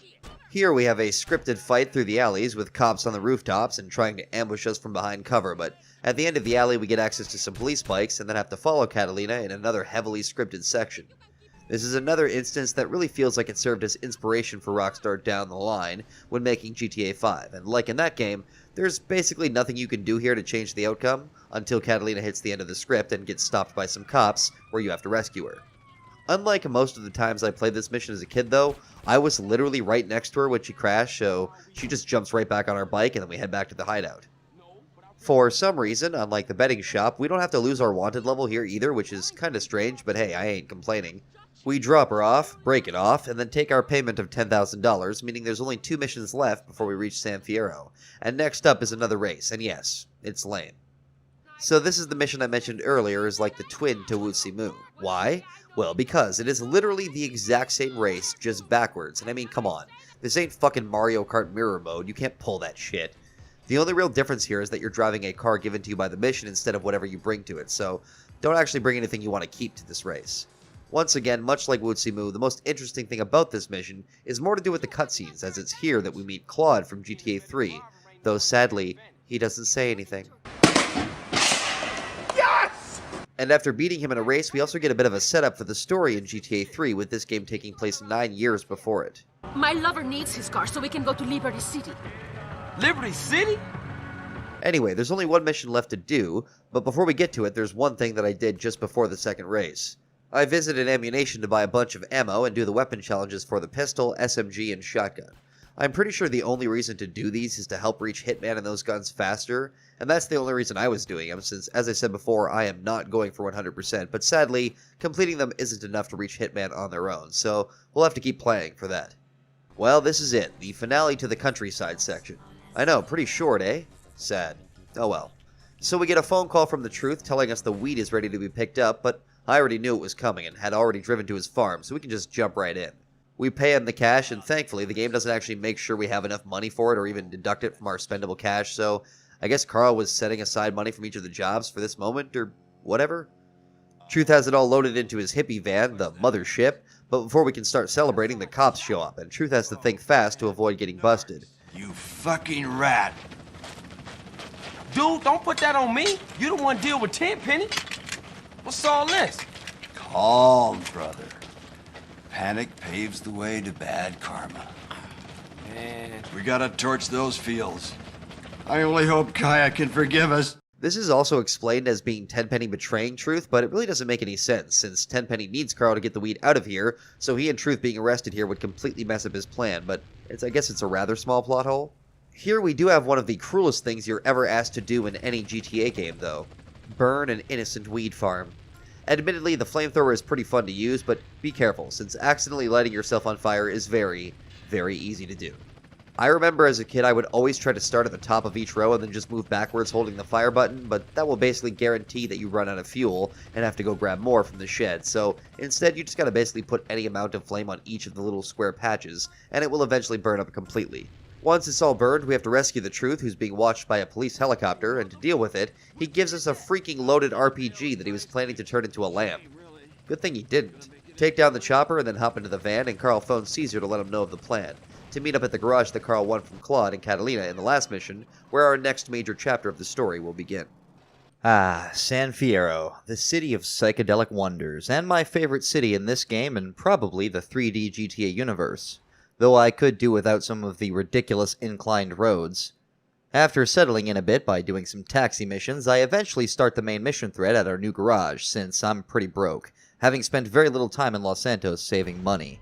So, being the broke bitch that I am, I decided to start up some missions, forgetting that nobody is paying us for anything we'll be doing for a while, which means, in this game, we actually don't get paid. This ain't GTA 3, where thousands of dollars drop out of the sky for doing just about anything. If we want lots of money to spend now, we'd have to work for it, and man, screw that.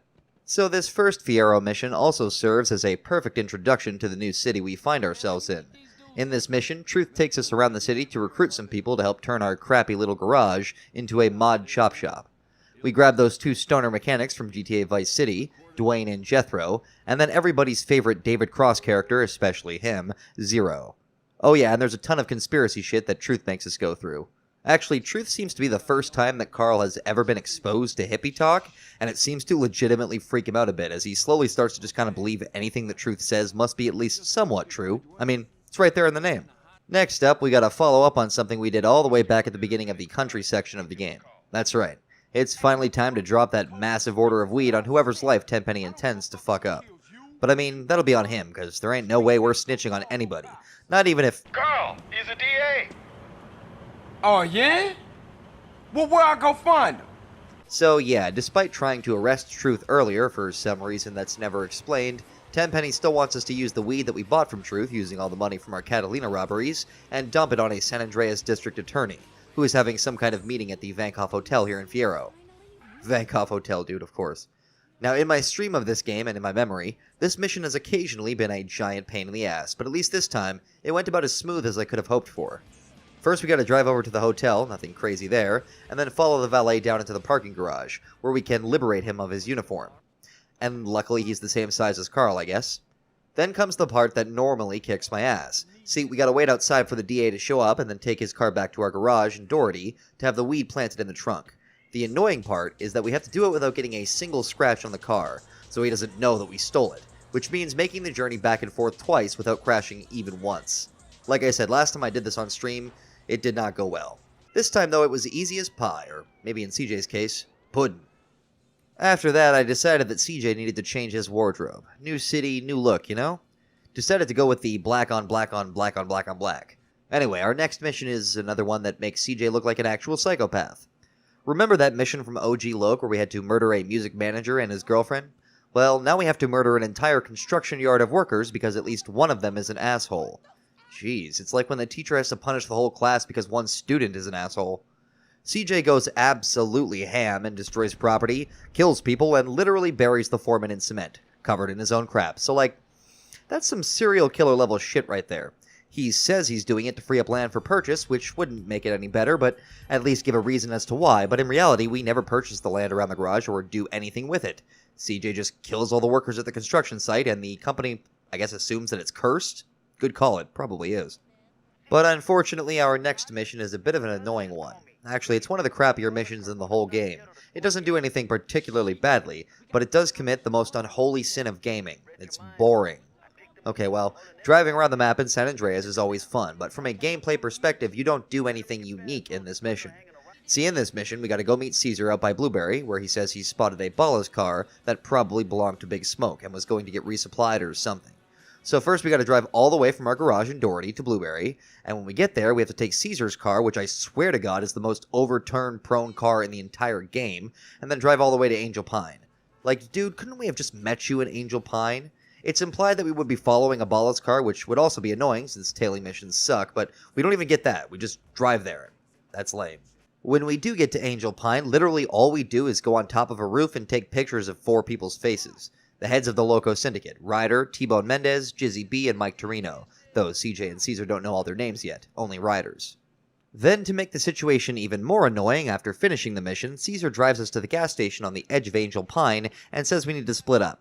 So he just leaves us there, which means in total we had to drive from Fierro to Blueberry, Blueberry to Angel Pine, and now Angel Pine back to Fierro, unless we want to do some countryside missions, and we don't. So to start things off, the next time that I picked up the game, I got the idea to give vigilante missions a try, something I almost always do only once I have access to the tank or the hunter attack helicopter. But what the hell, I'm feeling spicy. Now let me tell ya, it was pretty close at times. I had to bring my police bike back to the shop a few times, rush to the pay and spray to lose the cops whenever I got more than 1 star. I had to contend with the targets trying to shoot up my tires the whole time, and at one point, I literally ran out of SMG ammo and had to stop and buy more, but eventually, I actually got it done. On my first attempt too, which is rare as hell for me. But I mean, look at this perfection of a final level.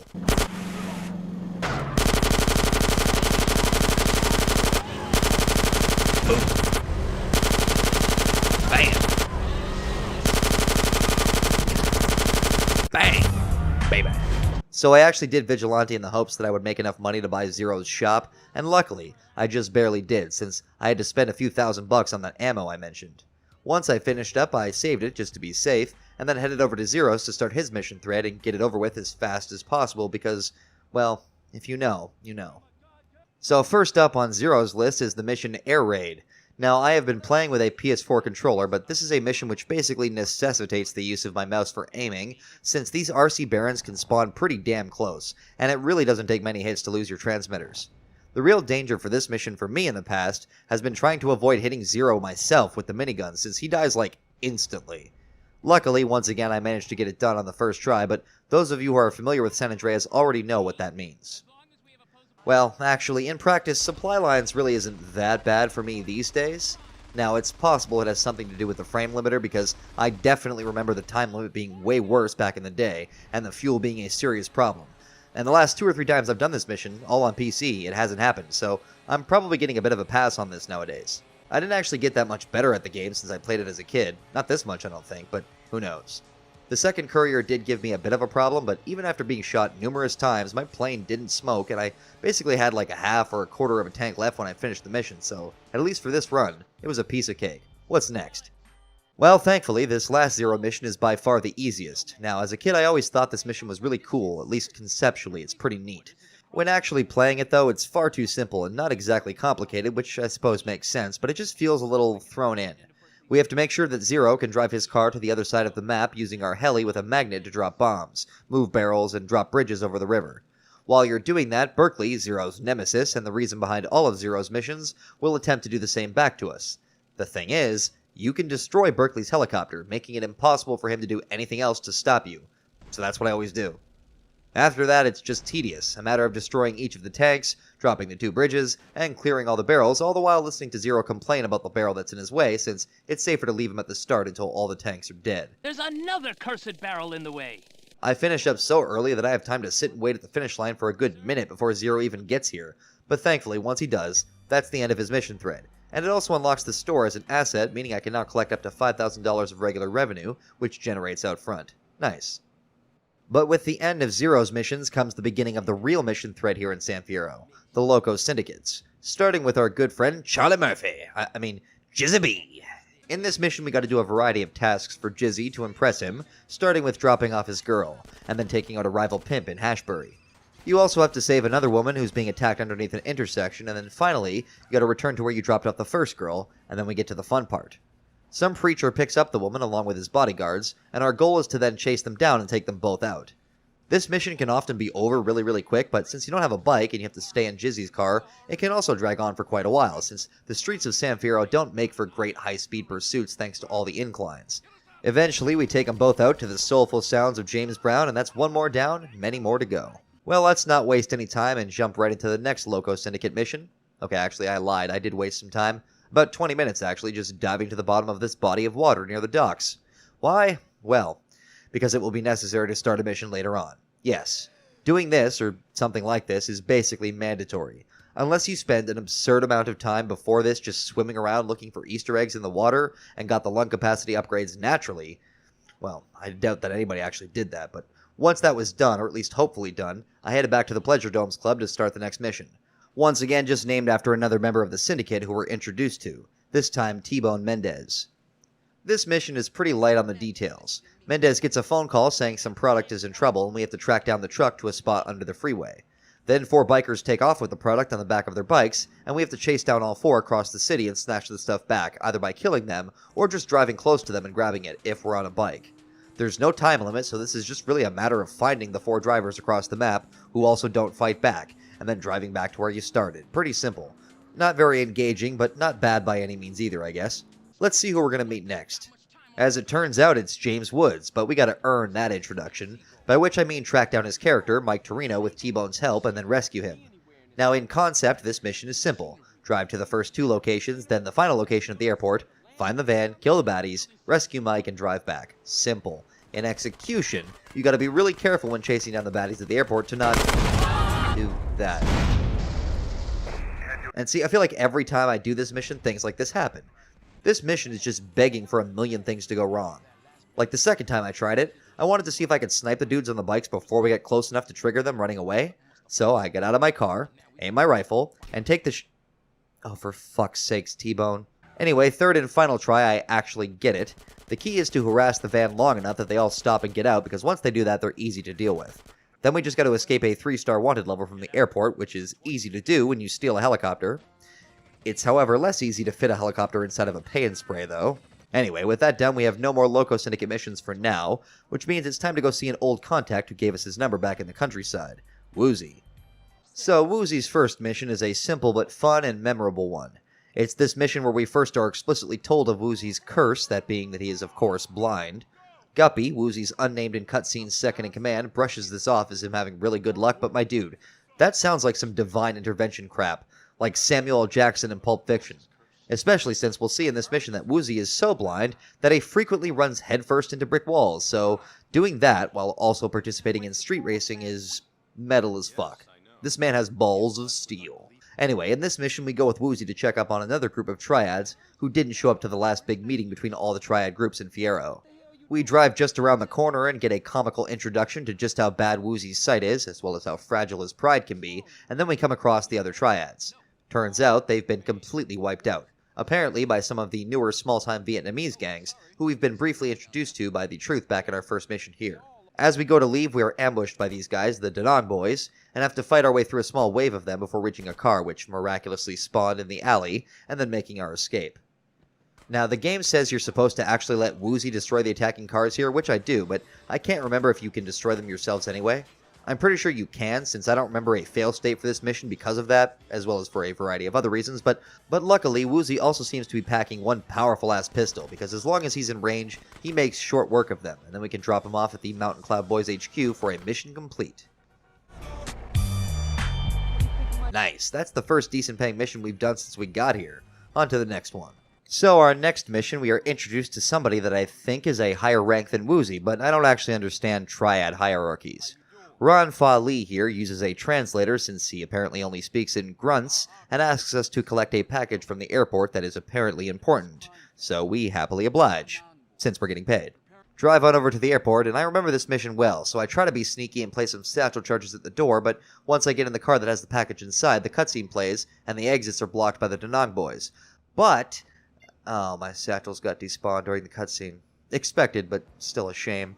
Anyway, I just blow up the truck anyway and make my escape, stopping at the second roadblock to kill the guards and avoid extra damage on the car, and then managed to keep my distance from the pursuers all the way downtown when this happened.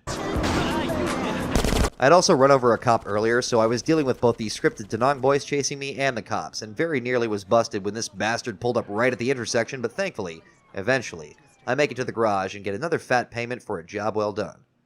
Next, I decided to jump back into the CJ Loco Syndicate missions, which for some odd reason were marked by a red triad symbol back at the garage, but anyway. This mission starts with a phone call from Jizzy, who tells us to meet T-Bone in a 4-door sedan by some gas station. The weird thing is, though, Carl gets there and nobody seems to be around, but thankfully this gas station had exactly one 4-door sedan just sitting there doing nothing, so CJ decides to just get inside that one. Good thing it was the right one. But then T-Bone pops up from the back and starts strangling Carl, trying to see if he'll break under pressure or if he's some kind of mole or undercover cop. But wait, let me stop you for a sec, game. How in the hell did CJ approach this car without seeing T-Bone, a guy who's not exactly shown to be small, crouched in the back seat? He had nothing covering him or anything, so I guess CJ's just like blind, which... okay, you know what? Actually, I can relate to that since I could totally do this. After our brief S&M play, which the pedestrians near the pizza place at the end of the last mission foreshadowed... I think I'm gonna try S&M. You tried it? Yeah. Torino shows up too, and we all drive over to a factory nearby where we are given a sniper, a rocket launcher, and 20 rockets, and a Sanchez motorbike, and are tasked with guarding the van, as it makes its way to the Loco Syndicate drug factory. I remember this mission giving me some trouble as a kid, but all you need to do really is come well armed, and don't waste too much time in between each roadblock, and the van will basically never be in danger. I mean, you don't even need to come super well armed, since the previously mentioned rocket launcher and 40 sniper rifle shots you're given are pretty much more than enough to deal with most of the enemies blocking the road. Just gotta be careful and don't waste time or ammo. That's about it. One really cool thing about this mission is that, like in a GTA Online mission, the cops are completely disabled, as I learned when I accidentally blew up this cop car. You can do whatever you want during this mission and never get a wanted level, so it's basically an invitation to go a little bit crazy, but I'm definitely better than that. We take out the last roadblock and then slowly watch as the van makes its way through the rubble to the drug factory, but I realized towards the end of the mission that it won't actually end until I go inside the compound, so... Should've stayed the fuck out my way. You enjoying yourself? It's good to get that out of my system. Now to finish up the mission. Oh fuck, all the bad things I did are coming back to haunt me. Not again. I decided to keep doing CJ missions, but the next one is among my least favorite in the game. It's not horrible, but it's just a bit boring. Snail Trail. See, this is another crash mission, our second one in San Fierro, and once again we're doing the dirty work of keeping all of Tenpenny and Pulaski's corruption from reaching any courts. This time by silencing a witness, or cop, who's been speaking, and the reporter that they're meeting all the way in Los Santos. First, we have to collect a sniper rifle that Tenpenny provides us nearby, but as soon as we pick it up, we learn that the reporter is at the train station across the street, and then we really gotta haul ass because this train has apparently been given clearance to go faster than any of the other trains in the game up to this point. We grab the conveniently placed motorcycle, and then follow the tracks, making sure to stay ahead of our target, and watch for several scripted trains running on the opposite track. But eventually, we reach Market Station in LS. Alright, here with time to spare. Oh god damn it! I just needed like 2 extra seconds. Then comes the really boring part. We have to wait for the better part of like 2 minutes until the NPC actually physically walks from the train up the stairs and hails a cab. Then we have to do everybody's favorite type of GTA mission, a tailing mission, and follow his cab to where he's meeting the snitch. The worst part is you can't go to the destination if you already know it, and you can't get too close without spooking him, so you have to stay a specific distance away from him as he drives all the way to the pier where finally we can gun them both down.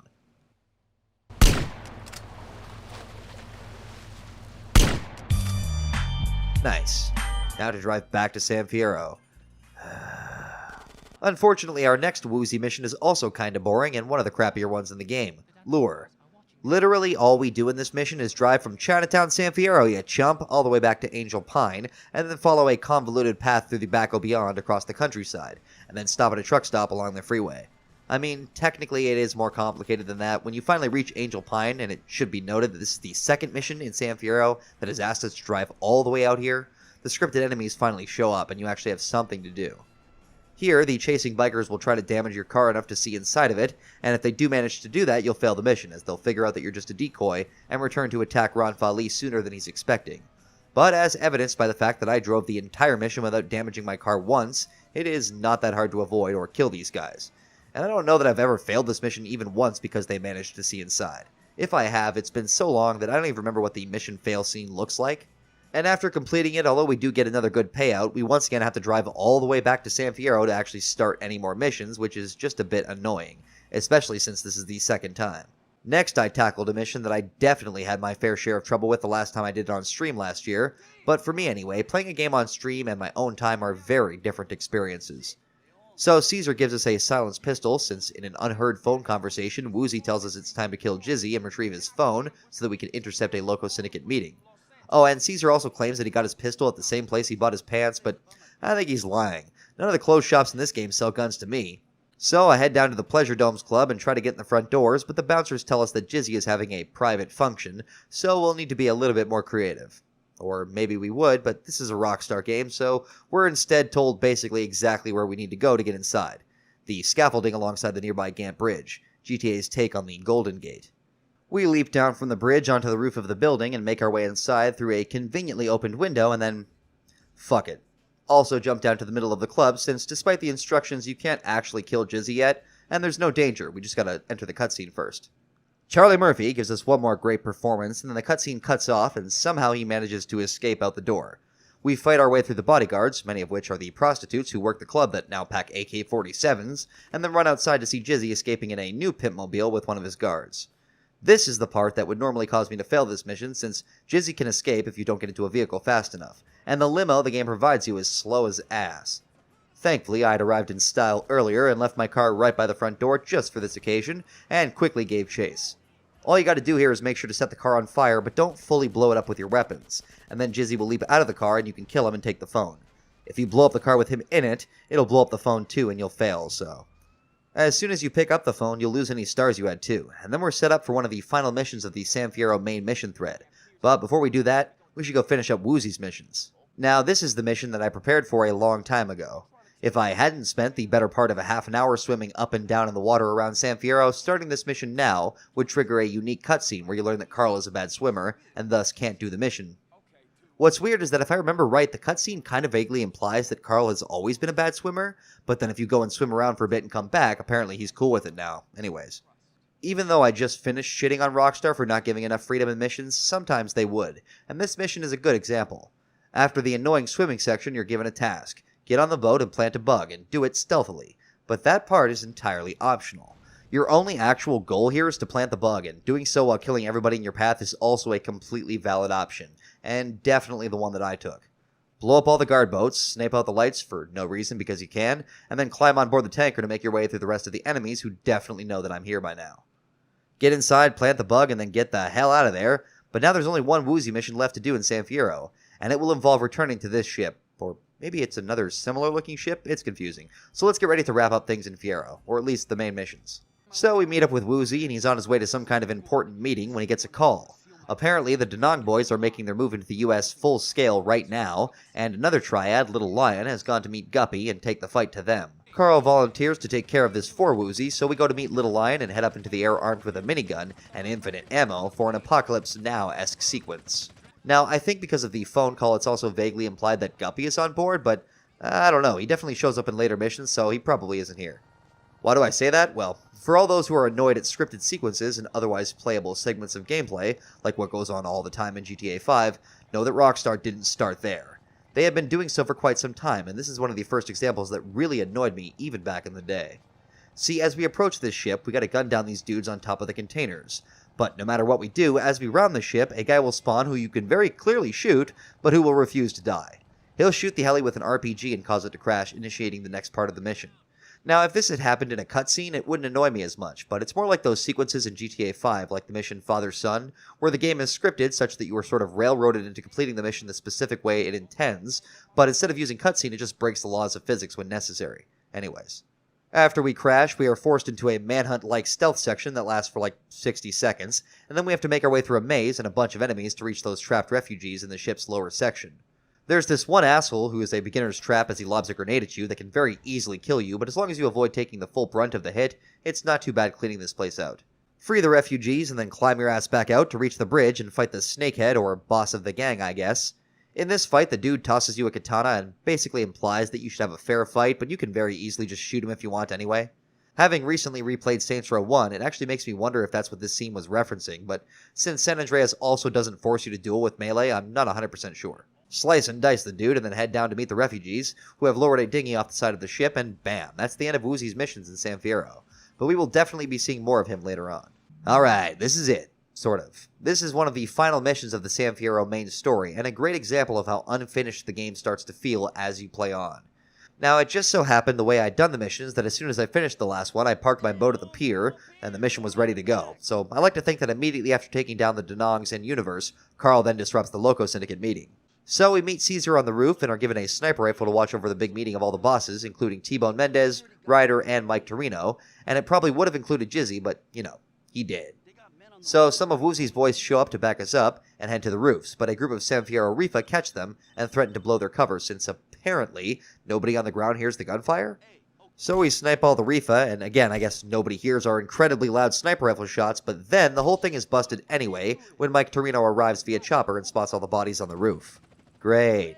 Now we gotta head into the smoke-filled area and kill all the Ballas and Rifa who stand between us and T-Bone Mendez.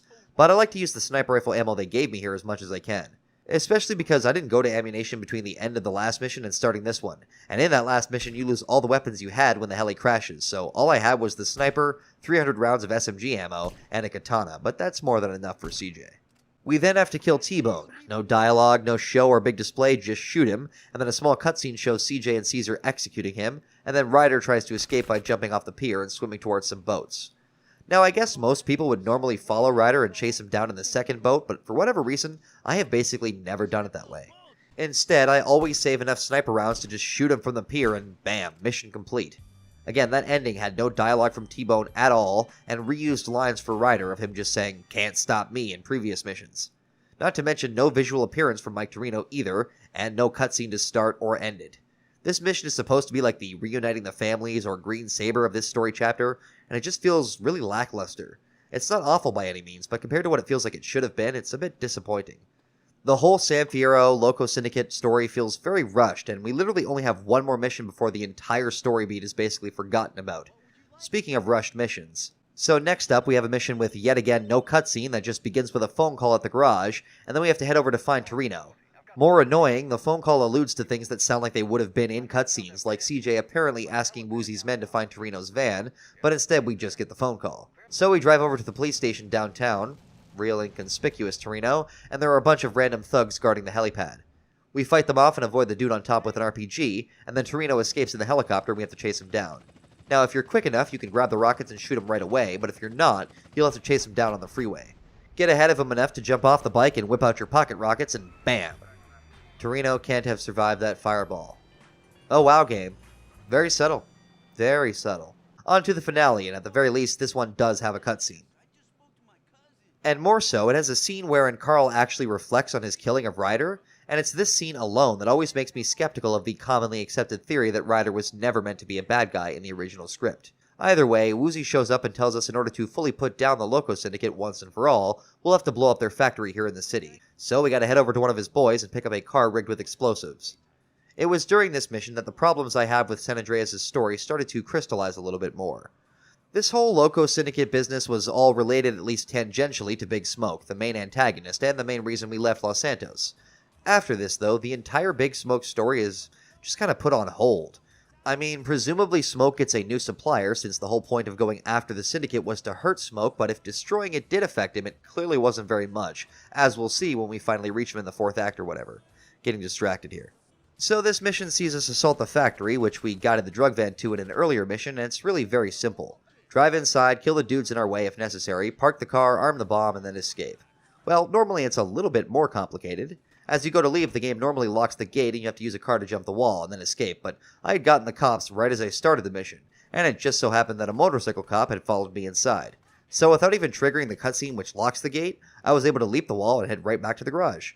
Mission complete. Again, not a whole lot of fanfare, certainly a lot less than was at the end of the Los Santos section, or maybe even the countryside section with Are You Going to San Fierro feeling very tense. Instead, now Smoke's distribution ring has been dismantled and, I guess that's it? But we're still banned from LS, so now what? Well, the answer to that is go back to school. Hooray? I always thought this was a little bit odd, but for whatever reason there are 4 missions locked behind not only completing the main stories in San Fierro, but also completing the driving school.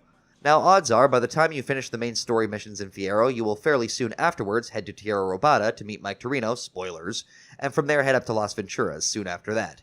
So it's weird that these missions all take place during a time when it looks like Carl and company are fully living in San Fierro.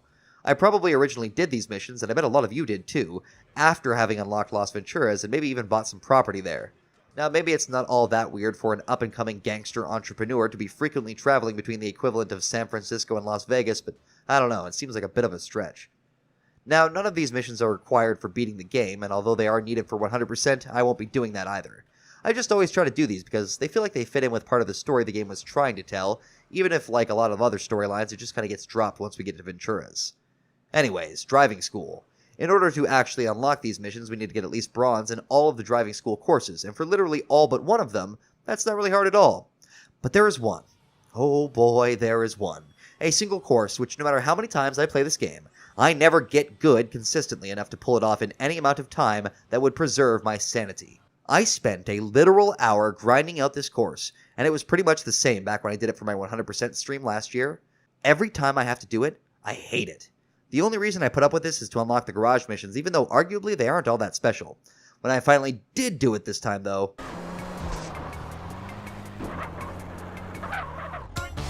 well, I'll be goddamned. So first up, we have zeroing in, where all we have to do is track down this lady in her car who's driving around the west side of Fierro, and use the pit maneuver we learned in driving school to spin her out. She gets out of the car, we nab it, drive it back to the garage. Simple. Second, we have one that is another great example of Rockstar's game design philosophy, which would become highly scrutinized by the time of GTA 5, with heavily scripted chase sequences. We drive over to this car showroom on the north end of town and drive 2 cars out of the window on the top floor. Then we just have to keep up with Caesar as we run through the scripted chase, with some, but not literally all, of the traffic, like in 5, being deliberately placed there and scripted to behave in specific ways. Also, there is randomly construction on this road for this mission and this mission only. This mission is fairly simple, but it's actually a lot of fun, and definitely one of my favorite from the garage asset missions. Third, we have my least favorite of the asset missions. Here all we have to do is drive down to the docks and use a crane to move these 3 containers onto the ground. The crane controls are really the annoying part. The third one always contains the car we're looking for, and once we find it, a bunch of goons show up, and then all we gotta do is hop back into the car and drive to the... like I was saying, all we gotta do is hop in the car and drive back to the garage. There we go. One more to go. Last but not least, we have puncture wounds, which is one of the very few times in the game where we're given access to police stingers, which feels like yet another wasted opportunity for this game. Like, how come we couldn't mod these into cars after this mission? Lame. All we gotta do is catch up to this lady and use the spikes to pop her tires, swap them out for new ones, and then leave the car that we presumably brought with us in the middle of the highway, and then return back to the garage, looking brand spanking new, since Caesar made it clear... no, a wrecked car is no good to us! So with the conclusion of the garage side missions, we have basically finished all missions in San Fierro, and are finally ready to move on to the second to last chapter of the game, as it were, the Badlands. We get a phone call after completing the mission Yay Kaboom Boom, which tells us to come meet the owner of this mysteriously garbled voice at a ranch across the river in Tierra Robada. Now, the more direct route would be to take the Garver Bridge, as it's basically right there once we get off, but I like to take the scenic route, as the game's version of the Golden Gate, the Gant, really never gets to shine in any of the missions, as this corner of the map is basically never used. Once we finally get there, we are greeted not by the person on the phone, but by presumably one of their henchmen, who for some reason tells us we have to prove ourselves by driving a monster truck around the desert really fast. Okay. This mission is really lame, actually, but thankfully it does give us the best line of dialogue in the entire Grand Theft Auto series, so there's that. Now first we need to see what you're made of. What it look like I'm made of? Pudding? I feel like this mission would make a lot more sense if it were to prepare for a mission after, which involved using the monster truck in like a tight time window, since, spoilers, the owner of the mysterious voice is Myke Torino, who is secretly a government agent. Maybe he would have some kind of weird specific government job that required the use of a monster truck, I don't know, but as it stands, this mission is just kinda here, and after completing it, we still have no idea what's going on. Thankfully, though, there's nothing to do here except continue on to the next mission, so...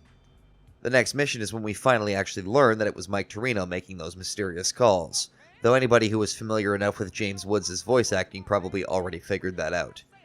I was fiddling with my keyboard when this cutscene was playing, so I accidentally skipped it, but basically, we have to hijack a truck of chemicals, I guess, and deliver it safely to our garage. Afterwards, Myke's G-Men will presumably sweep in and make it disappear. So this is a two-man job, which means we need a partner, and thankfully, Myke already called Caesar and filled him in on all the details. Hell, Caesar doesn't even ask what the plan is until we're speeding down the freeway on a motorbike. What's the plan? I'm gonna pull alongside, and you gonna hop aboard. Oh shit, you didn't mention that on the phone. It'll be a walk in the park. Tell Kendall I love her. This mission has definitely given me some trouble in the past. You're relying a bit on luck here, since depending on the traffic, you'll have different obstacles thrown at you while you're trying to stay alongside the truck cab.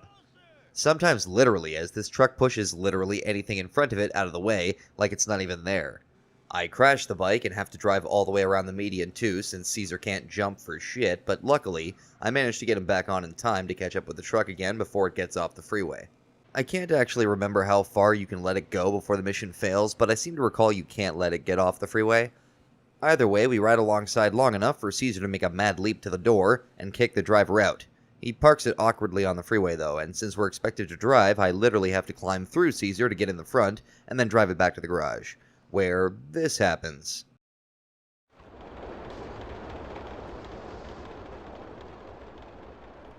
I've played this game for 19 years, and this has never happened before. I am so glad that I caught this on camera. Anyways, now we're working for the government, I guess, so what's next?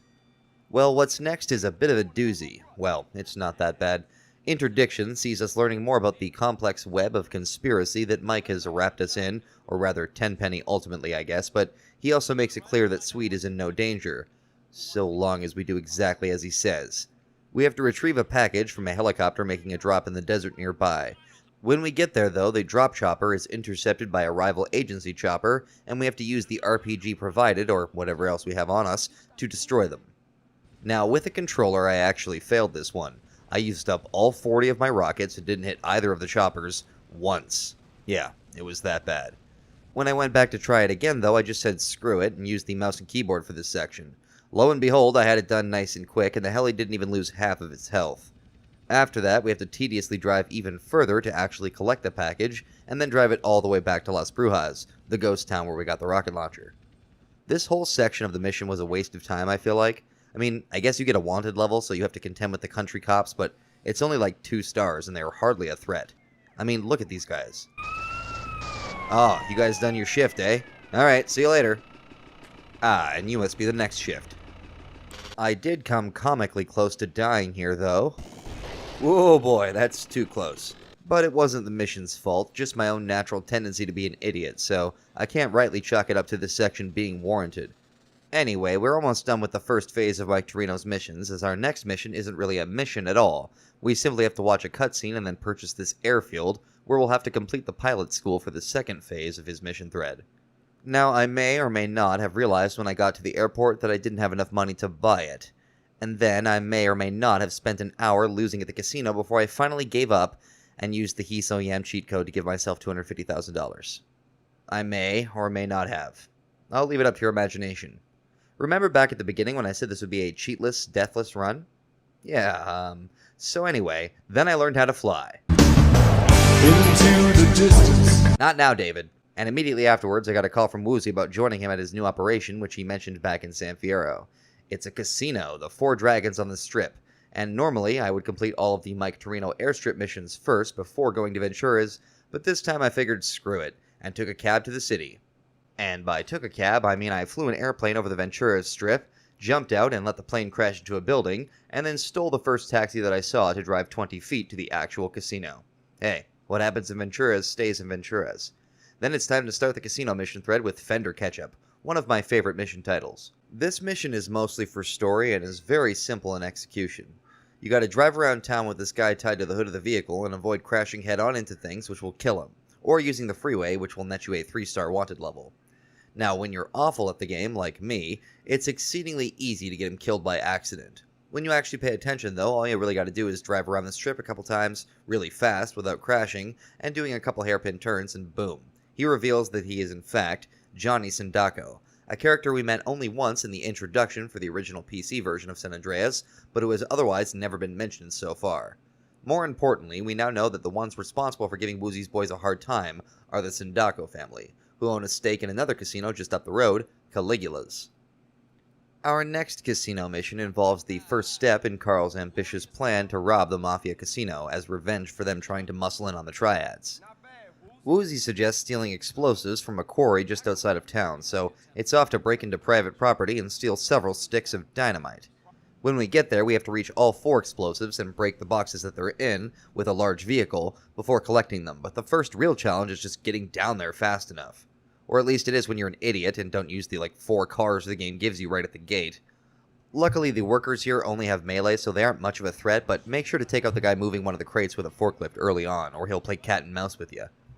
Oh yeah, I forgot to mention, I had 2 stars when I started this mission, and the cops followed me all the way into the quarry, so when I actually collected all 4 sticks of dynamite and then had to deal with the security, I had to also contend with the cops, who'd already entered the quarry as I made my way back up.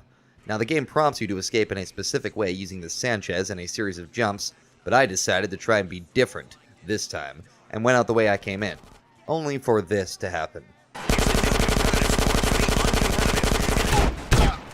Huh. Lesson learned, I guess. Then I used what little dirty cheater money I still had to buy a new arsenal, which included the M4, now finally available, so in the end it all worked out. Then I went back and did the mission the intended way, following the path out of the quarry on the dirt bike, and delivering the goods to one of Woozy's boys just off the freeway. So since the game still hasn't forced me to go back and finish the Torino missions, I decided to just continue with the bank heist thread because, after Explosive Situation, the missions at the 4 Dragons split into 2 separate threads, one for the main story and one for the heist. Our first true heist mission then is Architectural Espionage, where we have to steal a copy of the blueprints for Caligula's casino from a planning department downtown. Well, we'll take a low-quality picture of the plans anyways. So we head down to the planning department, and we were actually asked to use the rarely seen dialogue feature by replying positively to this receptionist. I was very tempted to do it, but I didn't ultimately see what happens when you reply negatively, but it would be pretty funny if it just failed the mission. So the lady directs us to the top floor, and once we get there, the game walks us step by step like a 4-year-old through exactly what we need to do to get access to the room without anyone seeing us take the picture. I feel like this mission is a good example of one of my biggest gripes with Rockstar's game design, especially as the years have gone on. If instead the game had hinted at what to do and given you the chance to figure out that you need to destroy this vent to cause a fire and clear the room, that could have been really cool. But what we actually get is, go here, do this, now go here, do this, now fight bad guys. Oh yeah, for whatever reason, even after doing everything stealthily, the cops will still come after us, and we have to fight our way down the stairwell, shotgunning a single cop on every corner. When we exit the building, I had parked my bike right at the entrance, and thankfully it didn't despawn, so I was able to rush right back to the 4 Dragons with 4 stars to finish the mission. I don't know if it was just this time, but for whatever reason I barely encountered any police resistance on the way back, even with 4 stars. I only saw like 2 patrol cars and not a single SWAT truck, but I'm not complaining. On to the next one. What do we got? Next, we have to acquire a key card from one of the employees over at Caligula's. I should note at this point, too, that as we see in the cutscene, Carl is 100% the guy who had the idea and is planning this entire thing. And this is no small heist. We're robbing a mob casino, and CJ, with experience like robbing townhouses, just walks in with complete confidence that he can pull off something of this scale, and ruthlessly too, as this mission will demonstrate. See, to get that keycard, Carl's plan is to seduce one of the women working at Caligula's in order to steal it. Here's where things get amusing and confusing, though. We gotta do a very annoying tailing mission and follow this woman in a convoluted path to reach this sex shop, where she buys what looks like a dominatrix outfit, but then she speaks to a Benny on the phone whom she refers to as Master. Okay, that doesn't really make any sense. Then we have to go out and put on a gimp suit for some reason, which again makes no sense as to why CJ would hear her say Master and assume she's meeting a gimp. Then we have to follow her to her house, kill a guy carrying a giant dildo, presumably Benny, who is very clearly not wearing a gimp suit, and then knock on Millie's door, who for some reason greets us enthusiastically. I mean, this is very, Very clearly not the guy she was waiting for, but she doesn't care. What's more, after sleeping with her in this very strange setup, she's now Carl's girlfriend. Alrighty. The world of GTA is a strange one. So now the game expects us to wine and dine Millie until our relationship status is high enough, at which point she will let us into her house and we can get the card. However, this full-length game vault has already taken way too long to come out, and unfortunately for Millie, I am going to expedite this process by doing this. To be fair, I pretty much always do it this way since the dating mechanic is very bare bones, and it's annoying to have to do it the long way even if I wasn't trying to get the video out, so sorry Millie. Once she's dead, CJ makes an awkward call to Woozie, and then we go inside to her place and nab the card. Things are starting to escalate though, as our next task involves breaking into the GTA universe equivalent to Hoover Dam in order to place explosive charges on the generators, which will knock out power to all of Las Venturas. Jesus. Now I'm no math magician, but I'm pretty sure this would cause an insane amount of infrastructural damage, be probably the biggest act of terrorism ever committed in the United States, and almost certainly lead to the unintentional deaths of a lot of people, all to darken a casino long enough to rob it because of petty gang rivalries. Like I said, things have escalated. So, with our newly acquired pilot's license, we head over to the airport, steal a plane that seems like it was suspiciously placed here for us, and then fly over the dam to parachute high above it and infiltrate. The actual area we're reaching in the game is not all that difficult to reach with just a boat, so I have no idea why we're once again being convoluted about it, but whatever. There are at least 2 more instances in this mission of that annoying Rockstar design. When parachuting over the dam, it's not enough to just, well, parachute over the dam. You have to reach a specific height and fly through this specific ring to trigger a cutscene, where the plane crashes and then you can parachute down to the spot you're meant to land. When you do land, the game prompts you to be stealthy, but there is literally no point. And you can't even enter the dam after killing the guards. You have to pick up the knife the game provides you because it expects you to be quiet. Until you pick up that blade, the door won't appear, so I guess the knife is some kind of key sometimes too. Or it's a key all the time, and when you stick it in people, it unlocks their death. Inside, we once again are expected to be quiet, with guards patrolling and shadows to take cover in, but like, why? The guards aren't a serious threat, and killing them or going loud in general doesn't bring down like a heavy wanted level or anything, so, like, screw that noise. Or I guess, screw that quiet. Plant charges at each of the generators, kill the guards, and exit the dam for another job well done. So our next part of the plan involves acquiring 4 police bikes and storing them somewhere safe. Now, realistically, this would be very simple. I would walk out of the casino, shoot somebody, wait for a police bike, and then park in one of my many garages. Rinse, repeat, simple. Hell, the pad I bought up in the northeast corner of the map could probably hold 4 bikes, but no, that is not what we are doing. Instead, we have to drive around the whole city and find 4 specific police bikes, because it's not like there are 4 police stations in Venturas. Then we have to take those bikes and catch up to a packer driving around the freeway which surrounds Venturas, and park each bike on the back, one at a time. This takes an absurd 12 minutes, and is mostly just a lot of driving around the Julius Thruway. With that done, there's only one job left though for the casino thread before the big heist, although we can't actually do that until we've dug more into the story missions. Our last setup mission in the GTA 5 lingo is to acquire a sky crane, which we will use to airlift a Caligula's van to our property at the aircraft graveyard. The problem is, acquiring one means getting through a bunch of guys armed with M4s. Now, I am sure there is a less painful way to have done this mission, but arst if I could be bothered to do that. I went with brute force and came literally 1 bullet away from dying, but managed to survive all the way to the roof, where you're ambushed by 2 hunters. Luckily, the game generously supplies you with a mounted minigun, so they're pretty easy to deal with, and then all we gotta do is hop in the sky crane and fly halfway across the map. Twice. First to grab the van, and then all the way out to the aircraft graveyard with the truck weighing down the heli the whole way, and thus making it slower. With the van delivered though, we'll be ready to do the heist as early as we possibly can. Now that we're back at the aircraft graveyard, it seems like a good time to follow up on the Myke Torino mission thread, so let's go do that. Starting with one of my, and I think a lot of people's, least favorite missions in the game.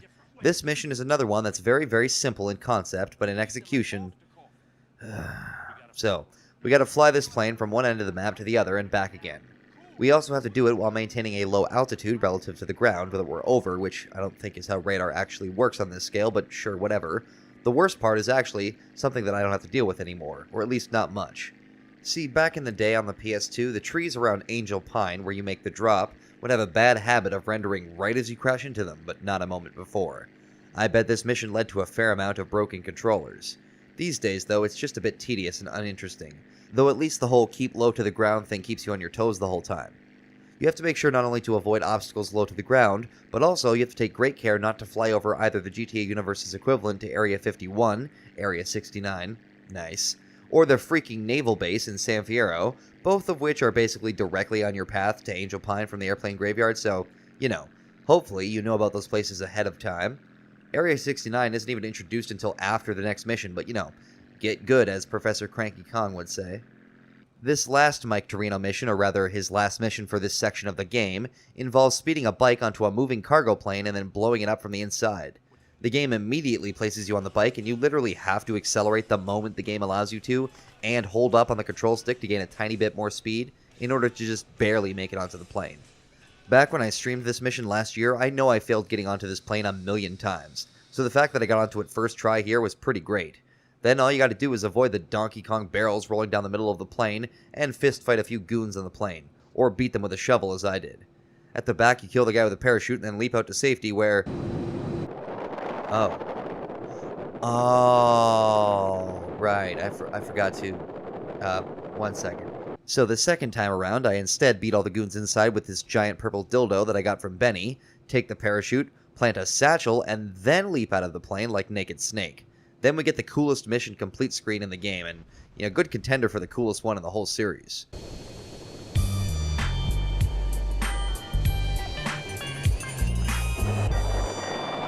Now though, we have more missions at the graveyard, but they aren't from Myke Torino.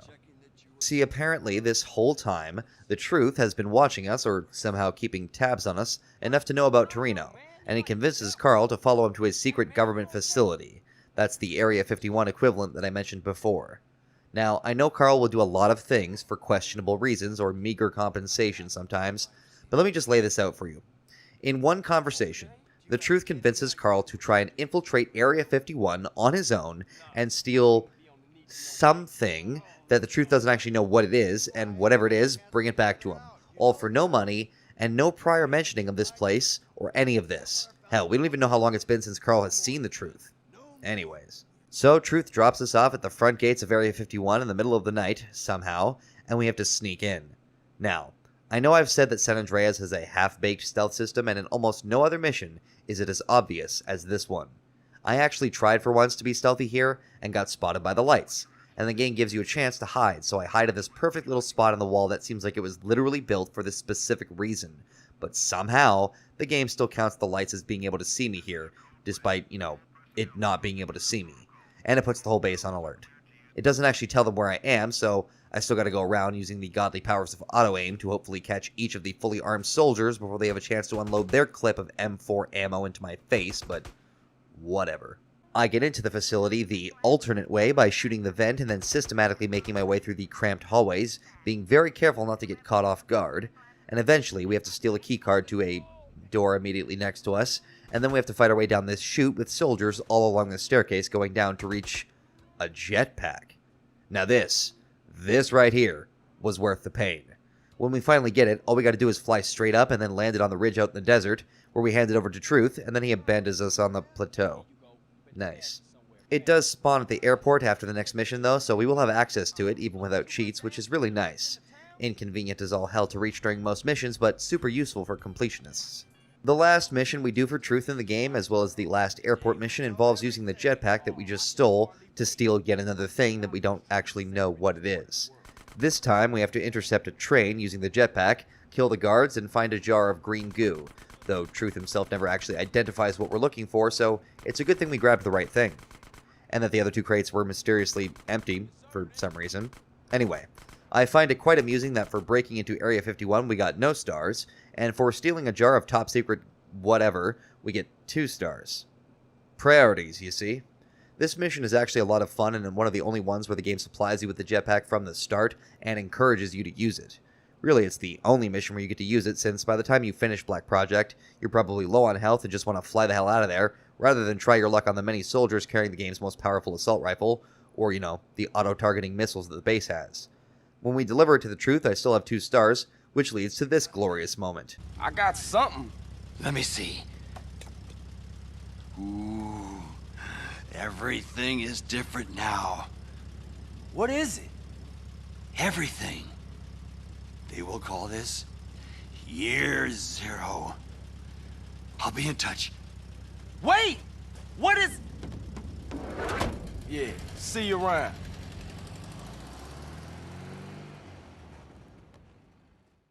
Returning to the casino, we are now going to tackle the main story thread with the mission You've Had Your Chips. Woozie learns that the Sindacos have been manufacturing counterfeit chips at their plastics factory and intends to blow it up, but Carl volunteers to do it for him. The first time I did this mission, I actually flew here with the jetpack, and incredibly, it was still outside when I exited the cutscene, so I used it to fly to the factory. Unfortunately, as soon as I flew over the factory, a cutscene was triggered where it stripped me of my jetpack and dropped me in the middle of the firefight with dudes I would have otherwise been able to kill right behind me. I ended up killing everybody inside and destroying the machines, but once you destroy the last machine, a new wave instantly spawns into the factory, and I was a bit careless, resulting in yet another death. Remember that deathless run? It's times like these that make me really appreciate being able to buy back your guns in Vice City stories. So another tedious trip to ammunition later, and I repeat the mission, making heavy use of my fancy new Desert Eagle to kill everybody inside, including the second wave, and then return to the casino for a nice, clearly screwed up voice line, and yet another mission complete. And next up, we have Don Peyote, a mission where the Truth calls Carl and asks him to help collect a pair of British rock stars that he was partying with in the desert, who ended up stranded through typical hippie drug antics. We drive out to the middle of the desert and meet my two favorite comedic relief characters in the series, Kent Paul and Macker. Macker especially makes me laugh as a fan of a lot of northern British bands like Oasis and the Stone Roses. This whole mission is basically just to introduce them and one more character. Once we pick them up, we try to locate the rest of the band at a snake farm that Carl mysteriously knows about, and then we end up having to fight off some rednecks as well as the cops. Then we head back to Venturas and bring the boys to that third character, another returning one from Vice City, and another favorite of mine, Ken Rosenberg. We find Rosenberg has been swept into some kind of deal where he acts as a middleman between multiple mafia families, all vying for full control of the casino rackets.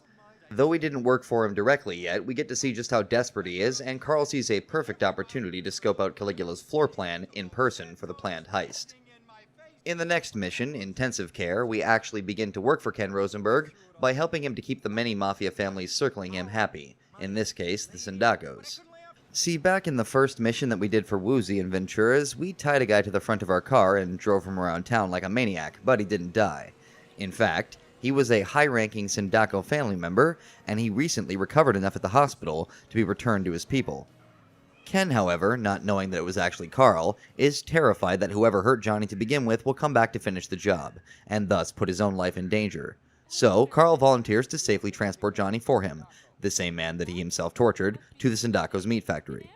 So we head down to the hospital to pick up Johnny, and Carl talks about how it's important that Johnny not wake up while he's driving him, but don't ambulances have, the driver's section completely separated from the back? I don't know, but I'm pretty sure, unless Carl is sitting up front alone chatting to himself, Johnny would never know. Then again, Carl says this before we realize we'll be transporting him in an ambulance. See, when we get to the hospital, Johnny has already been collected, so we have to drive around town and find the right ambulance with him in it, kill the drivers, and then deliver him safely to the Sindaco factory. I ended up finding the ambulance with him in it just idling in the middle of the intersection, which was pretty weird. And what was even weirder was when I shot the driver and then casually drove Johnny to the factory with a Sindaco goon sitting quietly to my right. Before we get back to the casino missions, though, we now have a new crash mission available, even though we didn't get a phone call explaining that Tenpenny was in Venturas, yet more evidence that the later half of the game feels rushed. In this mission, we learn that the long arm of the law is inching closer and closer to actually nabbing the two corrupted LSPD officers, and Tenpenny tasks us with finding a DEA officer, meeting with an FBI guy out in the middle of the desert, and kill them, retrieving their dossier of incriminating evidence. Now, I remembered this mission being pretty difficult, so I stopped by ammunition, grabbed a bunch of sniper ammo just in case, and started driving towards the location. That's when I realized that I have a freaking jetpack at the airport, so why not actually use it for once? Doing that should make the mission a hell of a lot easier, so just fly over there, get a good vantage point, and swoop in. The goal here is to kill the guy actually carrying the dossier, because if we don't do it fast enough, he'll start flying away in a helicopter, which makes the whole mission a lot longer. Now, if you arrive here normally, you have a very small window to gun him down while also dealing with the many well-armed federal agents who surround him, but when you have a jetpack, however, you can just do this. You lost the will to live yet?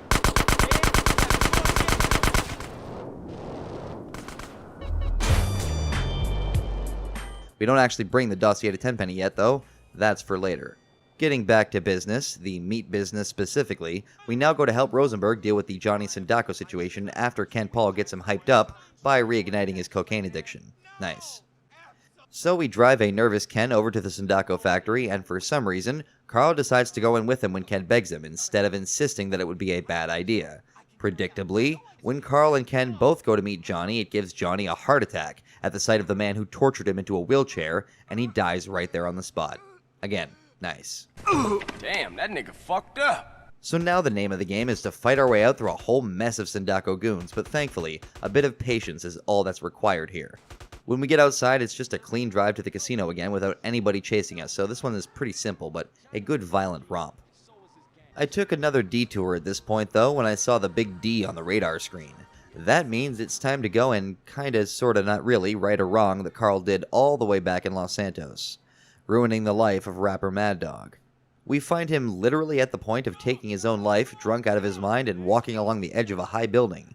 Some wise guys on the ground encourage him to jump, but Carl decides he needs to save Dog, due to, I guess, his guilt over destroying his career for a guy he barely even liked, and who betrayed him shortly after.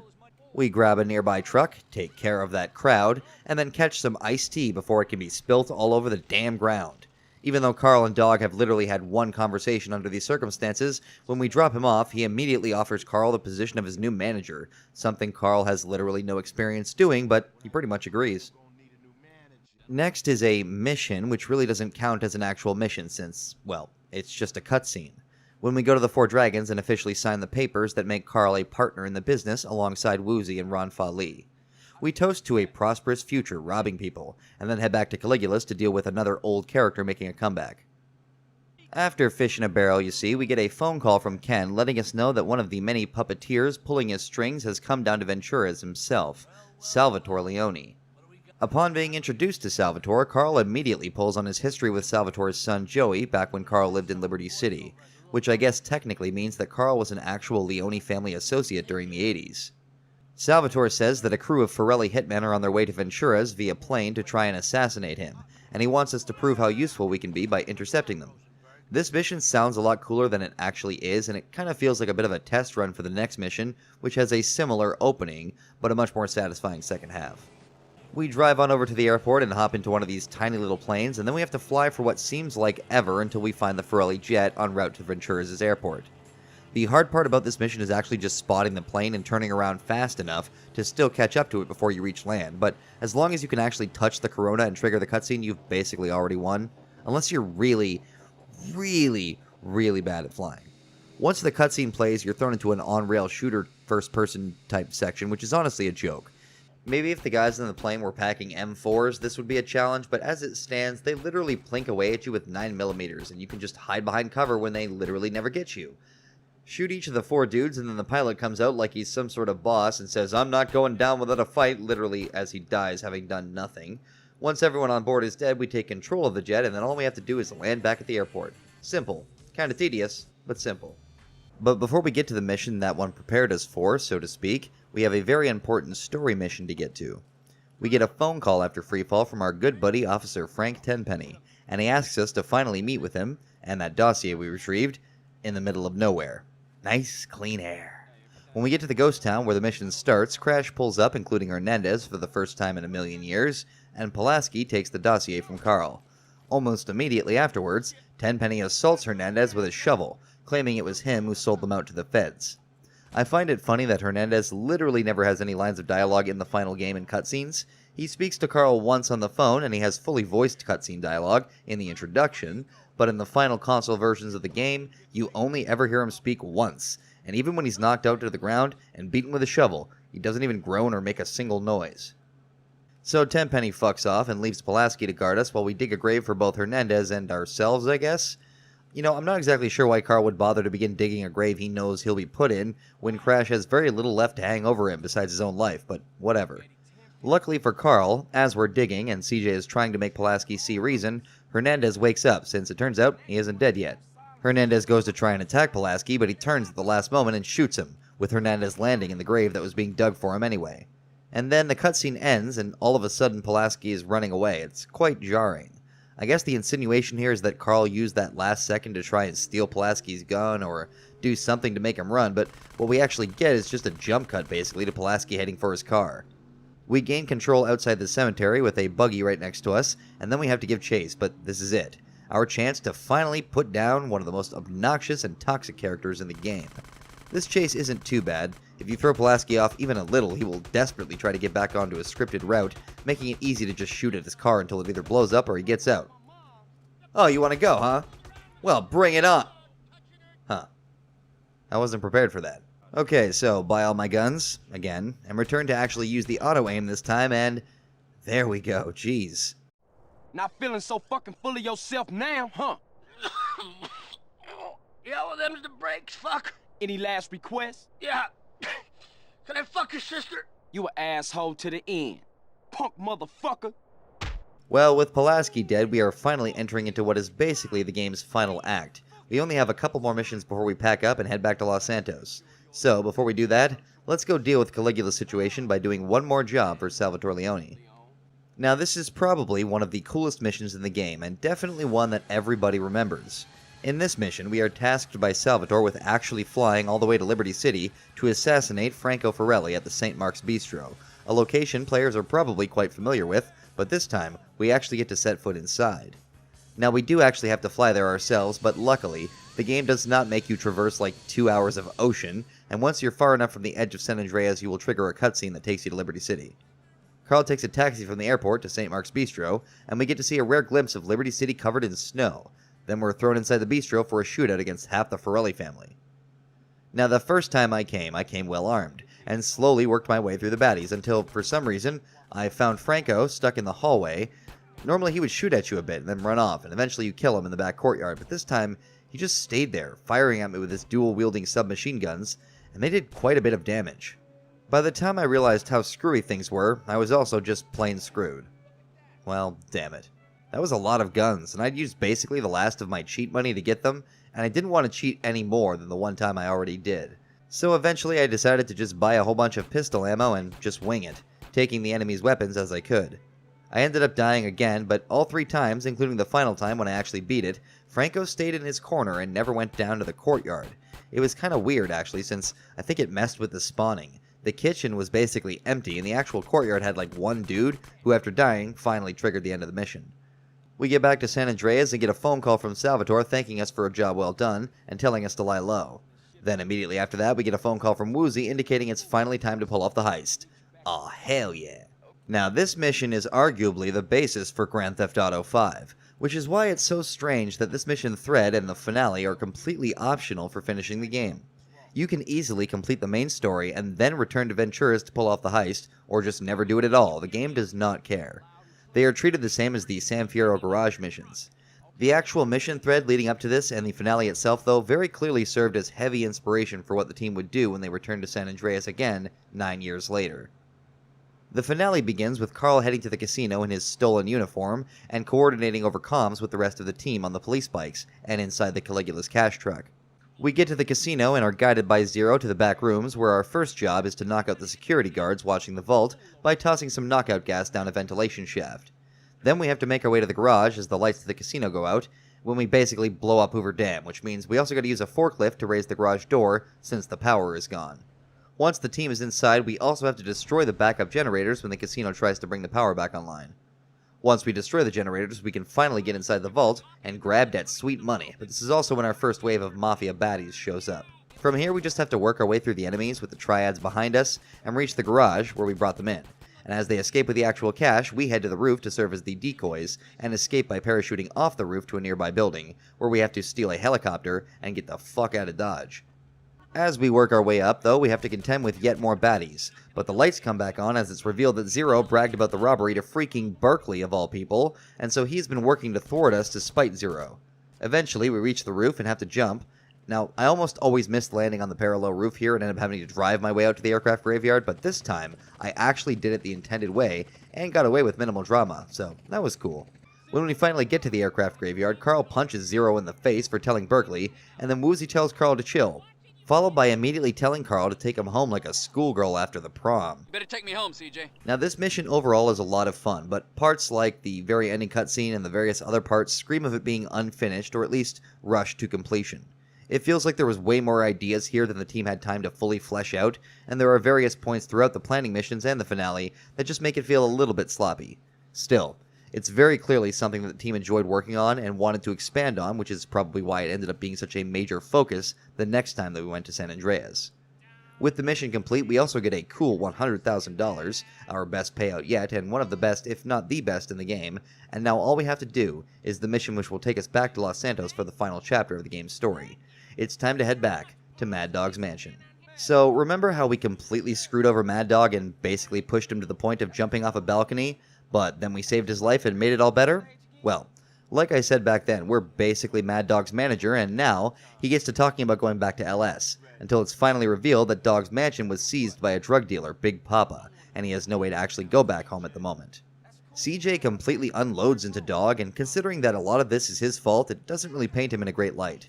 And then we're all off to LS with Dog, Kendall, and Caesar stopping in San Fierro to check on things, while we go with Woozy's triads to take back the mansion, by force. Now, this mission is one of the crazier ones in the game, and it can be a lot of fun. It can also be a giant pain in the ass. I feel like I say that a lot, so nothing new. We first have to leap from the plane and land on the helipad, or really anywhere close, and then fight off the Vagos gangsters for quite a while. Eventually, some special triads land with us, and we have to make sure to keep them alive during the onslaught, and that's easy enough when it comes to the actual Vagos. I end up dying inside at one point too, because it's tight corridor shooting for a considerable length through the mansion, which is quite a bit bigger on the inside than it looks from the outside. We chase Big Papa all the way to the other side of the mansion, where he takes off in his car, and we're given a glorious pink Windsor to follow him with. Then we just gotta take him out and bam, we're back in Los Santos, and now we have a mansion. Or we're supposed to. For some weird reason, probably related to the PC version, the save icon never appears inside Dog's mansion for me, even though it distinctly shows the save icon on the minimap. Not sure what's going on here. But even though we're back in LS, we still have a number of loose ends to tie up before we get to the endgame proper, starting with Mr. G-Man himself, Myke Torino. As soon as CJ and company settle back into LS, he brings Ken Rosenberg and Kent Paul in to help produce a new record for Mad Dog, and during one of his first new recording sessions, they're interrupted by the voice of God, or rather, Hades. Torino tells us that he has one last job for us before we can finally see Sweet released as early as this week.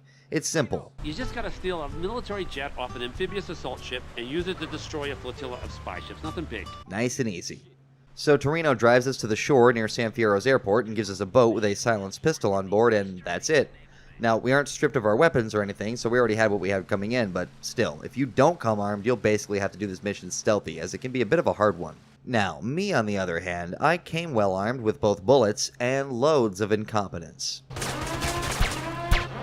You see? And this just makes things simple. Now all I gotta do is not die as I fight off the crew of an entire US Navy ship to reach and somehow steal an F-16 or Hydra or whatever. It's actually not that bad, as long as you don't get lost and end up on the top deck where you absolutely do not need to go. You just gotta disable the SAM sites, and then go to the Hydra on the middle deck, which is guarded by all of like 1 or 2 guys. From there, it's just a matter of not sucking at flying a Hydra. Luckily for me, my chat taught me how to do it properly when I played this mission for my stream last year, so this next part ended up being pretty easy. You have to first fight off a couple of enemy jets that are targeting you, and then you have to head all the way to the top of the map to destroy a couple of boats just chilling out doing nothing. Once they're destroyed, you just have to land the Hydra at the aircraft graveyard since Torino seemingly abandons us at the end, but at the very least, this now means we have access to the Hydra, which is pretty cool. Now, when I started this mission, I had a pretty nice arsenal, and basically the last arsenal I would be able to buy with the money I had. So, when I made it through Vertical Bird without dying, I felt pretty good. In fact, I knew that beating Vertical Bird meant that now I could go see Myke Torino's ranch in Tierra Robata and collect infinite minigun ammo, or whatever other heavy weapon I wanted, and basically make the last parts of the game trivial. So, I beat the mission and flew my jet over to the ranch, knowing the game would give me a parachute so I would just be... let's not dwell on this one, okay? What's the next mission? Well, it's a pretty simple, mostly story-based mission where Myke Torino shows up to give us one last job again, and as it turns out, it's just picking up Sweet from prison.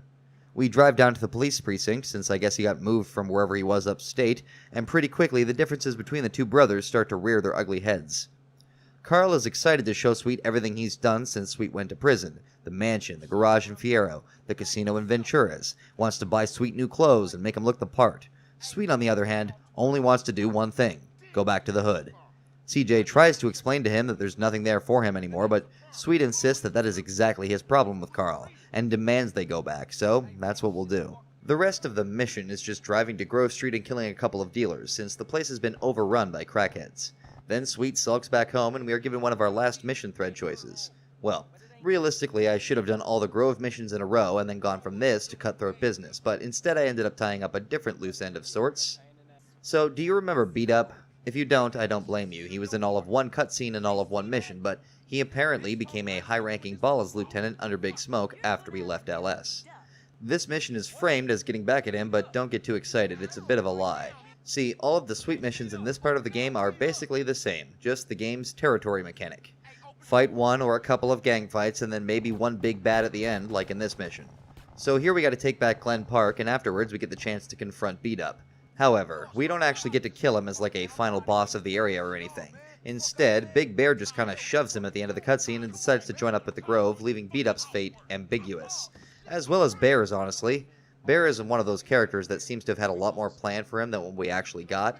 This cutscene here is the last we see of him, with Sweet driving him off to rehab.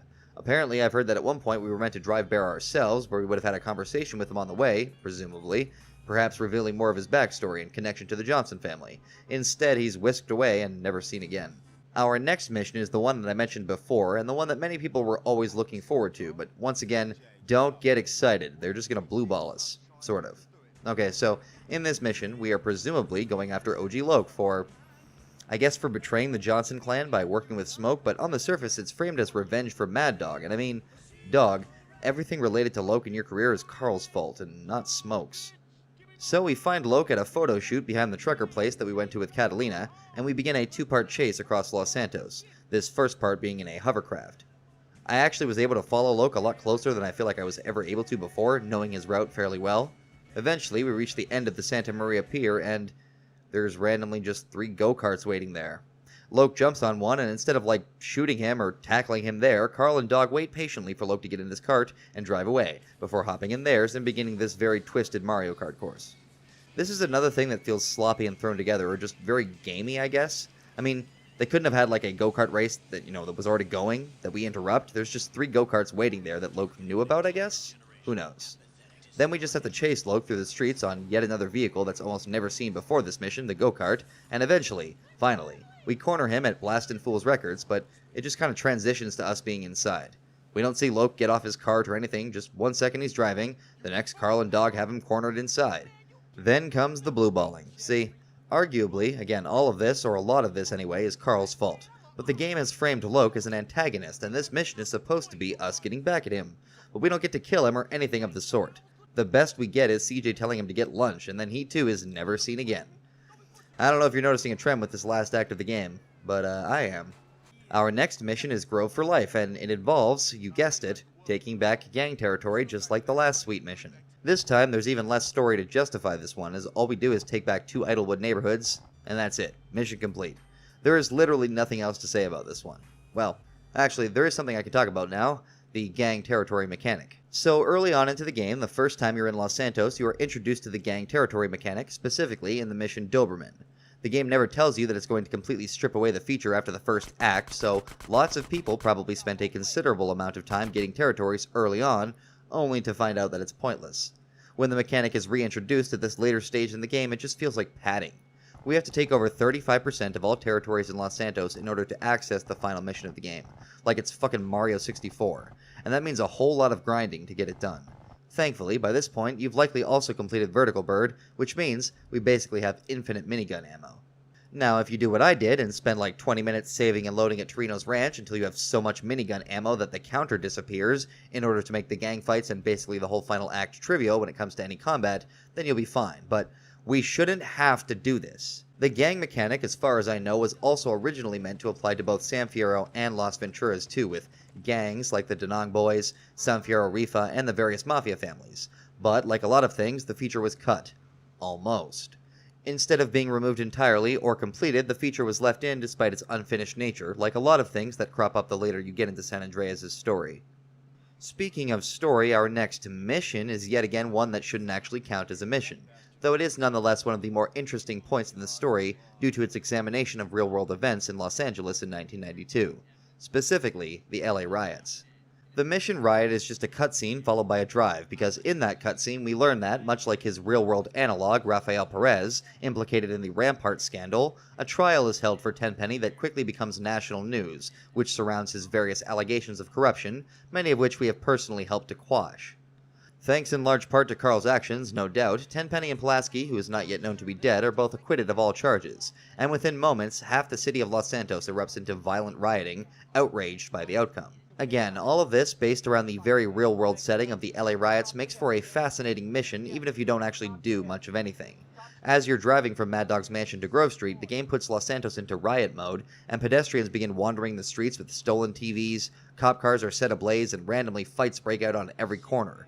It's really quite an interesting part of the game that doesn't get explored all that much, since the effect only lasts for another 2 missions after this. Speaking of which. Alright, we're getting close to the end here. This is the penultimate mission in the game, and thankfully, for once, it's not quite as simple as using the game's territory mechanic. Now, we do have to help Caesar retake much of the Azteca's former territory alongside some of his trusted lieutenants, the few who remain, but what it amounts to is a short gauntlet of Vagos. Now, I took a minigun into this mission like a lot of these last ones, which makes it a hell of a lot easier, but another thing that I remember from my playthrough of the game on stream last year was failing this mission because I accidentally used the minigun on my allies, which is exceedingly easy to do since the minigun is one of the few guns that has no auto-aim. Having a gun like this honestly feels like cheating at this point, as it makes many encounters trivial, like this one. How could you not see me?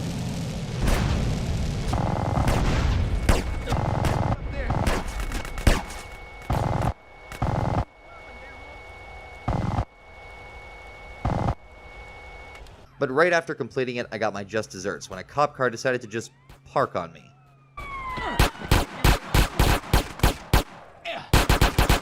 Still, asshole. You're not getting away, buddy. Well, I took this as cosmic guidance or some shit and decided to go into the final mission as legit as I could. I've got no fireproof from cheats or doing the fire truck missions, I've got no minigun, but I do have just over $100,000 to buy an arsenal that would make any gorilla jealous. I'm sure I'll have a hell of a time. So here we go, final mission. We get the phone call from Sweet saying he's found Big Smoke in East Los Santos, which means it's time to wrap up our final 2 loose ends and bring the game's main story to a close. With the riots still going on, we drive over to the Crack Palace, as it's called, in East Los Santos. Here, Carl pleads with Sweet to let him do all the fighting, as a way to make up for letting Brian, their younger brother, die, as he puts it, and whatever else Sweet has against CJ, and eventually, reluctantly, Sweet agrees, saying he'll be in the car should he need him, and then we're off. Now, once again, the game spells out exactly what we need to do here, which is first steal a SWAT tank and use it to literally break into the building. This vehicle is only, and I mean only, seen this one time in this one specific context. It's never used again when you have 4 stars or more, and it's not found anywhere in the world before or after, as far as I know. And this is yet another example of something that feels rushed or forgotten about, which really sucks, because for the 15 seconds you actually get to use this thing, it's pretty cool.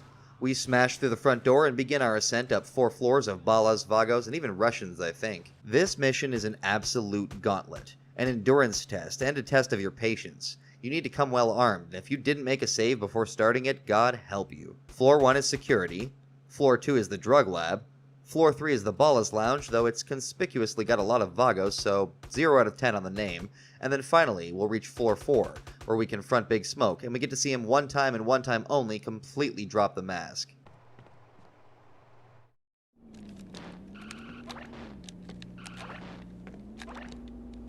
Hey, Smoke! Hey, CJ, I was wondering when you would show up.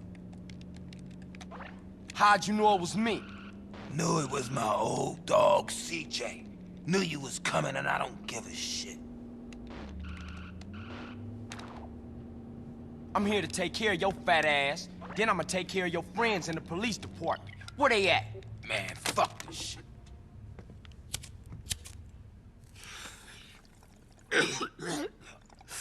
Man, that's some good shit. Man, you and Tenpenny. Man, fuck Tenpenny, and fuck his Polish lapdog, and fuck the police, man. Oh, that's old shit. Look at you, you got the whole world. I ain't got no regrets, man. Smoke, you had... I made it, CJ. I'm a success. I can't be touched. I don't give a fuck. Fuck the whole world. What happened to you, man? Man, what the fuck do you care? I guess we better do this shit then. What follows is a pretty underwhelming boss fight, where Smoke runs around the room shooting at you and bringing in goons, and it all takes place in the dark, so very likely the fight will be a vibrant shade of fluorescent green, which is just lovely. When you finally do gun him down, we get one last cutscene where Smoke admits to getting caught up in the power and money, before finally dying. Hey, Smoke, what made you flip out like that, man? Was it the drugs or what? I got caught up in the money, the power. I don't give a shit. Oh, fuck, man. Why you just didn't quit, man? We was like family, homie. I had no choice. I had to do it. I just see the opportunity of when I'm gone, everyone gonna remember my name. Big Smoke.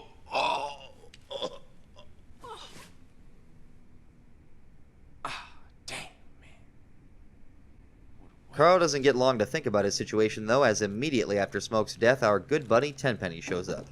Carl Johnson, my man. I need you to do me another favor. You killed Pulaski, now this fat fuck? There's no stopping you. Drop the gun. You ain't leaving here alive, man. Where's your brother at, huh? Why you just didn't shoot me in the back? Feeling exposed, huh? Shut your dumb ass up and load the bag. Come on, let's go. I ain't got time to fuck with you. So what it's like, Tenpenny, huh? All alone? Nobody got your back? Suck, huh? Why you think I'm alone? I got a couple of rookies outside. But I gotta open their eyes slowly, you know. Little truth here, little truth there. Alright, fuck it, that's enough. Chuck it over. I got a fire truck to catch. You crazy, man. Lost. You gone. Half the city's looking for cops to kill, Carl. And I ain't about to get dragged out of a patrol car and get beat to death by some angry mob. No, not tonight. What you catching? A plane? Ding, ding, ding, ding, ding! Good answer, Carl! You know, you're gonna thank me one day for opening your fucking eyes. Oh, I almost forgot, Carl. Time to die. Sweet! What?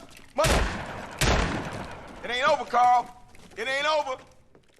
So now comes my least favorite part of the mission whenever I've played it in the past.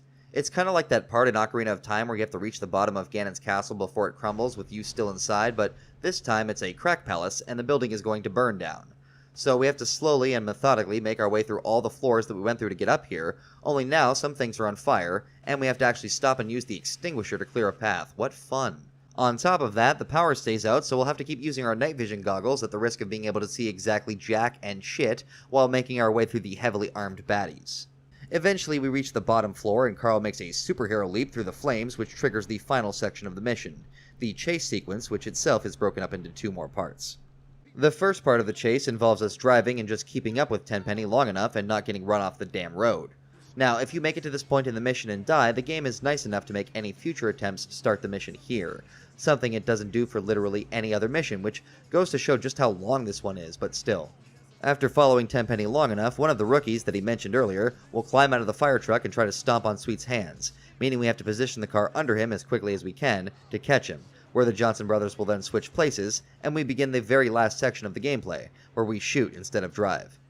Here it's a lot like the mission reuniting the families, where we just need to keep the cops and the other baddies chasing us off us long enough to trigger the final cutscene. Shooting at Tenpenny's fire truck is completely pointless and a waste of ammo, so just focus on the cops primarily and the gangsters, and eventually, Tenpenny will crash his truck right off the Ganton Bridge overlooking Grove Street.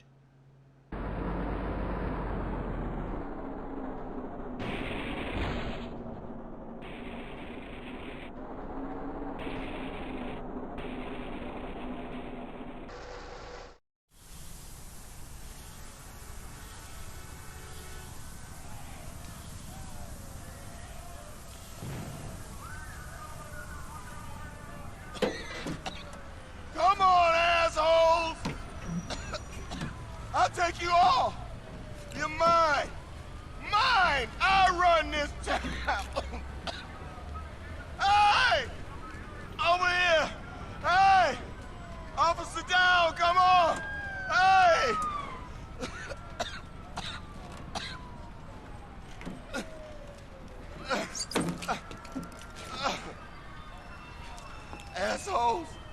You never understood what I did. 50 of me, and this town would be okay. I took the trash out. I did. And I'd do it all again. Don't do it, man. He's gone.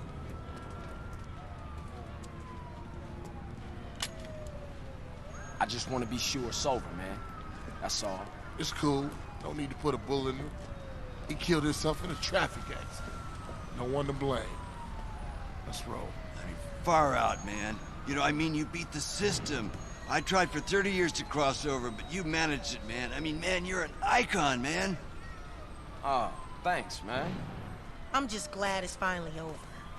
What's up with Smoke? You know what's up with Smoke. He always saw things a little different than us. Smoke? Smoke was always on his own, always out for self. That is the surest path to hell, man. Well, without our 15 microdots and an ounce of mescaline. Let's go get something to eat. Sounds good to me.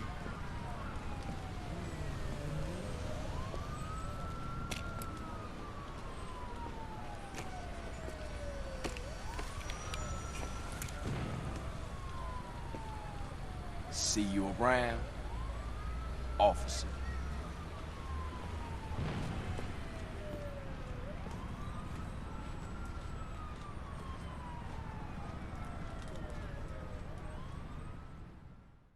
The gang, including for some reason the Truth, who hasn't made an appearance for a while, all show up to witness the death of Frank Tenpenny, knowing that things are finally over. And we learn through the radio after that his body was basically torn to shreds by looters, so it's gotta be one of the most brutal deaths for a GTA antagonist, if you ask me. We get one final cutscene where Mad Dog shows up with Paula Macker to announce his first gold record, and things finally seem to have calmed down, with the Johnson siblings getting along again, well enough anyways, Mad Dog's rapping career taking off, and Carl a successful businessman, entrepreneur, and straight-up killer. Credits. Where are you off to now? Finna hit the block. See what's happening. So what are my final thoughts on the story in San Andreas? Well, like I'm sure I have said a couple of times, it feels like it wants to be a whole bunch of things and fails to commit to any one of those ideas, all of which feel like they could have been a full game. Like the gangster setting of Act 1, the countryside sections after Los Santos and San Fierro, the casino storyline in Venturas, or the drug ring in Fierro. All of them feel thrown together and kind of forced to cooperate. We kind of jump from one story beat to another and often leave things we've invested considerable time into, only for them to never be mentioned or relevant again. That being said, what's still here is very often thoroughly entertaining. I think my biggest gripes with San Andreas come down to what it feels like it could have been. This game feels like it needed to be twice as long, or even longer, in order to fully flesh out the ideas and characters it continuously introduces, because even as it stands, this game feels massive. Feels is a key word there, because even if GTA 4 and 5 are far bigger by comparison, San Andreas still feels absolutely massive, and driving around the state can still give you that sense of going on a road trip across parts of California and Nevada, especially with the classic graphics and the fog effect drawing attention away from the pitiful PS2-era draw distances. At this point, I've veered off of talking about the story and just started talking about the game, so let's get more into that. There's a whole lot more to love here beyond just the story missions. So one thing that I think most people got out of the Grand Theft Auto games that was beyond the story missions was just existing in this massive virtual world that reacts to your presence in so many interesting ways. From the many, many lines of dialogue pedestrians will say, to random police chases going on independent of your actions, to the in-game advertisements, be they radio or billboard. The world of Grand Theft Auto is a parody of the United States, which effectively boils down to taking every American stereotype and dialing it up to 11, while also nestling in relatively real stories inside that world. In fact, it occasionally feels like the more serious tone the game's story is often going for is thrown off by the more ridiculous aspects of the world. However, this is a very light criticism, and one that applies more broadly to a lot more than just San Andreas.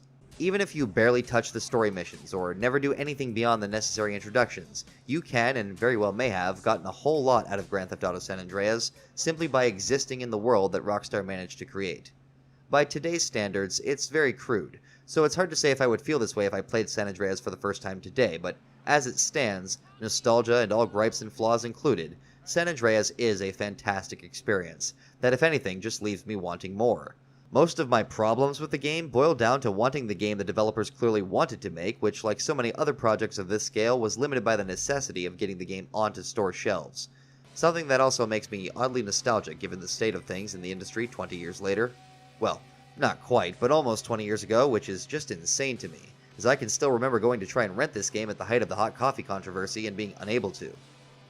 So, trophy time. What do we got today? First up, we have the Almost an RPG Award.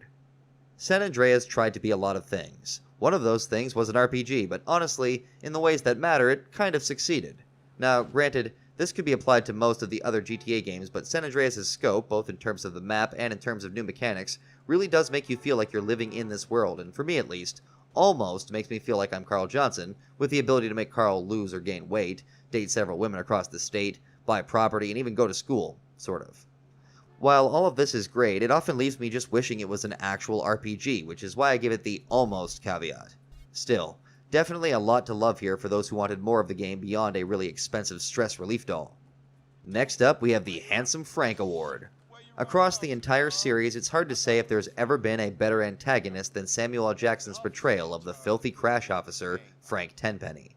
His presence, both on-screen and in-game, is top tier, especially in the game's first act in Los Santos. Tenpenny acts as effectively the man running the one gang you'll never outcompete, the cops. He uses and abuses his authority to make us hate him, and he does a damn fine job of it, being one of my all-time favorite video game antagonists, and one of my favorite too from across the series. You done good, Frankie. You done good. And lastly, we have the Best Map Award. This one's pretty self-explanatory, though it requires a tiny bit of clarification.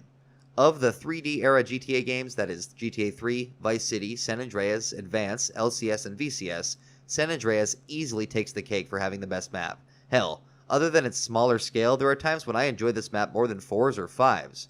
If I feel like just driving around while listening to some tunes, it's usually 5 or this that I'll boot up, just to do a lap or two around the state. The only GTA where we've had multiple full-size cities, just an overall fantastic place to explore. San Andreas might have one of my favorite video game maps, period, and even now, nearly 20 years later, it feels like I'm still finding new locations or seeing things I'd never noticed before, much like one of my other favorite games. GTA San Andreas is, in a word, ambitious. GTA 3 came out in 2001, Vice City in 2002, and San Andreas just 2 years later in 2004. The team at Rockstar North pushed themselves to get this one out and likely went right to work on the likes of GTA 4 after it finally did release, with other Rockstar studios handling the spin-off games afterwards. There's definitely a reason why San Andreas frequently makes appearances on lists of the greatest games of all time, certainly from this era, and most definitely for the PlayStation 2. I may have my various complaints about it, but it's only because I love this game, and I wish it could be even more than what it ultimately is. Let's also briefly touch on the absolutely fantastic soundtrack that San Andreas has, thanks to its impressive library of licensed music. James Brown, The Who, Leonard Skinner, Ozzy Osbourne, Too Short, Big Daddy Kane, NWA, the list goes on and on. Much like Vice City and basically every Grand Theft Auto title beyond the 2D era, the music on the radio in this game really does sell the atmosphere of the mid-90s perfectly. Combine it with the stellar performances of the radio cast, and it does go quite a long way in making the world feel real and lived in. Maybe not believable, but this is a parody after all, but it really does help to complete the picture. Speaking of the cast, beyond just Samuel L. Jackson, one of the greatest villains of all time, we have incredible performances, many of which came from local rap and hip-hop artists in the LA area who lent both their voices and their authenticity towards the story that Rockstar was telling. MC8, Young Melee, Kid Frost, as well as plenty of returning heavy hitters like Frank Vincent as Salvatore Leone and William Fichtner as Ken Rosenberg. There's also plenty of new faces to the GTA world whose celebrity voices so perfectly fit the characters they play, like Charlie Murphy as the pitiful pimp Jizzy B, James Woods as the wonderfully manipulative G-Man Myke Torino, Peter Fonda as the eccentric hippie The Truth, or Ice-T as the alcoholic rap superstar Mad Dog. The talent of both the cast on the radio and in the world are absolutely fantastic, and it's an absolute pleasure to interact with them every time I play. So yeah, that's about it. San Andreas is definitely one of my favorite games, and a fantastic one at that, but I often find myself wishing it was more whenever I play it these days. By no stretch of the imagination is it a bad game, but perhaps occasionally too ambitious for its own good. For what it sets out to do though, which is to be an enormous and fairly accessible open world for people to run around and cause havoc in, it does an incredible job, just like every GTA before and after it, mostly. I will always come back to San Andreas for a good jaunt around my favorite 3D era locations like San Fierro and Las Venturas, but I am at least one step removed from being able to simply praise it to the end of the earth and back without end. I see its flaws. I see its strengths too, but it's a tiny bit easier for me to look at this one beyond my time with it as a kid, since most of my vivid memories are of Vice City and 4. So, this has been another episode of the Game Vault. Thank you all so very much for watching, and if you've made it this far, that means you're one of the few. If you're still watching this late into the video, consider checking out some of the other Game Vault episodes, or watch my pseudo-documentary series, Grand Theft Auto Biographies, or Grand Theft Auto Geographies. If you enjoyed what you saw today, consider supporting me by becoming a patron over at patreon.com/GuinnessWalker.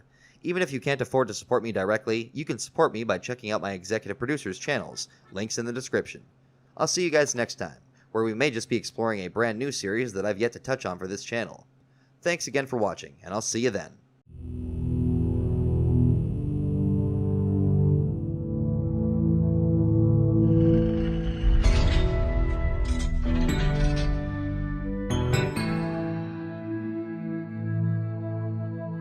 Howdy, and welcome back to the Game Vault.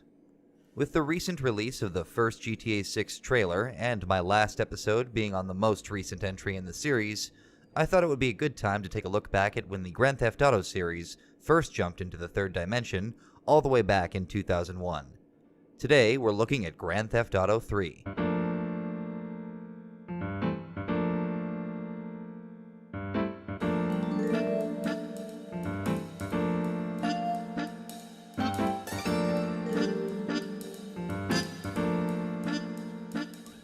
Now, disclaimer, I am not playing the atrocious remasters from 2021, but instead the regular base version of the game on PC. However, I will be using a couple of mods to make the game a little bit more functional for modern PCs, which will definitely affect my gameplay experience a little bit, such as a modern control scheme for gamepads.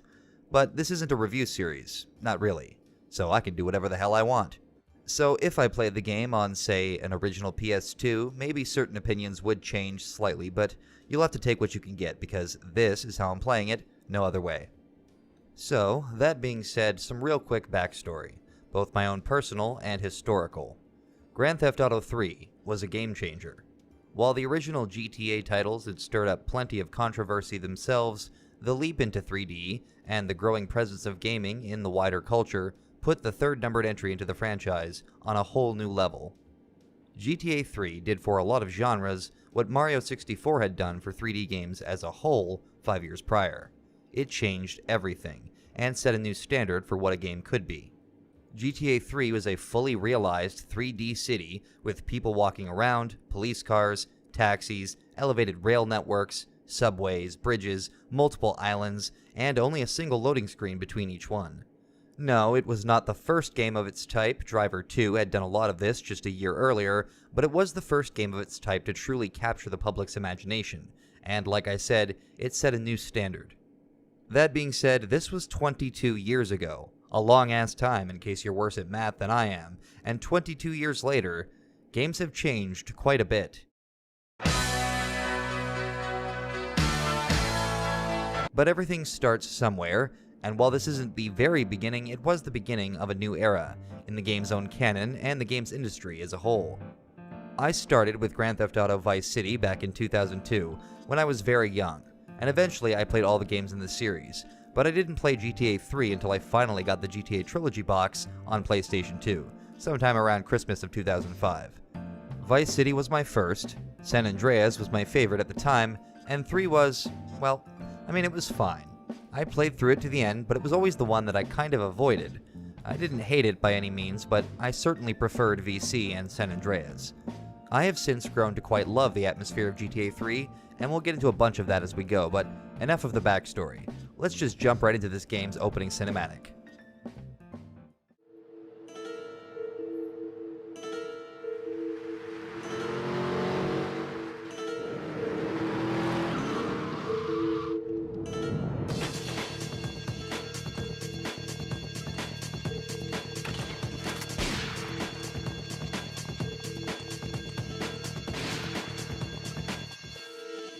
Sorry, babe. I'm an ambitious girl.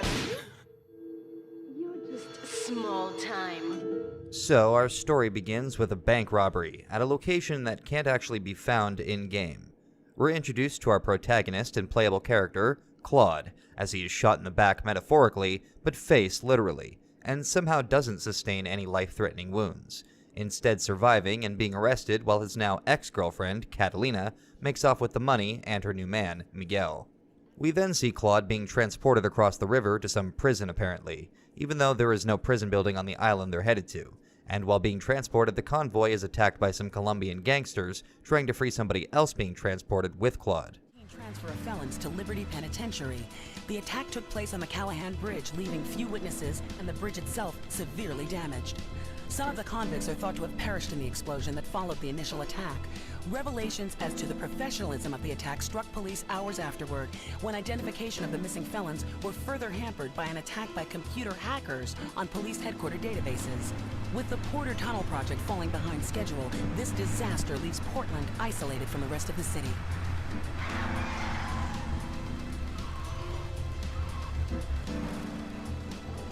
Come on! Senor Dickhead! It's no problem to kill you. You're gonna be sorry.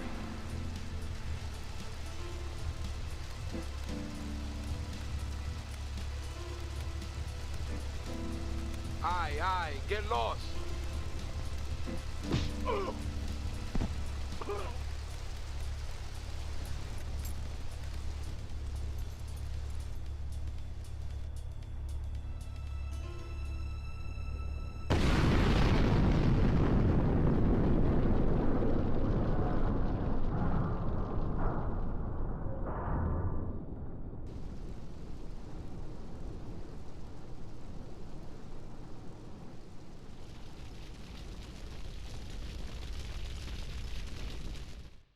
So, thanks to some dumb luck, Claude is now free, along with a friend of his, I guess, 8-Ball, whose hands are messed up from an unexplained incident, which will be retconned years later in the GTA title for the Game Boy Advance.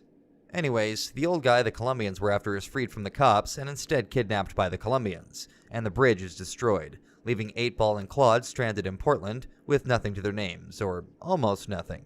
Turns out 8-Ball knows some people and can therefore get Claude some new work, so we've at least got somewhere to start. This is about all the backstory this game gives us, and I mean, I'm even including details that the game hasn't yet supplied us, like our ex-girlfriend's name and 8-Ball's hands being burned.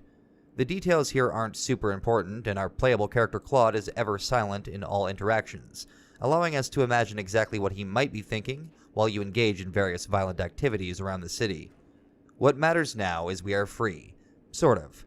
We are actually immediately launched into our first 2 missions, but they're very simple.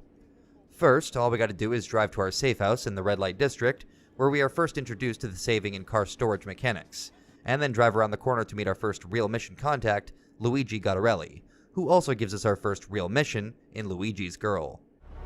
8-Ball's got some business upstairs. Well, maybe you could do me a favor. One of my girls needs a ride, so grab a car and pick up Misty from the clinic, then bring her back here. Remember, no one messes with my girls. So keep your hands on the wheel. If you don't mess this up, maybe there'll be more work for you. Now get out of here. Once again, though, things are dead simple. The whole mission is just to drive to the hospital, pick up Misty, and drive back. Nothing more to it. And Misty isn't exactly talkative. But I find it highly amusing how far the series has come from back then with what was considered a mission. They will get more complicated though, obviously. For now though, I like to do a lot of free roaming in GTA 3. Maybe more so than VC or San Andreas sometimes even. Something about the plot's lack of urgency and the flimsy but still believable motivations for Claude make just being chaotic in Liberty or jumping from exploration 1 minute to cosplaying as a paramedic the next just work somehow. Speaking of which, immediately after the first 2 missions, I started looking for hidden packages. In the 3D era games, that is GTA VC, San Andreas, LCS, VCS, and this game, there are hidden packages scattered around the map, 100 in total, and they will give you weapons at your safe houses for every 10 that you find, usually. In the later games, these are not nearly as important, but in GTA 3, things like hidden packages and side missions can become critical to completing the game, depending on how familiar you are with old games and how unforgiving they can be. GTA 3 is not the hardest game in the world, but it can be really frustrating. And keep in mind, I'm also playing with better controls, such as the ability to drive with R2 and L2, like in modern driving games, or having full control over the camera on foot and in cars, and it will probably still kick my ass. I intended to try and do a deathless run, but that was realistically never going to happen, because this game has a habit of handing you bullshit, unavoidable deaths out of nowhere, and trust me, it will. Anyway, after collecting about 10 packages and unlocking the pistol at the safe house, I did one of the game's rampages, which simply asks you to kill a specific number of a certain NPC type with a specific type of weapon in the game in a time period given. I don't think completing these gives you anything other than money and progress towards 100%, but I am not going for 100%, so don't expect me to do all of these or the stunt jumps. After that, I stumbled into doing paramedic missions, which, for anybody who's been a regular viewer of GTA 3 streams knows, are complete bullshit. There are a number of side missions you can do in the game, including vigilante or police work, taxi fares, import-export missions, and of course, paramedic missions. All of these either give you money, some new bonus, or both in the case of paramedic missions, which give you an infinite sprint, which can be very helpful, but it's also infamously difficult.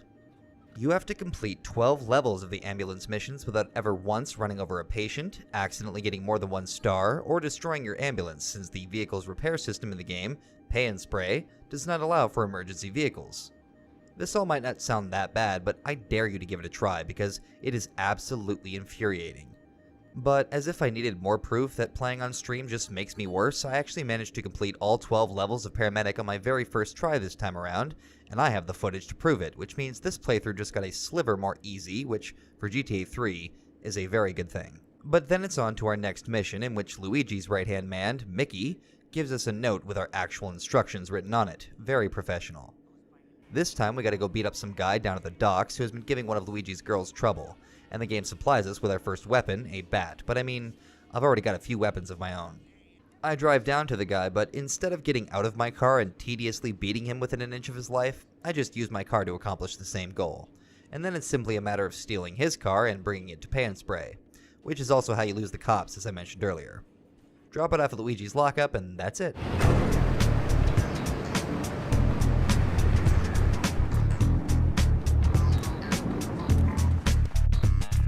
Then it was back into roaming around Portland looking for more hidden packages. Now, I'll admit that in the past, when I've found all 100 of them, I have used a map online. Completely shamelessly, I might add. This time, though, I wanted to see how many of them I could actually remember where they were, without actually looking up anything, and as it turns out, I remembered quite a few of them, especially on Portland.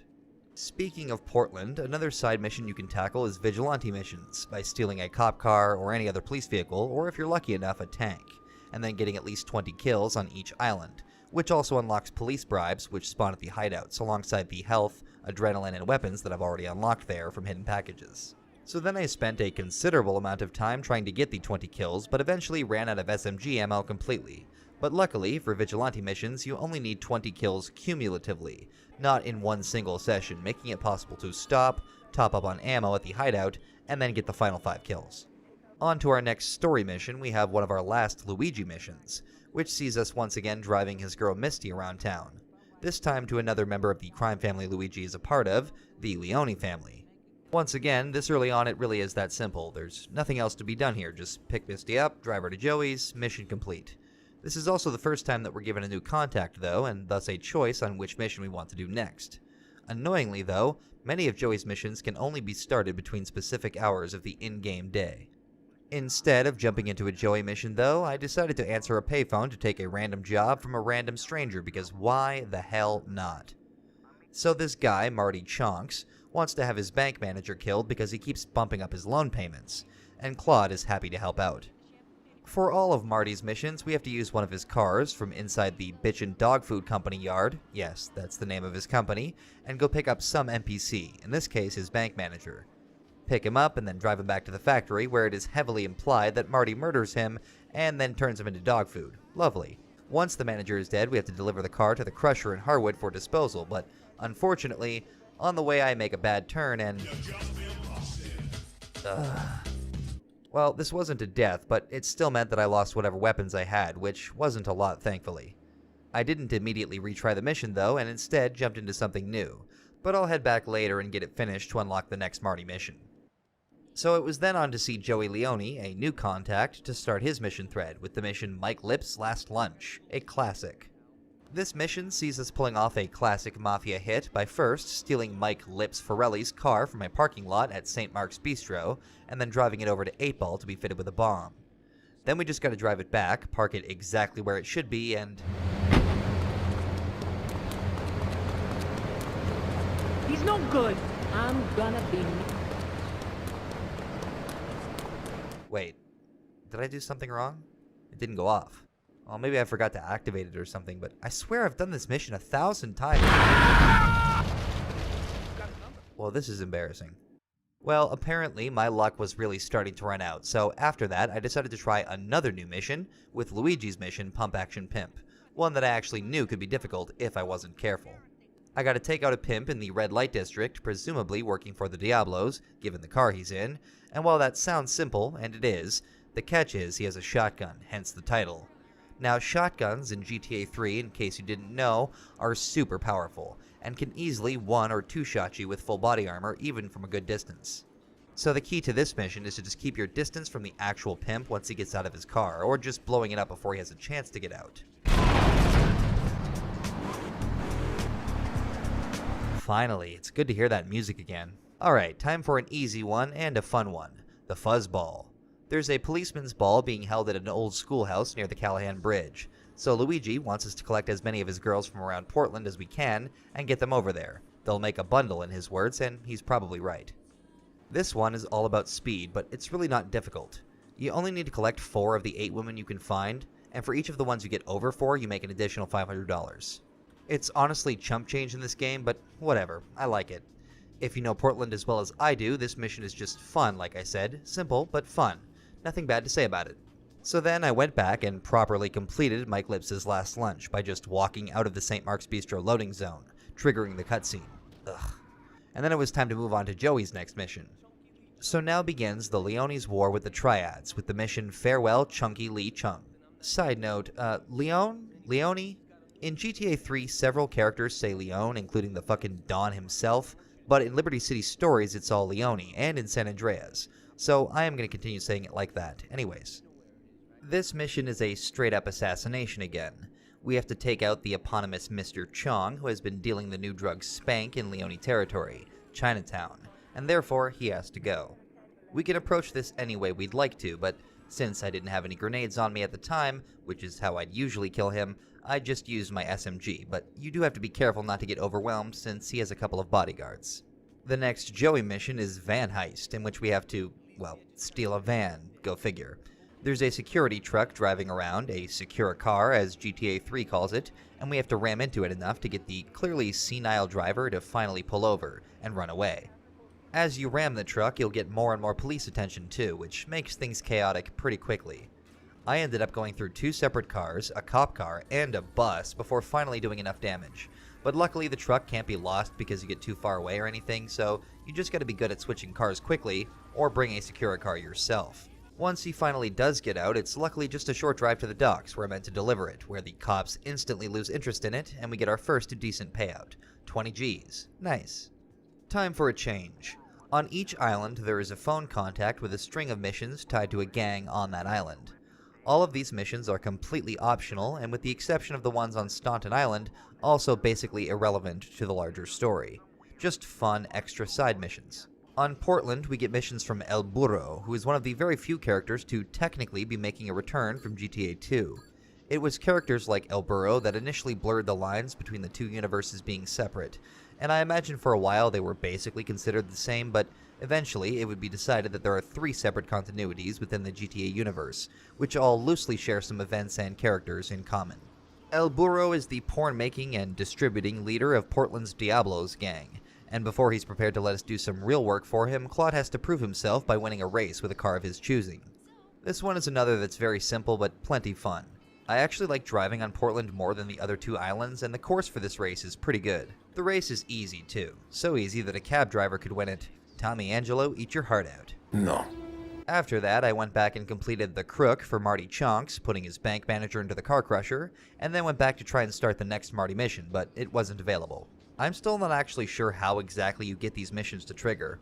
They are also the only ones that I know of that don't have a blue circle when you start them, unlike all the other phone missions, and there's also a fourth mission from him that only becomes available late game, I think, so you would have to come back here long after you'd probably left Portland behind. So instead, I decided to start the next Joey mission and meet another new contact, a capo in the Leone family, Tony Cipriani. Yeah, I'm Tony Cipriani. Continuing the beef that we started with the Triads, Tony wants us to take him to a Leone front business in Chinatown that hasn't been paying its dues, so he can set them straight with a baseball bat. After we drop him off, he gets ambushed by a bunch of Triads, and all we have to do is drive him back to his mother's restaurant in St. Mark's. We can kill the Triads here, which I do, but it isn't necessary. Okay, now for a hard one, dead skunk in the trunk. This time we'll be continuing the beef that we also started for Joey with the Forelli brothers, or Forelli family. It isn't clear if the Forelli family has actually just been reduced to 3 brothers at this point or what, but we already killed one. Now, Joey has killed another Forelli gang member, or brother, or something, and his body is stuffed in a car at the diner in Callahan Point. So we gotta head down there, collect the car, and bring it to the car crusher for disposal. When I get there, though, I'm greeted by 2 of the Forelli brothers in their cars, and they try to take me out. Whoa, Jesus, these guys are bold. They can't get me up here, though, can they? Oh, Jesus, yes, they can. Okay. I have a plan. Woo! Okay, now one at a time.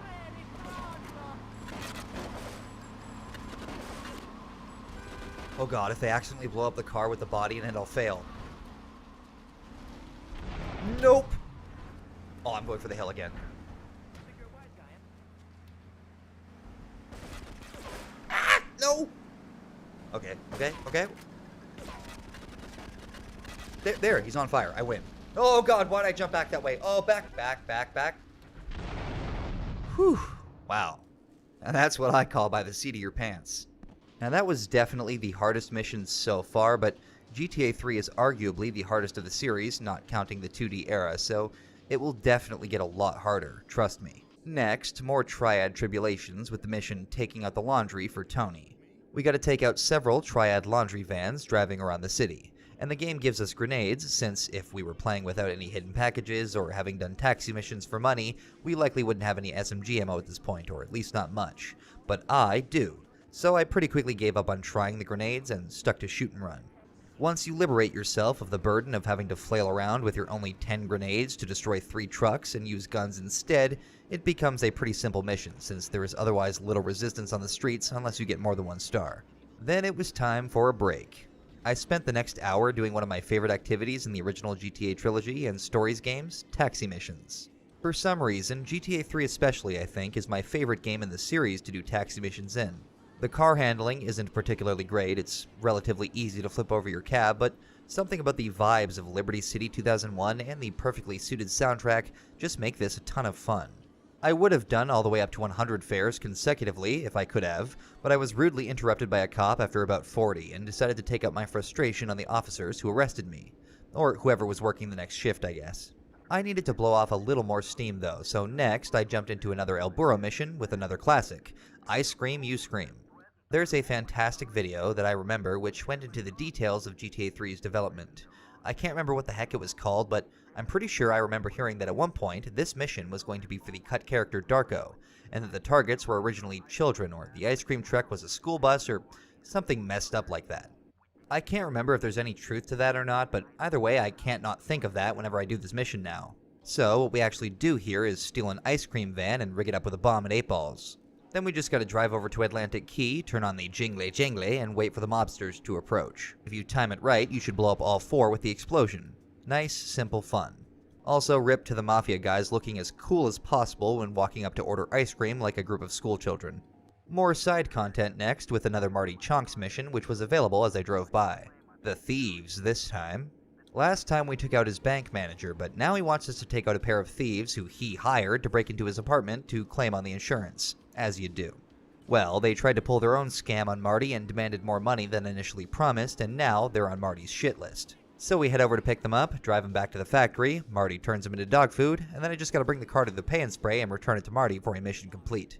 Now it's time for a Joey mission. Please come back between... I despise this mechanic. Guess not. Time for more taxi missions. This time I completed another 60 for a total of 100, and unlocked the best car in the game, the Borgnine Taxi, a little tribute to Escape from New York. Now I planned to continue with the El Burro missions, starting the next one, Trial by Fire, the next time that I booted up the game. But this mission is simply a rampage, killing 25 triads with a flamethrower in Chinatown, and after you do it, all the enemies in Chinatown become a lot more hostile, so about 7 kills in, I abandoned it, and decided to try another mission thread related to the triads, with the intention to come back later and finish it. So it's time for a new mission thread with Tony Cipriani's missions, starting with The Pickup. Tony asks us to go and pick up what the triads of Chinatown owe him for collections that week, or month, or whatever. We head over to this alley, which has 3 separate entrances, and collect the briefcase where several triads will spawn in, and all but one of the alleys will be blocked by triad trucks. The rest is just survive and return, but I ended up having a lot more trouble than usual with this one. I also ended up killing all the triads here, even though I didn't have to, just because I could, and then returned the briefcase to Tony. Then I went on another rampage. I didn't do a rampage mission, I just went haywire and fought the police for a while, which is always one of the most entertaining things you can do in a GTA game. When I got bored of that, I returned to Joey for his next mission, The Getaway, which sees us serve as a driver for a bank job. Using the Patriot that I already had, which has great speed and pushing power, I drove the boys right back to their hideout, but apparently didn't take my meds that morning because I completely forgot to hit the pay and spray to lose our wanted level on the way there, and so I had to do a 180.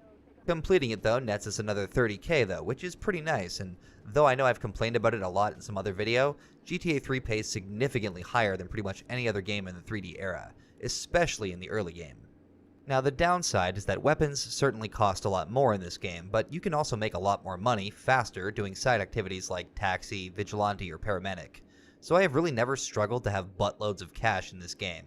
And it's been a very long time since one of the few missions which asks you to have certain amounts of money stopped me from playing and forced me to grind. I mean, I do grind, but I like grinding taxis or other side missions in this game more than any other. I don't know why. But now it's finally time to meet the head of this mafia family Claude's been doing so much work for, Salvatore Leone, played by the late Frank Vincent. And he delivers a fantastic performance even if he only has a relatively minor role in this game. Before we meet him, though, we need to first get to him, which means picking up a limo and Joey at his garage, and then collecting Luigi and Tony so we can all head to Salvatore's together. When we pick up Tony, though, triads ambush us, forcing us to make a mad dash for the mansion. Luckily, I knew where I was going, though, and also knew the best direction to approach the house from, since there are 2 more triad vans blocking the main road. Sneak past them and slide into the garage for a mission complete, and an iconic cutscene. You did good back there, kid. Real good. Come on, let's introduce you to the Don. Hey, Luigi! Oh, my girls have been missing you so long, Salvatore. You've been away too long. You tell them once this unfortunate business is taken care of, we'll all go down to the club and celebrate, okay?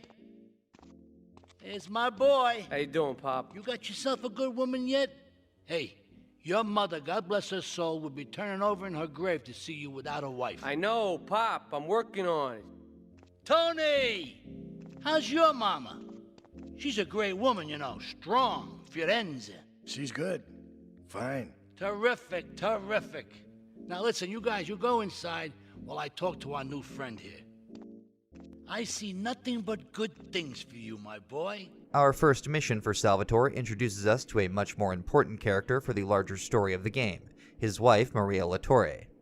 Well, Sal isn't exactly the world's best husband, and Maria herself is quite a handful, so he hands her off to Claude for the night to keep her entertained, and be at her beck and call, since he just can't be bothered at the moment. Maria takes to calling Claude Fido, because in case you didn't know, since I don't think I've mentioned it yet, Claude is never actually named in this game, and would only be confirmed to be called that in 2004, with the release of GTA San Andreas taking place 9 years prior to this, where he is seen near San Fierro. She asks us to first take her to her drug dealer down at the waterfront, and then after picking up, to a party in Atlantic Key that her dealer tells her about. We drop her off at the party, but I already knew what was coming, the popo. So after about 10 seconds of partying, the LCPD shows up, and you need to get Maria back in the car and the hell out of there as fast as possible. Good thing nobody cared about those guards. You don't actually need to hit a pay and spray here, though. You can just head right back to the mansion, and right before you enter the garage, your stars will magically vanish. Next, I went back and actually completed the El Burro mission, Trial by Fire. As I mentioned before, this mission is literally just one of the game's rampages, but in mission form. The rampages, along with things like stunt jumps, challenge vehicles, hidden packages, and side activities, are all remnants of the more arcadey origins of the series, and would slowly be eliminated or modified as the series matured, so to speak. This mission is just go to Chinatown, pick up flamethrower with infinite ammo, kill 25 triads in 2 minutes, that's it. That being said, that's not a bad thing. The rampages are fun, I'm just usually too lazy to go around finding them, and there's not enough of an incentive for me to complete them all, but nonetheless, burning things in GTA is always fun, and the GTA 3 flamethrower is especially effective. Speaking of fire, next it's time to turn up the heat on the Leone Triad War with the Tony mission, Triads and Tribulations. This sees us taking 3 Leone soldiers with us to take out 3 different Triad warlords around Portland. This mission really requires a good fast car with good handling, since you're almost guaranteed to lose some tires, so I took my trusty steed, the Borgnine Taxi, and took out the first guy via drive-by. The second guy is a bit trickier, since he's in an area that requires you to get out of the car. He's in the gated area that Chunky Lee Chung was in. Things got a bit dicey here as the cops, Triads, and Leones were all fighting each other, and we lost one of our boys, but then it was on to the last one over at the Triad Fish Factory. The thing is, to get in the fish factory, you normally need either a garbage truck or one of the Triad vans, but I forgot about that, so when I got there, I went in solo, using my car to hop over the fence and take out everybody on my own. Or not. Hey boys, how the hell did you get in? Next, I hopped back into the El Burro missions with his finale, Big and Veiny. Nice. In this mission, we have to follow a thief who stole El Burro's precious donkey porn, and collect the porn as it falls out of the back of his car. You don't actually have to collect every single piece, but I'm not exactly sure how many you can miss. The real goal here is to follow the guy all the way to his destination, but the time limit you're given is only extended by collecting more magazines, so if you miss too many and have to correct your path, you very well might run out of time. I didn't just let this one sit though, I jumped right back in to give it another try, since I remembered that he turned into the docks now. When you do finally reach the guy, you gotta kill him and then return your van, now full of porn mags, to a porn mag shop in the red light district. Now the world finally has its El Burro donkey porn, and that's one more mission thread wrapped up. Now don't be alarmed by what you see on screen, but for some odd reason, next I decided to try a mission while playing entirely using the top-down camera in the game. The most obvious carryover from the top-down 2D era of GTA games that came before this is this camera mode, which exists for both vehicle and on-foot controls. Playing like this is very difficult and certainly its own challenge, but very, very doable. And doing a full top-down playthrough of this game is something I've honestly always wanted to do, but never had the time. However, it takes some serious getting used to, especially combat, which is a whole other ballgame, and neither the Frankenstein control scheme that I'm using or the game's default control scheme really work all that well with this camera. Again, totally doable though. Anyway, I decided to try a mission that can sometimes be hard in third person in top-down mode, cutting the grass. In this mission, we have to track down a bartender working at Luigi's club, who has been ratting on the Leone family, or at least Salvatore suspects that he has. So we have to follow his taxi from Luigi's to wherever he goes, and if he is talking, take him out. Now, one neat little thing about this mission that saves time and is just pretty cool is that you don't actually have to follow his taxi to his destination, which is pretty boring. Instead, you can actually just move his taxi out of the way and drive your own taxi, and he'll just get in your car, allowing you to drive him to the docks yourself. Yeah, so that's where he's going, the docks, and when we bring him there, he meets with both Miguel and Catalina from the beginning of the game. After the cutscene, we are given control again and have to kill him, but I knew Curly had a shotgun and tried to be careful about approaching him. I didn't want to try and ram him, miss, and have him one-shot my car with the shotgun, so I got out of my car and attempted to take him on one-on-one on foot, in top-down mode. It wasn't a very intelligent decision.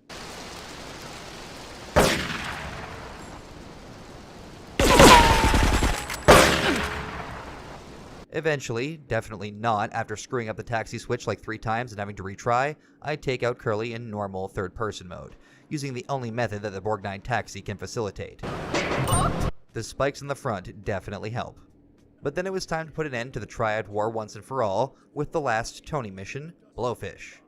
This mission is quite cinematic, but it is stupid simple, if you have a decent handle on driving in GTA 3. We have to blow up the Triad's fish factory, which we infiltrated in the last Tony mission. Like I said in that mission, it will only open its gates for either one of the Triad vans, or in this case, a garbage truck. Or dust cart, as Tony calls it. I'm guessing that's New York slang? So we head over to 8-Ball, who already has a truck rigged and ready to go, and the goal is simply to drive it to the other side of Portland and enter the factory perimeter. The tricky part is that if you crash the truck too much, it will explode, but it isn't super sensitive and the time window isn't super tight, so I've never found this part particularly difficult. Reach the factory and they open the gates no problem, so just park the truck in the given spot, activate the bomb, and then watch the fireworks. Also, I can't not hear that one piece of famous Italian music that's in GTA Liberty City stories whenever this explosion happens.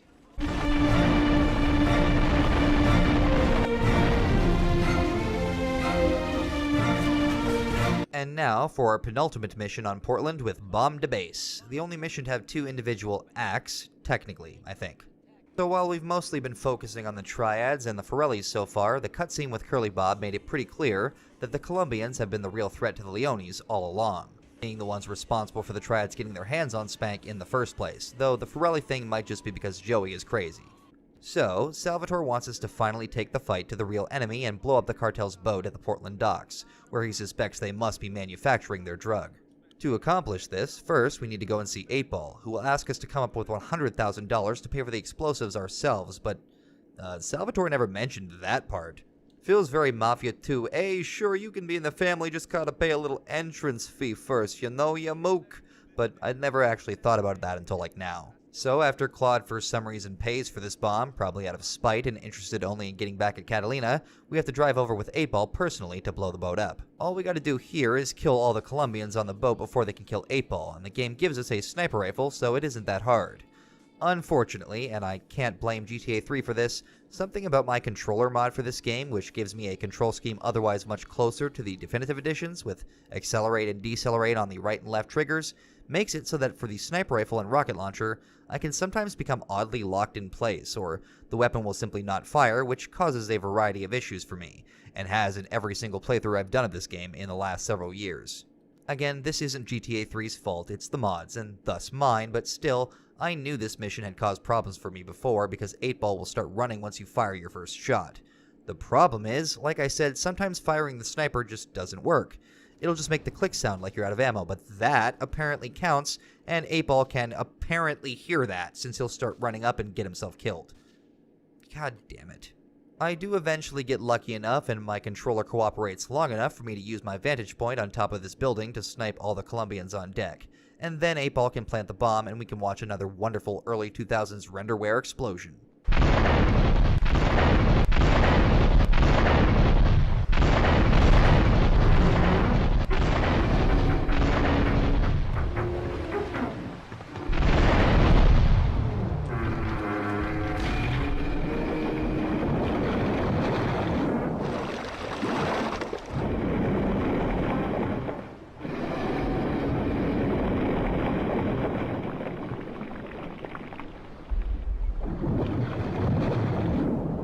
After taking down a tanker and dealing a massive blow to Catalina's organization, though, it was time to help another maniac with their misogyny by doing the mission The Wife for Marty Chonks. There isn't much to say. Marty missions are all very simple. This time we pick up his wife from the nail salon, bring her to the factory, Marty turns her into dog food, and the twist is we have to dispose of the car in the water. Now, I hope you didn't come to this game from GTA San Andreas first, because you cannot jump out of your car while it's moving in this game, meaning this objective isn't quite as simple as it sounds. I mean, it is. You can literally just push it into the water with your body, but the game never tells you that, and I'm not even sure if that's how they intend for you to complete the mission.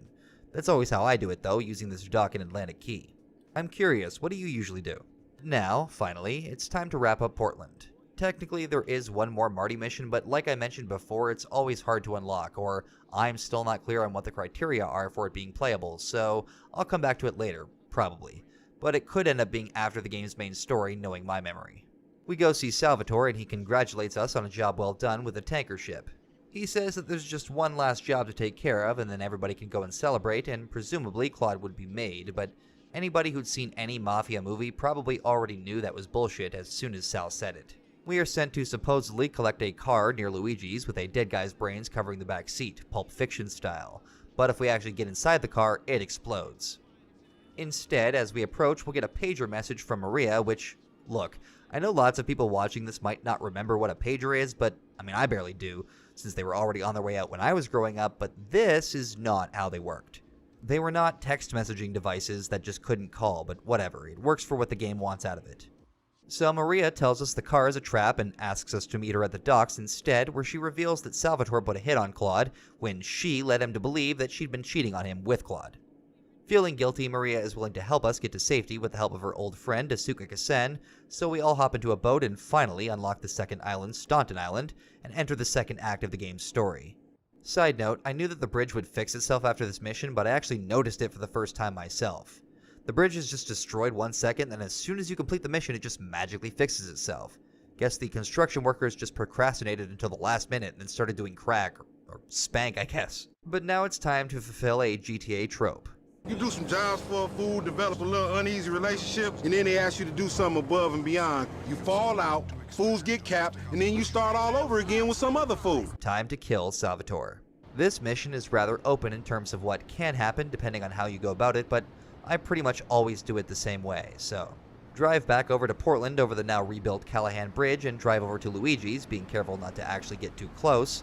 And there's a staircase here which leads to a hidden package, but more importantly, an overlook, with a perfect view of the entrance to Luigi's. Whenever I do this mission, I just stand up here and wait for Sal to come out, but you can also try and take him out by whatever means you have, with the only goal being to not die and prevent him from getting back to his mansion alive. Now, remember that controller issue I mentioned earlier during the mission bomb to base? Well, like I said, it only affects snipers and rocket launchers, and during my first attempt at this mission, it decided to be a bastard at the worst possible moment.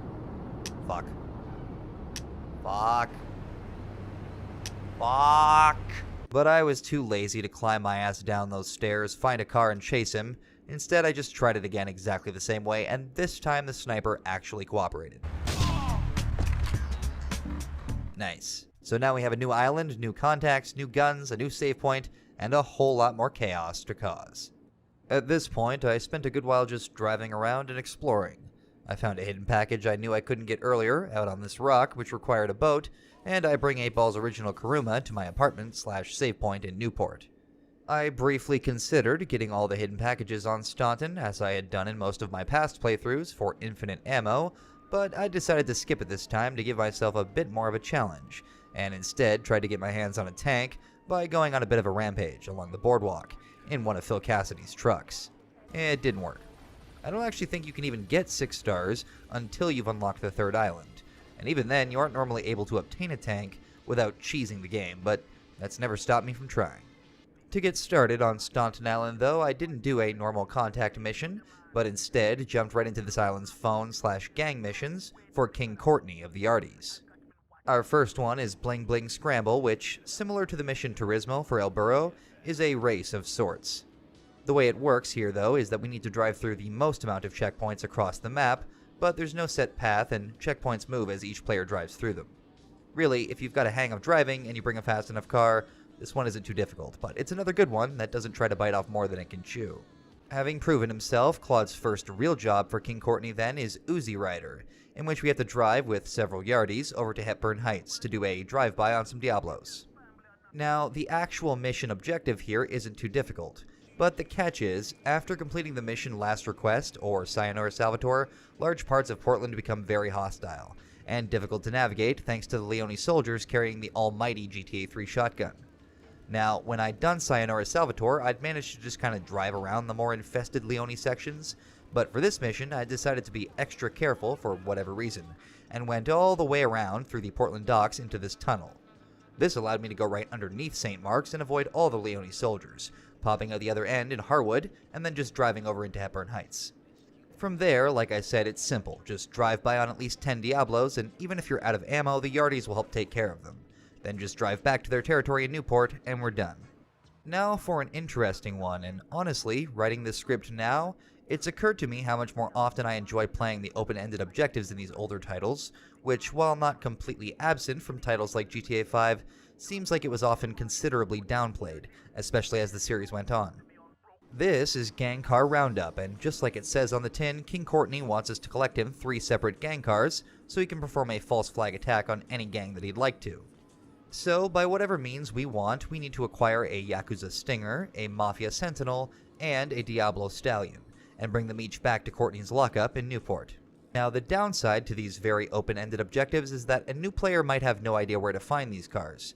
To be fair though, if you've been paying attention and doing most missions, it really shouldn't be difficult. The player has had opportunity to run into all 3 of the cars needed during the main mission, so... Now the first and most difficult of these cars is the Mafia Sentinel for reasons I explained in the last mission. What I ended up doing was driving into the Portland docks and from there making my way to Portland Beach to the west of the St. Mark's area, until I reached Salvatore's mansion, which isn't guarded by any actual NPC foot soldiers. I knew that there were always at least 2 Mafia Sentinels there, so it was just a matter of taking the same route back to avoid any shotgunners, and that was 1 car down, 2 to go. For the Diablo Stallion, I just used the Porter Tunnel to cut right between Portland and Staunton, which, I'm now realizing, would have been way easier than my convoluted route during the mission Uzi Rider. Then, for the Yakuza Stinger, I know there's one that always spawns outside of Asuka's apartment in Newport, which is also practically right around the corner from Courtney's lockup, so that was that.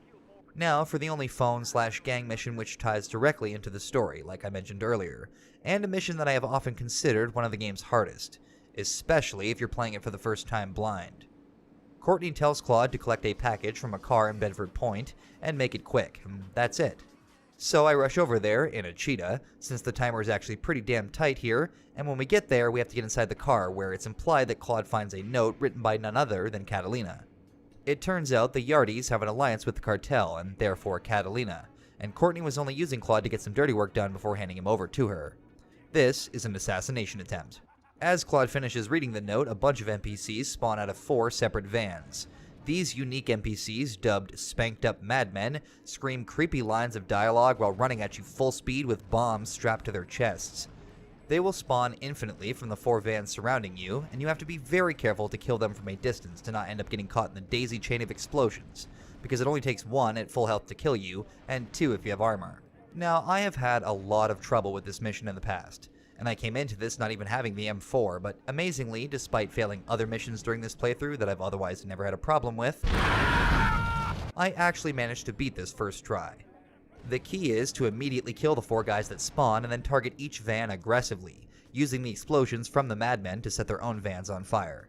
Now once again, despite being directly tied to the story, and actually one of the game's more interesting and challenging missions, this was completely optional and easily missable by any player who chose to ignore the phone missions, or assumed that after the El Burro ones, they would all be exclusively side content. But now it's time to actually start working for the Yakuza with a mission for Asuka under surveillance. Here, Claude meets Asuka's brother, Kenji, who co-leads the gang with his sister. Asuka tells us that the FBI, which, yes, we're actually just the regular FBI back in this era, not the HD Universe's FIB, has set up a surveillance operation monitoring the Yakuza across the city. She wants us to track down all of the FBI's men and put them down, and they're separated into 3 different groups. First up is a couple guys presumably watching parts of Newport from Belleville Park in the middle of the small island. These guys do have assault rifles, so getting too close is a bit of a bad idea, but I still had plenty of sniper ammo, and after fighting my controls a bit, I took care of them. The second group is 2 guys in a van in Bedford Point, but they don't put up much of a resistance when I show up, and I can just use a drive-by to set their van on fire. The last group are the most logically placed, but also a bit tricky to find if you're not paying attention. They're all on the balconies overlooking Kenji's casino in the Torrington district, and they're all armed with sniper rifles. As long as you have one, which I did, you can just snipe back at them, but if you don't come equipped with a sniper, you will literally have to buy one from ammunition, since your only other option, as far as I can tell, would be rockets, and unless you're using cheats, you wouldn't have access to rockets just yet. But with all of them dead, we're already at Kenji's casino, and I figure I might as well start his mission thread now, since his is one of the ones that can be completely skipped depending on what order you complete the missions in, something later games in the series tried to eliminate. Kenji's first mission is Kanbu Bustout, in which we must break a high-ranking Yakuza gang member out of police custody at the station in Torrington. This involves first stealing a police car, but luckily there's one at the police station we're going to be coming back to. Take that to 8-Ball, who also has a garage on Staunton Island right next to the Pay and Spray, and then park the cop car right in front of the station doors. Now, for some reason I always hop into the SWAT truck here, but I don't know why I always forget that emergency vehicles can't use the Pay and Spray. It didn't end well. Well, once again, instead of instantly retrying the mission, I actually tried something new next, with a mission for the other Yakuza leader with Paparazzi Purge. Apparently, some sleazy reporter has been keeping an eye on Asuka and Maria at Asuka's apartment, and she wants us to deal with them. Now, this mission isn't really complicated. The mission explicitly tells you to go to one of the police boats, which has guns, and chase the guy on the water. Me though, I'm always trying to outsmart the game, but with GTA 3 specifically, it rarely works out in my favor. I thought maybe I could snipe the guy right out of his boat, and I tried it several times, since failing just means turning around to start the mission over again, but it doesn't work. Then, eventually, I gave up and tried to do it the way that the game wants, but went down the wrong set of stairs and jumped into a regular civilian boat, not the police boat, meaning I literally couldn't do anything. Again, this one is all on me, not the game. Eventually, I actually get the police boat and slowly, tediously whittle away at his boat's health until... But that could have and should have been so much easier. Time to be introduced to another new contact though with the next Asuka mission, Payday for Ray. Asuka has had an LCPD detective on the Yakuza payroll, and she wants us to deliver payment to him for the last job that he did for them. The guy is understandably paranoid though, so it isn't as straightforward as just meeting him. Instead, we have to drive to several different payphones around Staunton where, using an artificial voice, Ray will tell us to go to the next payphone. Eventually, at the payphone just outside of City Hall, he tells us to meet him face-to-face at the public bathroom in the middle of Belleville Park. And that's it for now. But now we have a new threat open to us. Once again, I was right here, so I just jumped right into Ray's missions with Silence the Sneak. In this mission, we have to take out Ray's old partner, a character who makes a larger appearance in a future prequel game, Liberty City Stories, Leon McCaffrey. Now, Leon is a Leone family inside man, and as I said, Ray's former partner, and recently he turned state's evidence and has begun talking about everybody he ever worked with in exchange for a deal. Well, Ray is one of those people, and now we, for him, have to go and find Leon at his apartment under armed protection and take him out. This mission is tricky because I'm once again not actually sure what the intended method here is supposed to be. You have to throw a grenade through McCaffrey's window, but to do that you need to be much higher up, at least I think so.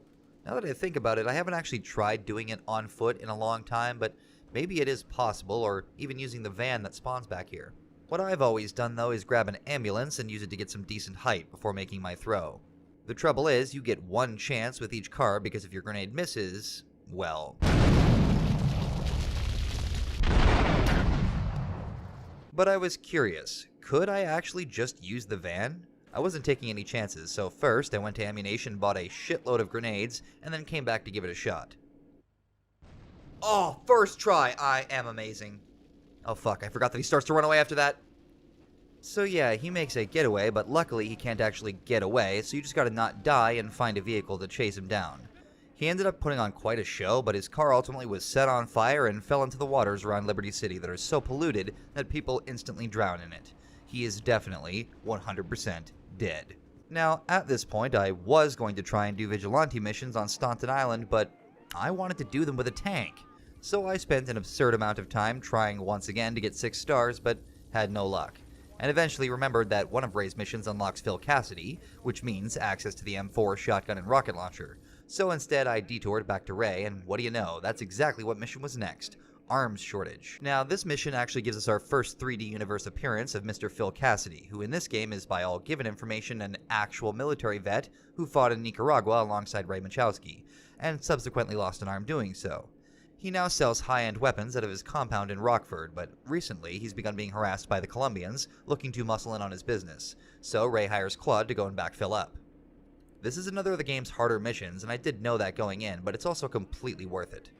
We gotta drive over to Phil's compound, and then we get about 15 seconds to try and prepare before the Colombian trucks start showing up. There's a rocket launcher on top of this crate, but if there's a way to get up there using Phil's truck or the surrounding geometry, I've never had enough time during this mission to find it, so instead I tried to stand my ground on the ground. It didn't end well. So, second time around, I decided to bring an ambulance and use it to get the rocket launcher, which did work, but I forgot about the guys who spawn inside the compound behind you, and it didn't end well. But third time's the charm, and fuck it, this time I'm just chucking grenades everywhere. Yeah, take that. How about a couple of these, and... Wait, where's... Oh, for fuck's sake. Okay, fourth try. Grab ambulance, get rockets, blow up each truck as it arrives, kill guys in the back. Done. Whew. Now that's a tricky one, especially if you're incompetent like me. But thankfully, this means we finally have access to the game's power weapons. And since I had an absurd amount of money from Vigilante and Taxi and just regular missions, I spent an absolute crap ton on filling up all 3, because the game was only going to get harder from here. And through Ray, we will now do a job by proxy for another new contact, although we won't get to meet him until after we've completed the mission. It's Donald Love, who is ironically the GTA Universe's version of Donald Trump, though do keep in mind, this would have been based on the image of Donald Trump in the early 2000s. This mission, Evidence Stash, involves collecting a series of incriminating photographs from a reporter by ramming into their vehicle, but while you watch me struggle to do so on screen, I want to discuss something about Donald Love. So, for those who don't know, since not many people have played it, in the originally PSP exclusive title GTA Liberty City Stories, Donald Love also makes an appearance, although with a different voice actor, and in that game, which takes place 3 years before this one, it is made more explicit that Donald Love is a cannibal. Now, some people, myself included, have wondered in the past exactly how they drew this conclusion from the simple line that Ray says at the beginning of the mission, but I think I see it now. So Ray says the reporter has photos of Donald at a morgue party, and that he has, shall we say, exotic tastes. Now, honestly, I don't think this is a stretch to assume that that's what they were implying in this game. I think Liberty City Stories maybe took it to a bit of an extreme because they didn't have a ton to go off of Donald in this game, but I do think it makes sense. Anyways, in the actual mission, I pretty quickly lose my Kuruma and have to use a cheetah to get the job done, but you only get a maximum of 2 stars while attacking the reporter's vehicle, unless you get out and otherwise go haywire. So it isn't that difficult to ram him 6 times, grab all 6 packages, and all the game wants you to do at that point is torch the car, and, well, the cops had already done that for me. Our next Ray mission is Gone Fishing, where we have to take out Ray's current partner. McCaffrey was his last one, but apparently he doesn't have the greatest luck with partners. This guy likes to do a lot of redneck fishing in the waters around Portland's lighthouse, throwing grenades into the water to kill the fish and then collecting them, so we'll use that as an opportunity to get a drop on him. Now, the only real way to get this mission done early is to use a police boat since it has guns. You find the guy doing his thing and he starts to run away, but he will very, very slowly start to drop barrels into the water, which will explode on impact. So you gotta chase him for a while and blow up his boat. I can't remember if I've ever actually blown up his boat using the police boat's guns, since they're pretty crappy, but eventually he just drives his boat onto the land and tries to make a run for it, making it much easier to take him out. So remember Leon McCaffrey? Well, apparently, he survived having his car lit on fire and being dumped into the river, and he is now being transported across town in an ambulance, and Ray wants us to finish the job that we started. I find it funny that this doesn't actually get Ray killed in the end, since the only other instance of Claude apparently screwing up a job definitely seems to upset him to some extent, but we'll get to that. For now, we have to go and find Leon being moved from the hospital in Rockford and first attack his ambulance. Once we do, his body cast falls out of the ambulance, but it's apparently the most powerful body cast in the history of mankind, because in order to break it and finally kill him, it takes multiple explosions. I try using my rocket launcher, but my wonderful controller issue arises once again, getting me killed, so second time around I try to just blow up his ambulance, and I forgot that when you do, it just spawns a new one saying that it was a decoy, until you finally ram one of them and get his body to fall out. Eventually though, after 6 direct hits with a rocket launcher, he dies. Jesus. And that's all the Ray missions that we can do for now, but there will be one more later on. Time to head back to Asuka for a very easy mission, which also pokes fun at a competing series to Grand Theft Auto at the time, Driver. In this mission, we have to kill an undercover cop who has been giving the Yakuza trouble, and it's heavily implied that it is literally supposed to be John Tanner from the Driver games, as he is, quote, useless outside of his car. We go and find him at Kenji's casino, and there could be a whole car chase here, but I mean, I have rockets, so.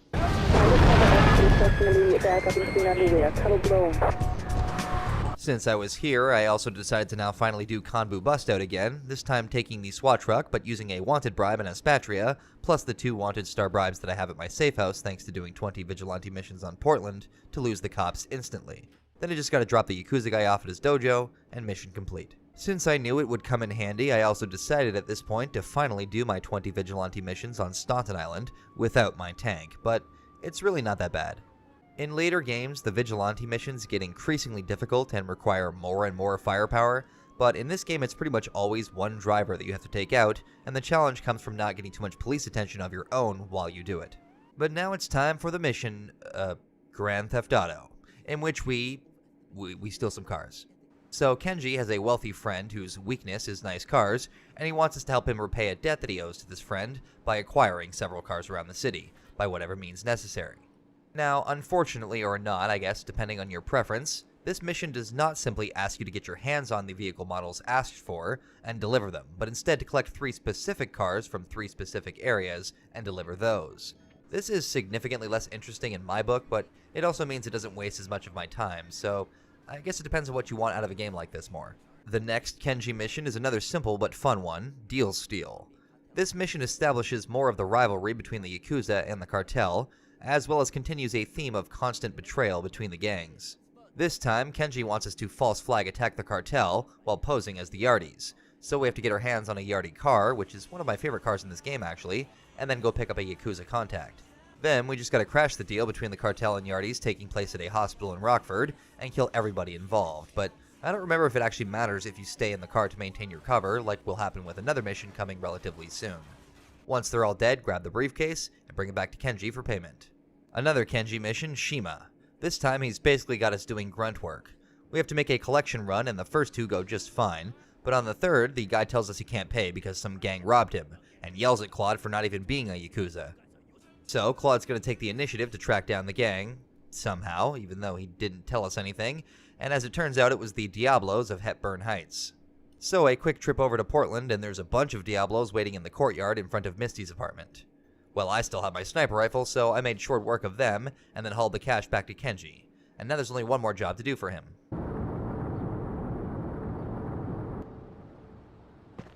You.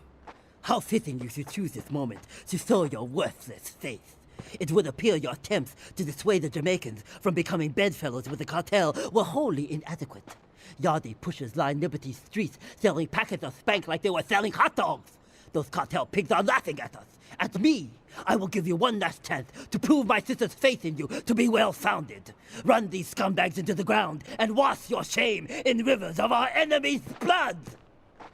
So as it turns out, even after framing the Yardis for attacking the cartel, they were still able to work out their differences and sort out an alliance. This is something we already know, having done the King Courtney missions. Well, Kenji blames Claude for this, and is quite visibly upset, and Claude, for one of the only times in the whole game, is ever so briefly taken aback. It's this scene that I was referring to earlier during that Ray mission, but then again, even if it isn't logical, somehow Claude did fail to kill Leon, so perhaps he was less offended by Ray's condemnation of that failure. Here, the Yardis and cartel still forming an alliance has literally nothing to do with Claude, so Kenji's anger is more misplaced. For the actual mission, we have to take out a total of 8 Yardi dealers around Staunton Island, before they finish up their drug routes for the day. So there is technically a strict time limit to this, but it honestly feels more like random chance unless you already know when each of the dealers will disappear. It isn't too difficult though, just have a fast enough car and don't dawdle too much, and taking out 8 is a piece of cake. Claude, however, is officially done working for Kenji. But now it's finally time to work for the Dawn. Now, this is one of the mission threads that can cut you off from others if you do it too early, and it was unlocked after the Ray mission Evidence Dash, but I always save it for last. This is also one of the most intriguing and mysterious mission threads in the entire GTA series in my opinion, with all of Donald's missions being focused around the character who arguably was the reason any of this game happened at all, the Oriental Gentleman. Yeah, remember back in the intro? The cartel were actually breaking this guy out of prison, not Claude or 8-Ball. They all just happened to be in the same transport. It was then that the cartel captured the Oriental Gentleman, and they've been keeping him in custody ever since. But it's never made explicitly clear why they want him, why Donald likes him, or what his role is in any of this, and that is I think what makes this whole thread so fascinating. Not every mystery needs to be answered. Often the best ones are the ones that keep us thinking long after we've experienced them. In this mission, Donald hires Claude to break the Oriental Gentleman out of the cartel's custody at their compound in Aspatria. So first, we have to get our hands on a cartel cruiser gang car which patrols around Aspatria, Rockford, and Fort Staunton, and then once we have one, use it to gain access to the compound. Now, all you need to do is touch the gate with the truck and it will open, which is good because the cruiser I got my hands on already had its wheels popped. Once inside, the smartest play is always to just keep your distance and take out each cartel guy from as far away as you can. Most of them only have AK-47s, not M4s, which is good, but still, it pays to be careful in this one. Once everybody in the center compound is dead, you have to locate the Oriental Gentleman, but just be prepared. Each time you open one of the garages, including his, there are more guards. Lucky for me, I found him on the second try though, and then it's a simple matter of getting him into a car and getting the hell out of there. Time for a big one. This is the one that can lock you out of a number of other missions and therefore 100% completion if done too early. Wakagashira Wipeout. Donald Love gives us a speech about his Machiavellian plans. He wants to instigate a war between the cartel and Yakuza, much like the Yakuza tried to do between the cartel and the Yardis, but on a much larger scale. To accomplish this, he hires us to assassinate our former boss, Kenji, and do so while disguised as the cartel. Now, there's no hard evidence to support this, but I believe that Claude takes this job with glee, because of his being offended at Kenji's earlier outrage. Now, it's possible it's all just convenient, and Claude couldn't give less of a crap, since none of this was his idea. But I still think that his reaction that he has in SmackDown is proof enough that he was not only willing to kill Kenji, but happy to do so. So, similar to the last mission, we have to steal a cartel cruiser and then go find Kenji having a meeting on top of the car park in Newport. Now we have to kill Kenji and all of his guards without ever getting out of the cruiser, which means our only option is to keep our distance and use drive-bys to slowly and methodically deal with the Yakuza. Actually hitting Kenji is always a bit annoying because you don't want to get too close and be set on fire or lose too many tires, but he's surrounded by vehicles, so blowing them up usually takes care of him. Once he's dead, all we gotta do is leave the borders of the Newport district and boom. That's another former mission contact dead at our hands. Any missions for Kenji you hadn't completed before this would then be lost, which is why it's best to save this mission until at least after you've done all of his. Alright, things are gonna keep ramping up. Donald's missions are among the game's hardest, which is appropriate, and the next one can be a real bitch, a drop in the ocean. So, Donald wants us to now collect some mysterious packages being dropped by airplane into the waters between Staunton and Portland Islands. We have to get our hands on a boat and then wait for the plane to fly over as we collect the packages, and as we do, our wanted level will keep increasing, stopping just shy of the full 6 stars at 5. Now all that's left is to get the packages back to Donald alive, but in GTA 3, with 5 stars, that is not as easy as it might seem. This was honestly one of the craziest runs of this mission I've ever done, so I want to play for y'all a quick little clip. Okay, I made it to land. Oh my god, run, run, run! This is such a shit show. Oh my god. Just need a car, please. Oh god. How am I still alive? Yes! No! Yes! Okay, okay, this is good, this is good. No, no, no, no, no, no, this is bad. Okay, it's fine.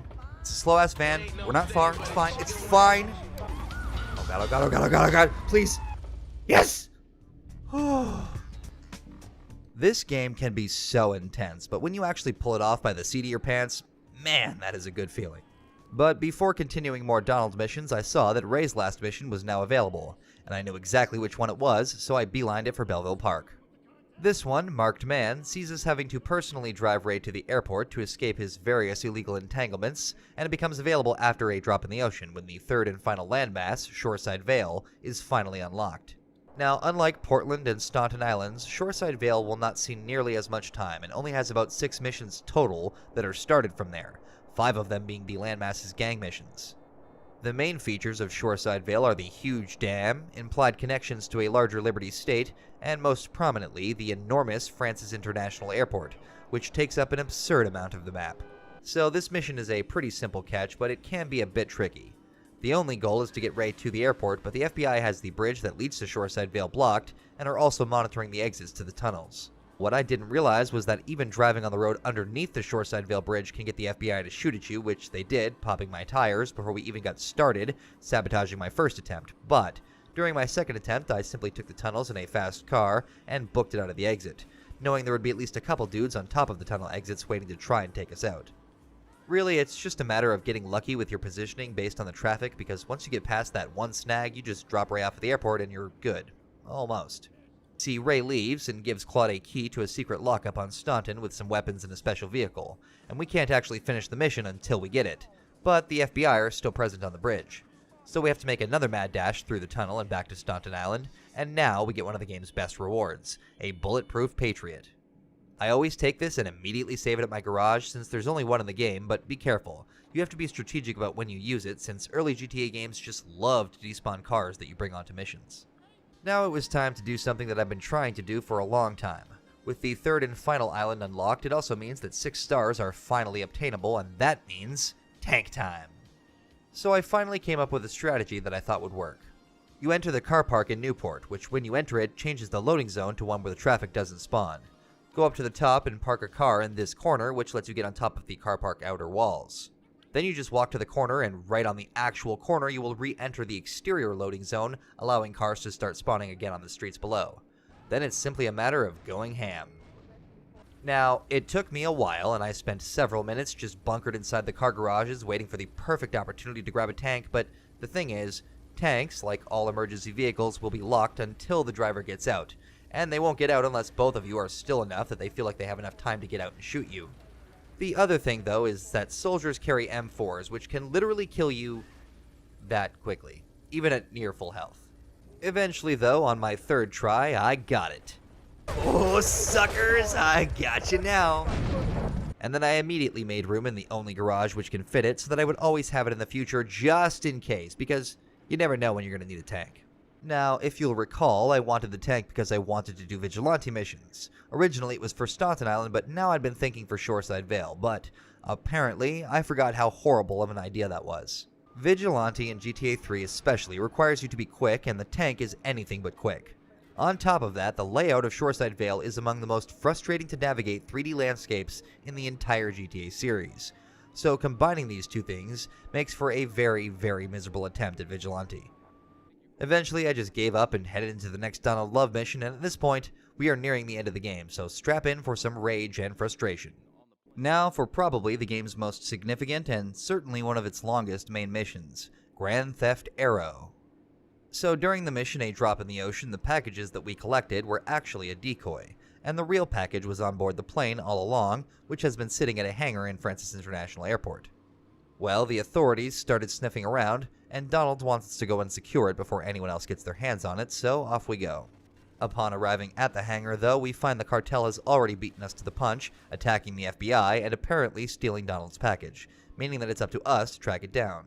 Now, I know how this mission goes, obviously, but I let my curiosity get the better of me when I decided to blow up the van outside the hangar just to see what happens. Well, as it happens, it fails the mission, which makes sense. See, what you're supposed to do is take out all the Colombians, which I always use Ray's Bulletproof Patriot to do, and then investigate where Claude notices the van reading Panlantic Construction, and heads to the Panlantic Construction site in Fort Staunton. This begins the second act of the mission. Now, doing this mission without Ray's Bulletproof Patriot is certainly possible, especially with heavy use of a sniper, but it can be absolutely brutal, so I never risk it.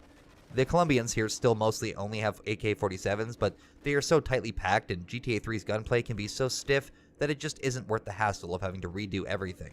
Once everybody is finally dead, we have to ride the elevator to a higher floor of the construction site where we finally get to see our main antagonist make a physical return. I actually go out of my way to return my Patriot to my garage before actually finishing the mission though, since I was terrified of the game despawning it.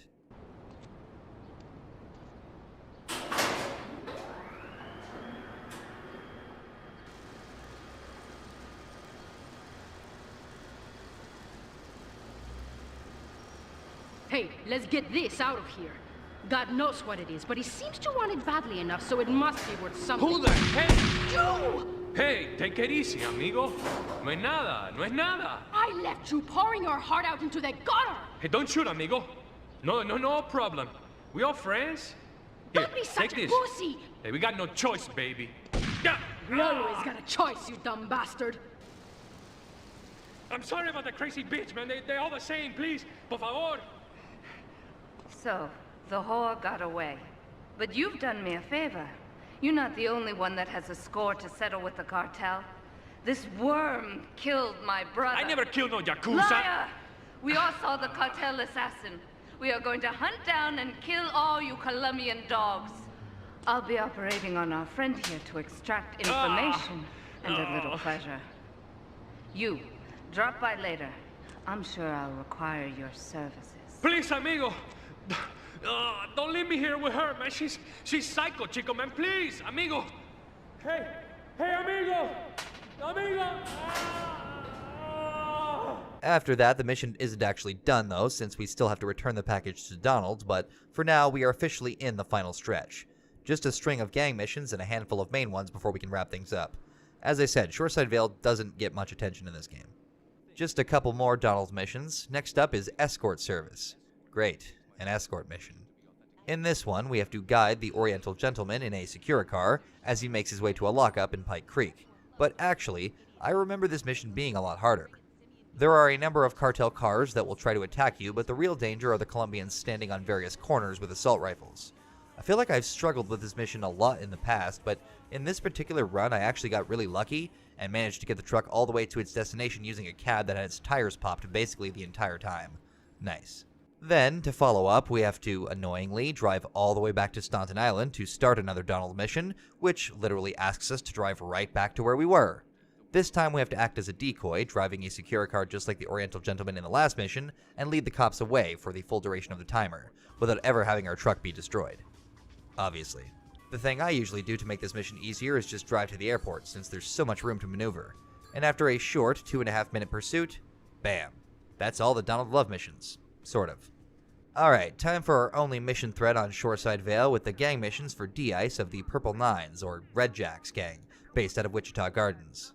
Now, D-Ice's missions are all pretty difficult, more than most, but I always like to get them over with since oftentimes they annoy me, at least one of them does.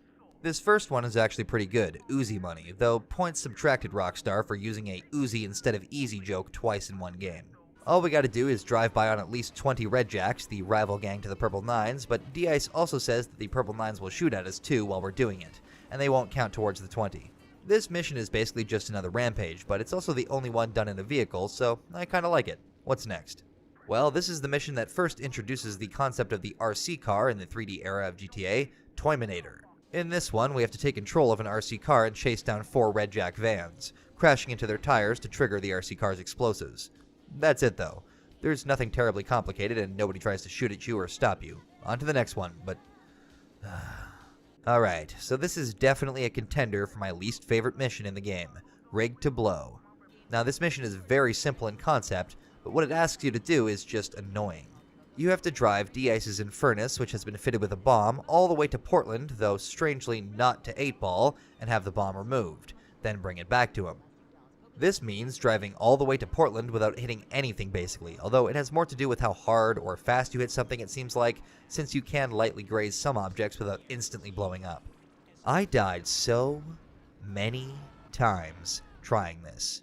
Granted, I am very stubborn and impatient, and eventually realized the timer was plenty generous enough to allow me to drive a bit more careful, but damn, this mission drives me nuts.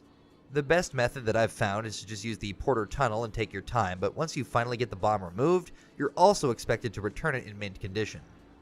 This means being extra careful past Staunton Island, since there's nothing on Shoreside Vale. No ammunition, no pay and spray, nothing, so I still gotta try and be careful. Thankfully, the timer stops once you get the bomb removed though, so thank God. Unfortunately, the next D-Ice mission is also pretty frustrating, Bullion Run. In this one, a bunch of gold has been spilt on the road where you enter Pike Creek, and D-Ice wants us to collect as much of it as possible and bring it back to his lockup, with 30 pieces total required for completion.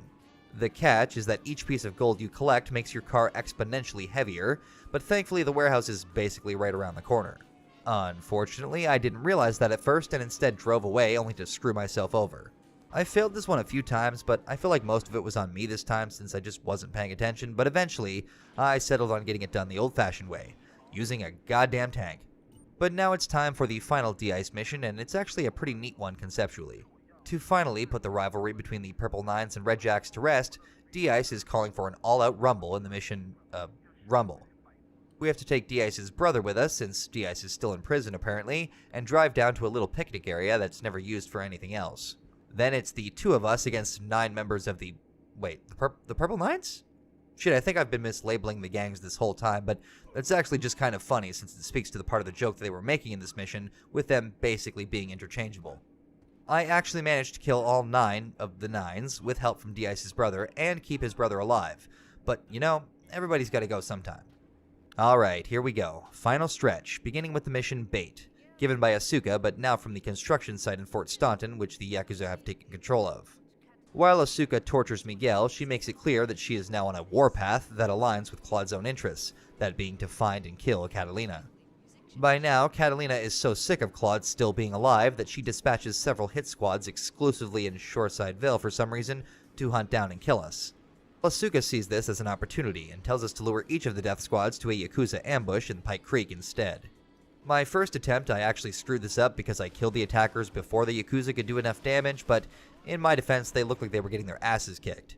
I also made the mistake of only luring one with the intention of going back to get the other 2 afterwards, but I never made it that far. On the second attempt, I did the much more logical route of driving through Shoreside to trigger each of the pursuers, and then back to the Yakuza compound, training my rifle on the gates as the Colombians approached, prepared to back up the Yakuza if necessary. Thankfully, the second time around, my help didn't seem nearly as needed, and eventually we took out all 3 death squads, without a single death of the Yakuza actually. These last few missions, though, are all pretty hard.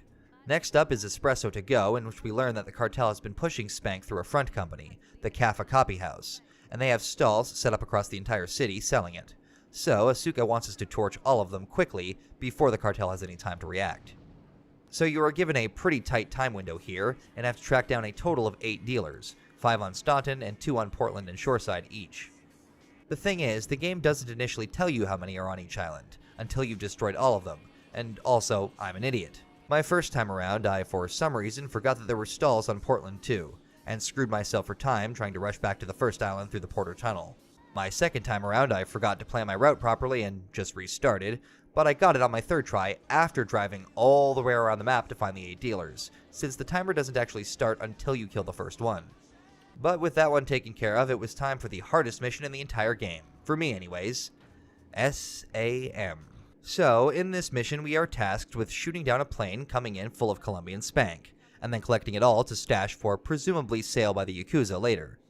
Now, granted, a lot of the difficulty I ended up having with this mission was down to my pig-headed habit of trying to outsmart GTA 3, but pretty much any way you slice it, this is a very tricky mission. The first thing you have to do is grab a boat and reach a buoy near the airport, and shortly afterwards the plane will start its landing run, but for me, even getting to that point was a struggle. See, I was thinking that I should grab a fast boat or a police boat and drive all the way around Staunton Island, but I forgot that on both the north and south ends of the island are giant pipes which try to block the player from crossing. Thankfully, I was able to clip through them, on both ends actually, but I would end up wasting so much time even getting there that, as you'll see shortly, it was all for nothing.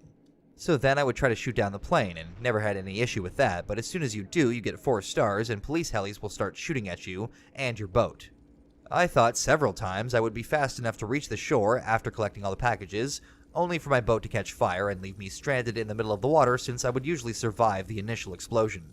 Eventually, my stubborn ass started reading the actual mission text and looking at the map to reach the boat the game wants you to use, but this is an even slower boat and just seemed to get me killed even quicker. What finally worked for me was putting my bulletproof Patriot at the end of the dock, getting really lucky and grabbing all the packages quick enough, and then making a mad dash for Staunton Island, but it took me an absurd number of tries. Once again, a lot of these fails were due to my own hubris, but it's still rather obtuse game design, but this was 22 years ago. When I finally get back to the construction site alive though, I forgot to keep my Patriot safe, so the price for finally finishing this mission after like an hour of attempts was the loss of my best vehicle, which would have been invaluable going into the final mission. But it's time. Bulletproof Patriot or not, when we finally finish SAM, we find Miguel and Asuka both dead at the construction site, and a ransom note pinned to their bodies, written by Catalina. She demands Claude bring $250,000 to the cartel's villa in Shoreside Vale in exchange for Maria, and since I already have the money, it was time to finish this. Honestly, I don't think I could have used the Bulletproof Patriot in this mission anyway, so whatever. Let's just do this thing. Whether because he actually cared about Maria or just wanted revenge on Catalina that badly, Claude brings the money to the villa and willingly hands it over in exchange for her, but Catalina is unsurprisingly not a woman of her word, and I think Claude knew that. She kidnaps Maria for some reason and runs off into a helicopter, and then we have to fight our way to her with all of our weapons removed. The real question is, did you turn up to rescue Maria or to get me back? Well, I got news for you. Shooting you will be a pleasure, but dating you was only business. You are muy pequeñito, amigo. Throw over the cash, and you can have this overused puta back. You have been a busy boy, but you haven't learned. I'm not to be trusted. Kill the idiot!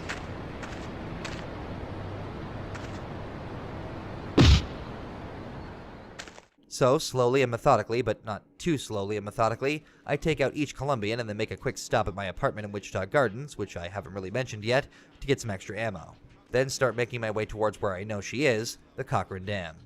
Now finally, almost all of the Colombians in this mission will be carrying M4s, and will therefore cut you down almost instantly. And since I don't have access to all my weapons anymore, it's necessary to be smart about your approach here. Tried to listen for which Colombians had M4s and prioritize them, and keep my distance as much as possible. Also, being sure to collect any M4s that dropped before they despawn, since the ammo is super handy here. The last thing to watch out for on the initial run on the dam is the guy who gets into a truck at the end, and the dudes on top of the platform. Once you have Maria and grab the rocket launcher, you only get 3 shots to hit Catalina's heli. But despite my enormous trouble with the second to last mission, on my first try, with no cheats and barely any help from my hidden package pickups, I got it done, and it was really satisfying.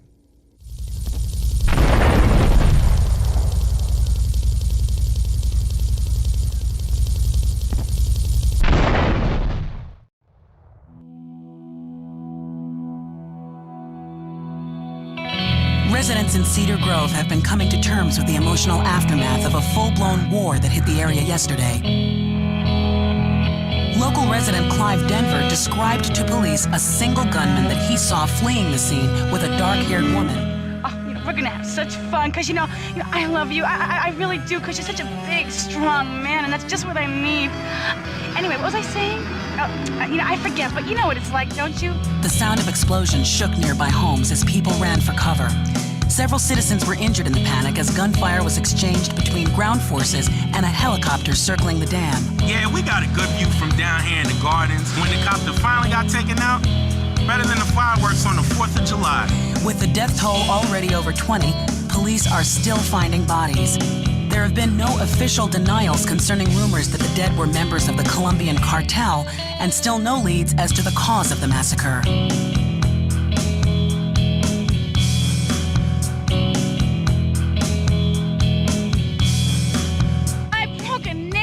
My hair is ruined. I mean, can you believe it? This one cost me $50. Well, that was GTA 3. Now, there is a lot more to this game if you're a completionist. Stunt jumps, other side missions like Firefighter, the rest of the hidden packages, plenty to find, but I'm not and never really have been a completionist, and this series has never been that type of review show. It's just meant to be me recounting my experience playing the game moment by moment, sprinkling in my musings as I go. There is one mission I technically missed, but I'll very quickly go over it.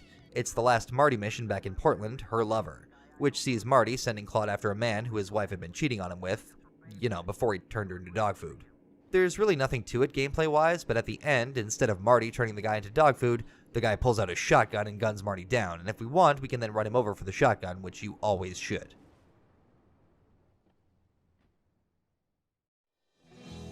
Beyond that, I did every mission in this playthrough and a pretty healthy amount of side content. I always enjoy coming back to GTA 3. There's something about its simplicity and lack of any ludonarrative dissonance for the protagonist, Claude. In pretty much every GTA game after this, it is always at least a little bit jarring when characters who otherwise act like they live in a real, if exaggerated version of our world, go on rampages that would certainly get them locked up. But for some reason, in GTA 3, it all just works for me. Something about the presentation and the world's charm all just feels cohesive, and I have so much fun just playing like a maniac in this game and not feeling out of character. The controls are certainly the clunkiest of the series, at least the 3D era, and with my controller mod making snipers and rockets a pain to use, it only made it worse, but what's here overall is a lot of fun for me. I would not necessarily recommend coming back this far if you're curious but not wholly invested in older games though. If you started on GTA 5 or even 4 and have barely touched games from before 2007, you may want to give this one a pass because its gameplay in a lot of ways certainly hasn't aged all that well. Missions are often very difficult, there's no ability to restart, and failing a mission can often involve a 10-minute process before you're even ready to try again.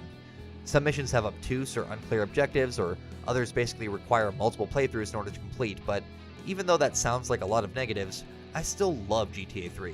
In fact, while I play through a lot of the series pretty regularly, GTA 3 is the one that seems to just keep getting better every time I come back to it.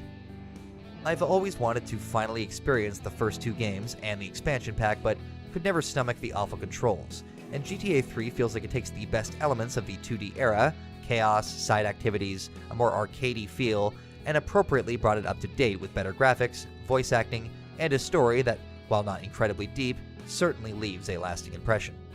Oh, and as for Claude and Maria in the game's final cutscene, I still believe that Claude shoots her, but that's just me. But that's Grand Theft Auto 3. A nostalgia snapshot of gaming at its peak in the early 2000s, but also a bit of a dated experience 20 years later. It reminds me of the appeal of the older Fallout titles, some of my favorite games. They are fantastic in their own right, but I don't really blame anybody who can't get into them because at their core, they are definitely starting to show their age, and so is GTA 3. But it's a great game, and if you are curious about where the series started, or at least where it made its first massive leap, then give it a try. The only problem is, it has become increasingly difficult to get your hands on this version, the original PC release, and even this is half broken without community mods to get it functional again on modern hardware. The way Rockstar expects you to experience this game, if you do at all, is through the awful Definitive Edition port, but, well, I will be getting to those very, very soon. So stay tuned, and if you haven't already, why not subscribe? It helps the channel a lot more than you might think, and if you want to make sure not to miss new uploads, also hit that bell icon and set it to all notifications. Anyway, I've been the Criminal Historian, and this has been another episode of the Game Vault. Thank you so much for watching, and I'll see you next time. This video and all videos on my channel are brought to you in large part by the wonderful support of my patrons on Patreon.com. An extra special thank you to my executive producer tier patrons, Ezra Hambrick, Mason Collin, Chuck K45, and King GTA 15, as well as my Walker Villain tier patron, Michael Vandenberg. Patrons at these tiers also have the option to promote a little bit of their own content, so this video is brought to you by Ezra's Let's Play channel, Scott Games 99, Mason Collins' podcast channel, We're About Everything, and Chuck K45's Upstart Farming channel. I release all videos a little early to patrons, and completely uncensored. I give you any of the original music tracks I've created for a given video, and for extra generous supporters, you can even reserve a slot for your favorite game in my ongoing series, The Game Vault. You'll also get to see your name in the credits of all videos that are produced while you're pledged, get access to a small patron-only Discord where you can easily speak with me, or see little behind-the-scenes snippets, and you'll receive my eternal gratitude. Seriously, especially these days, those of you who support my work directly are absolutely incredible, and I can't properly express how grateful I am to you all. Thank you so much. Patreon.com/thecriminalhistorian.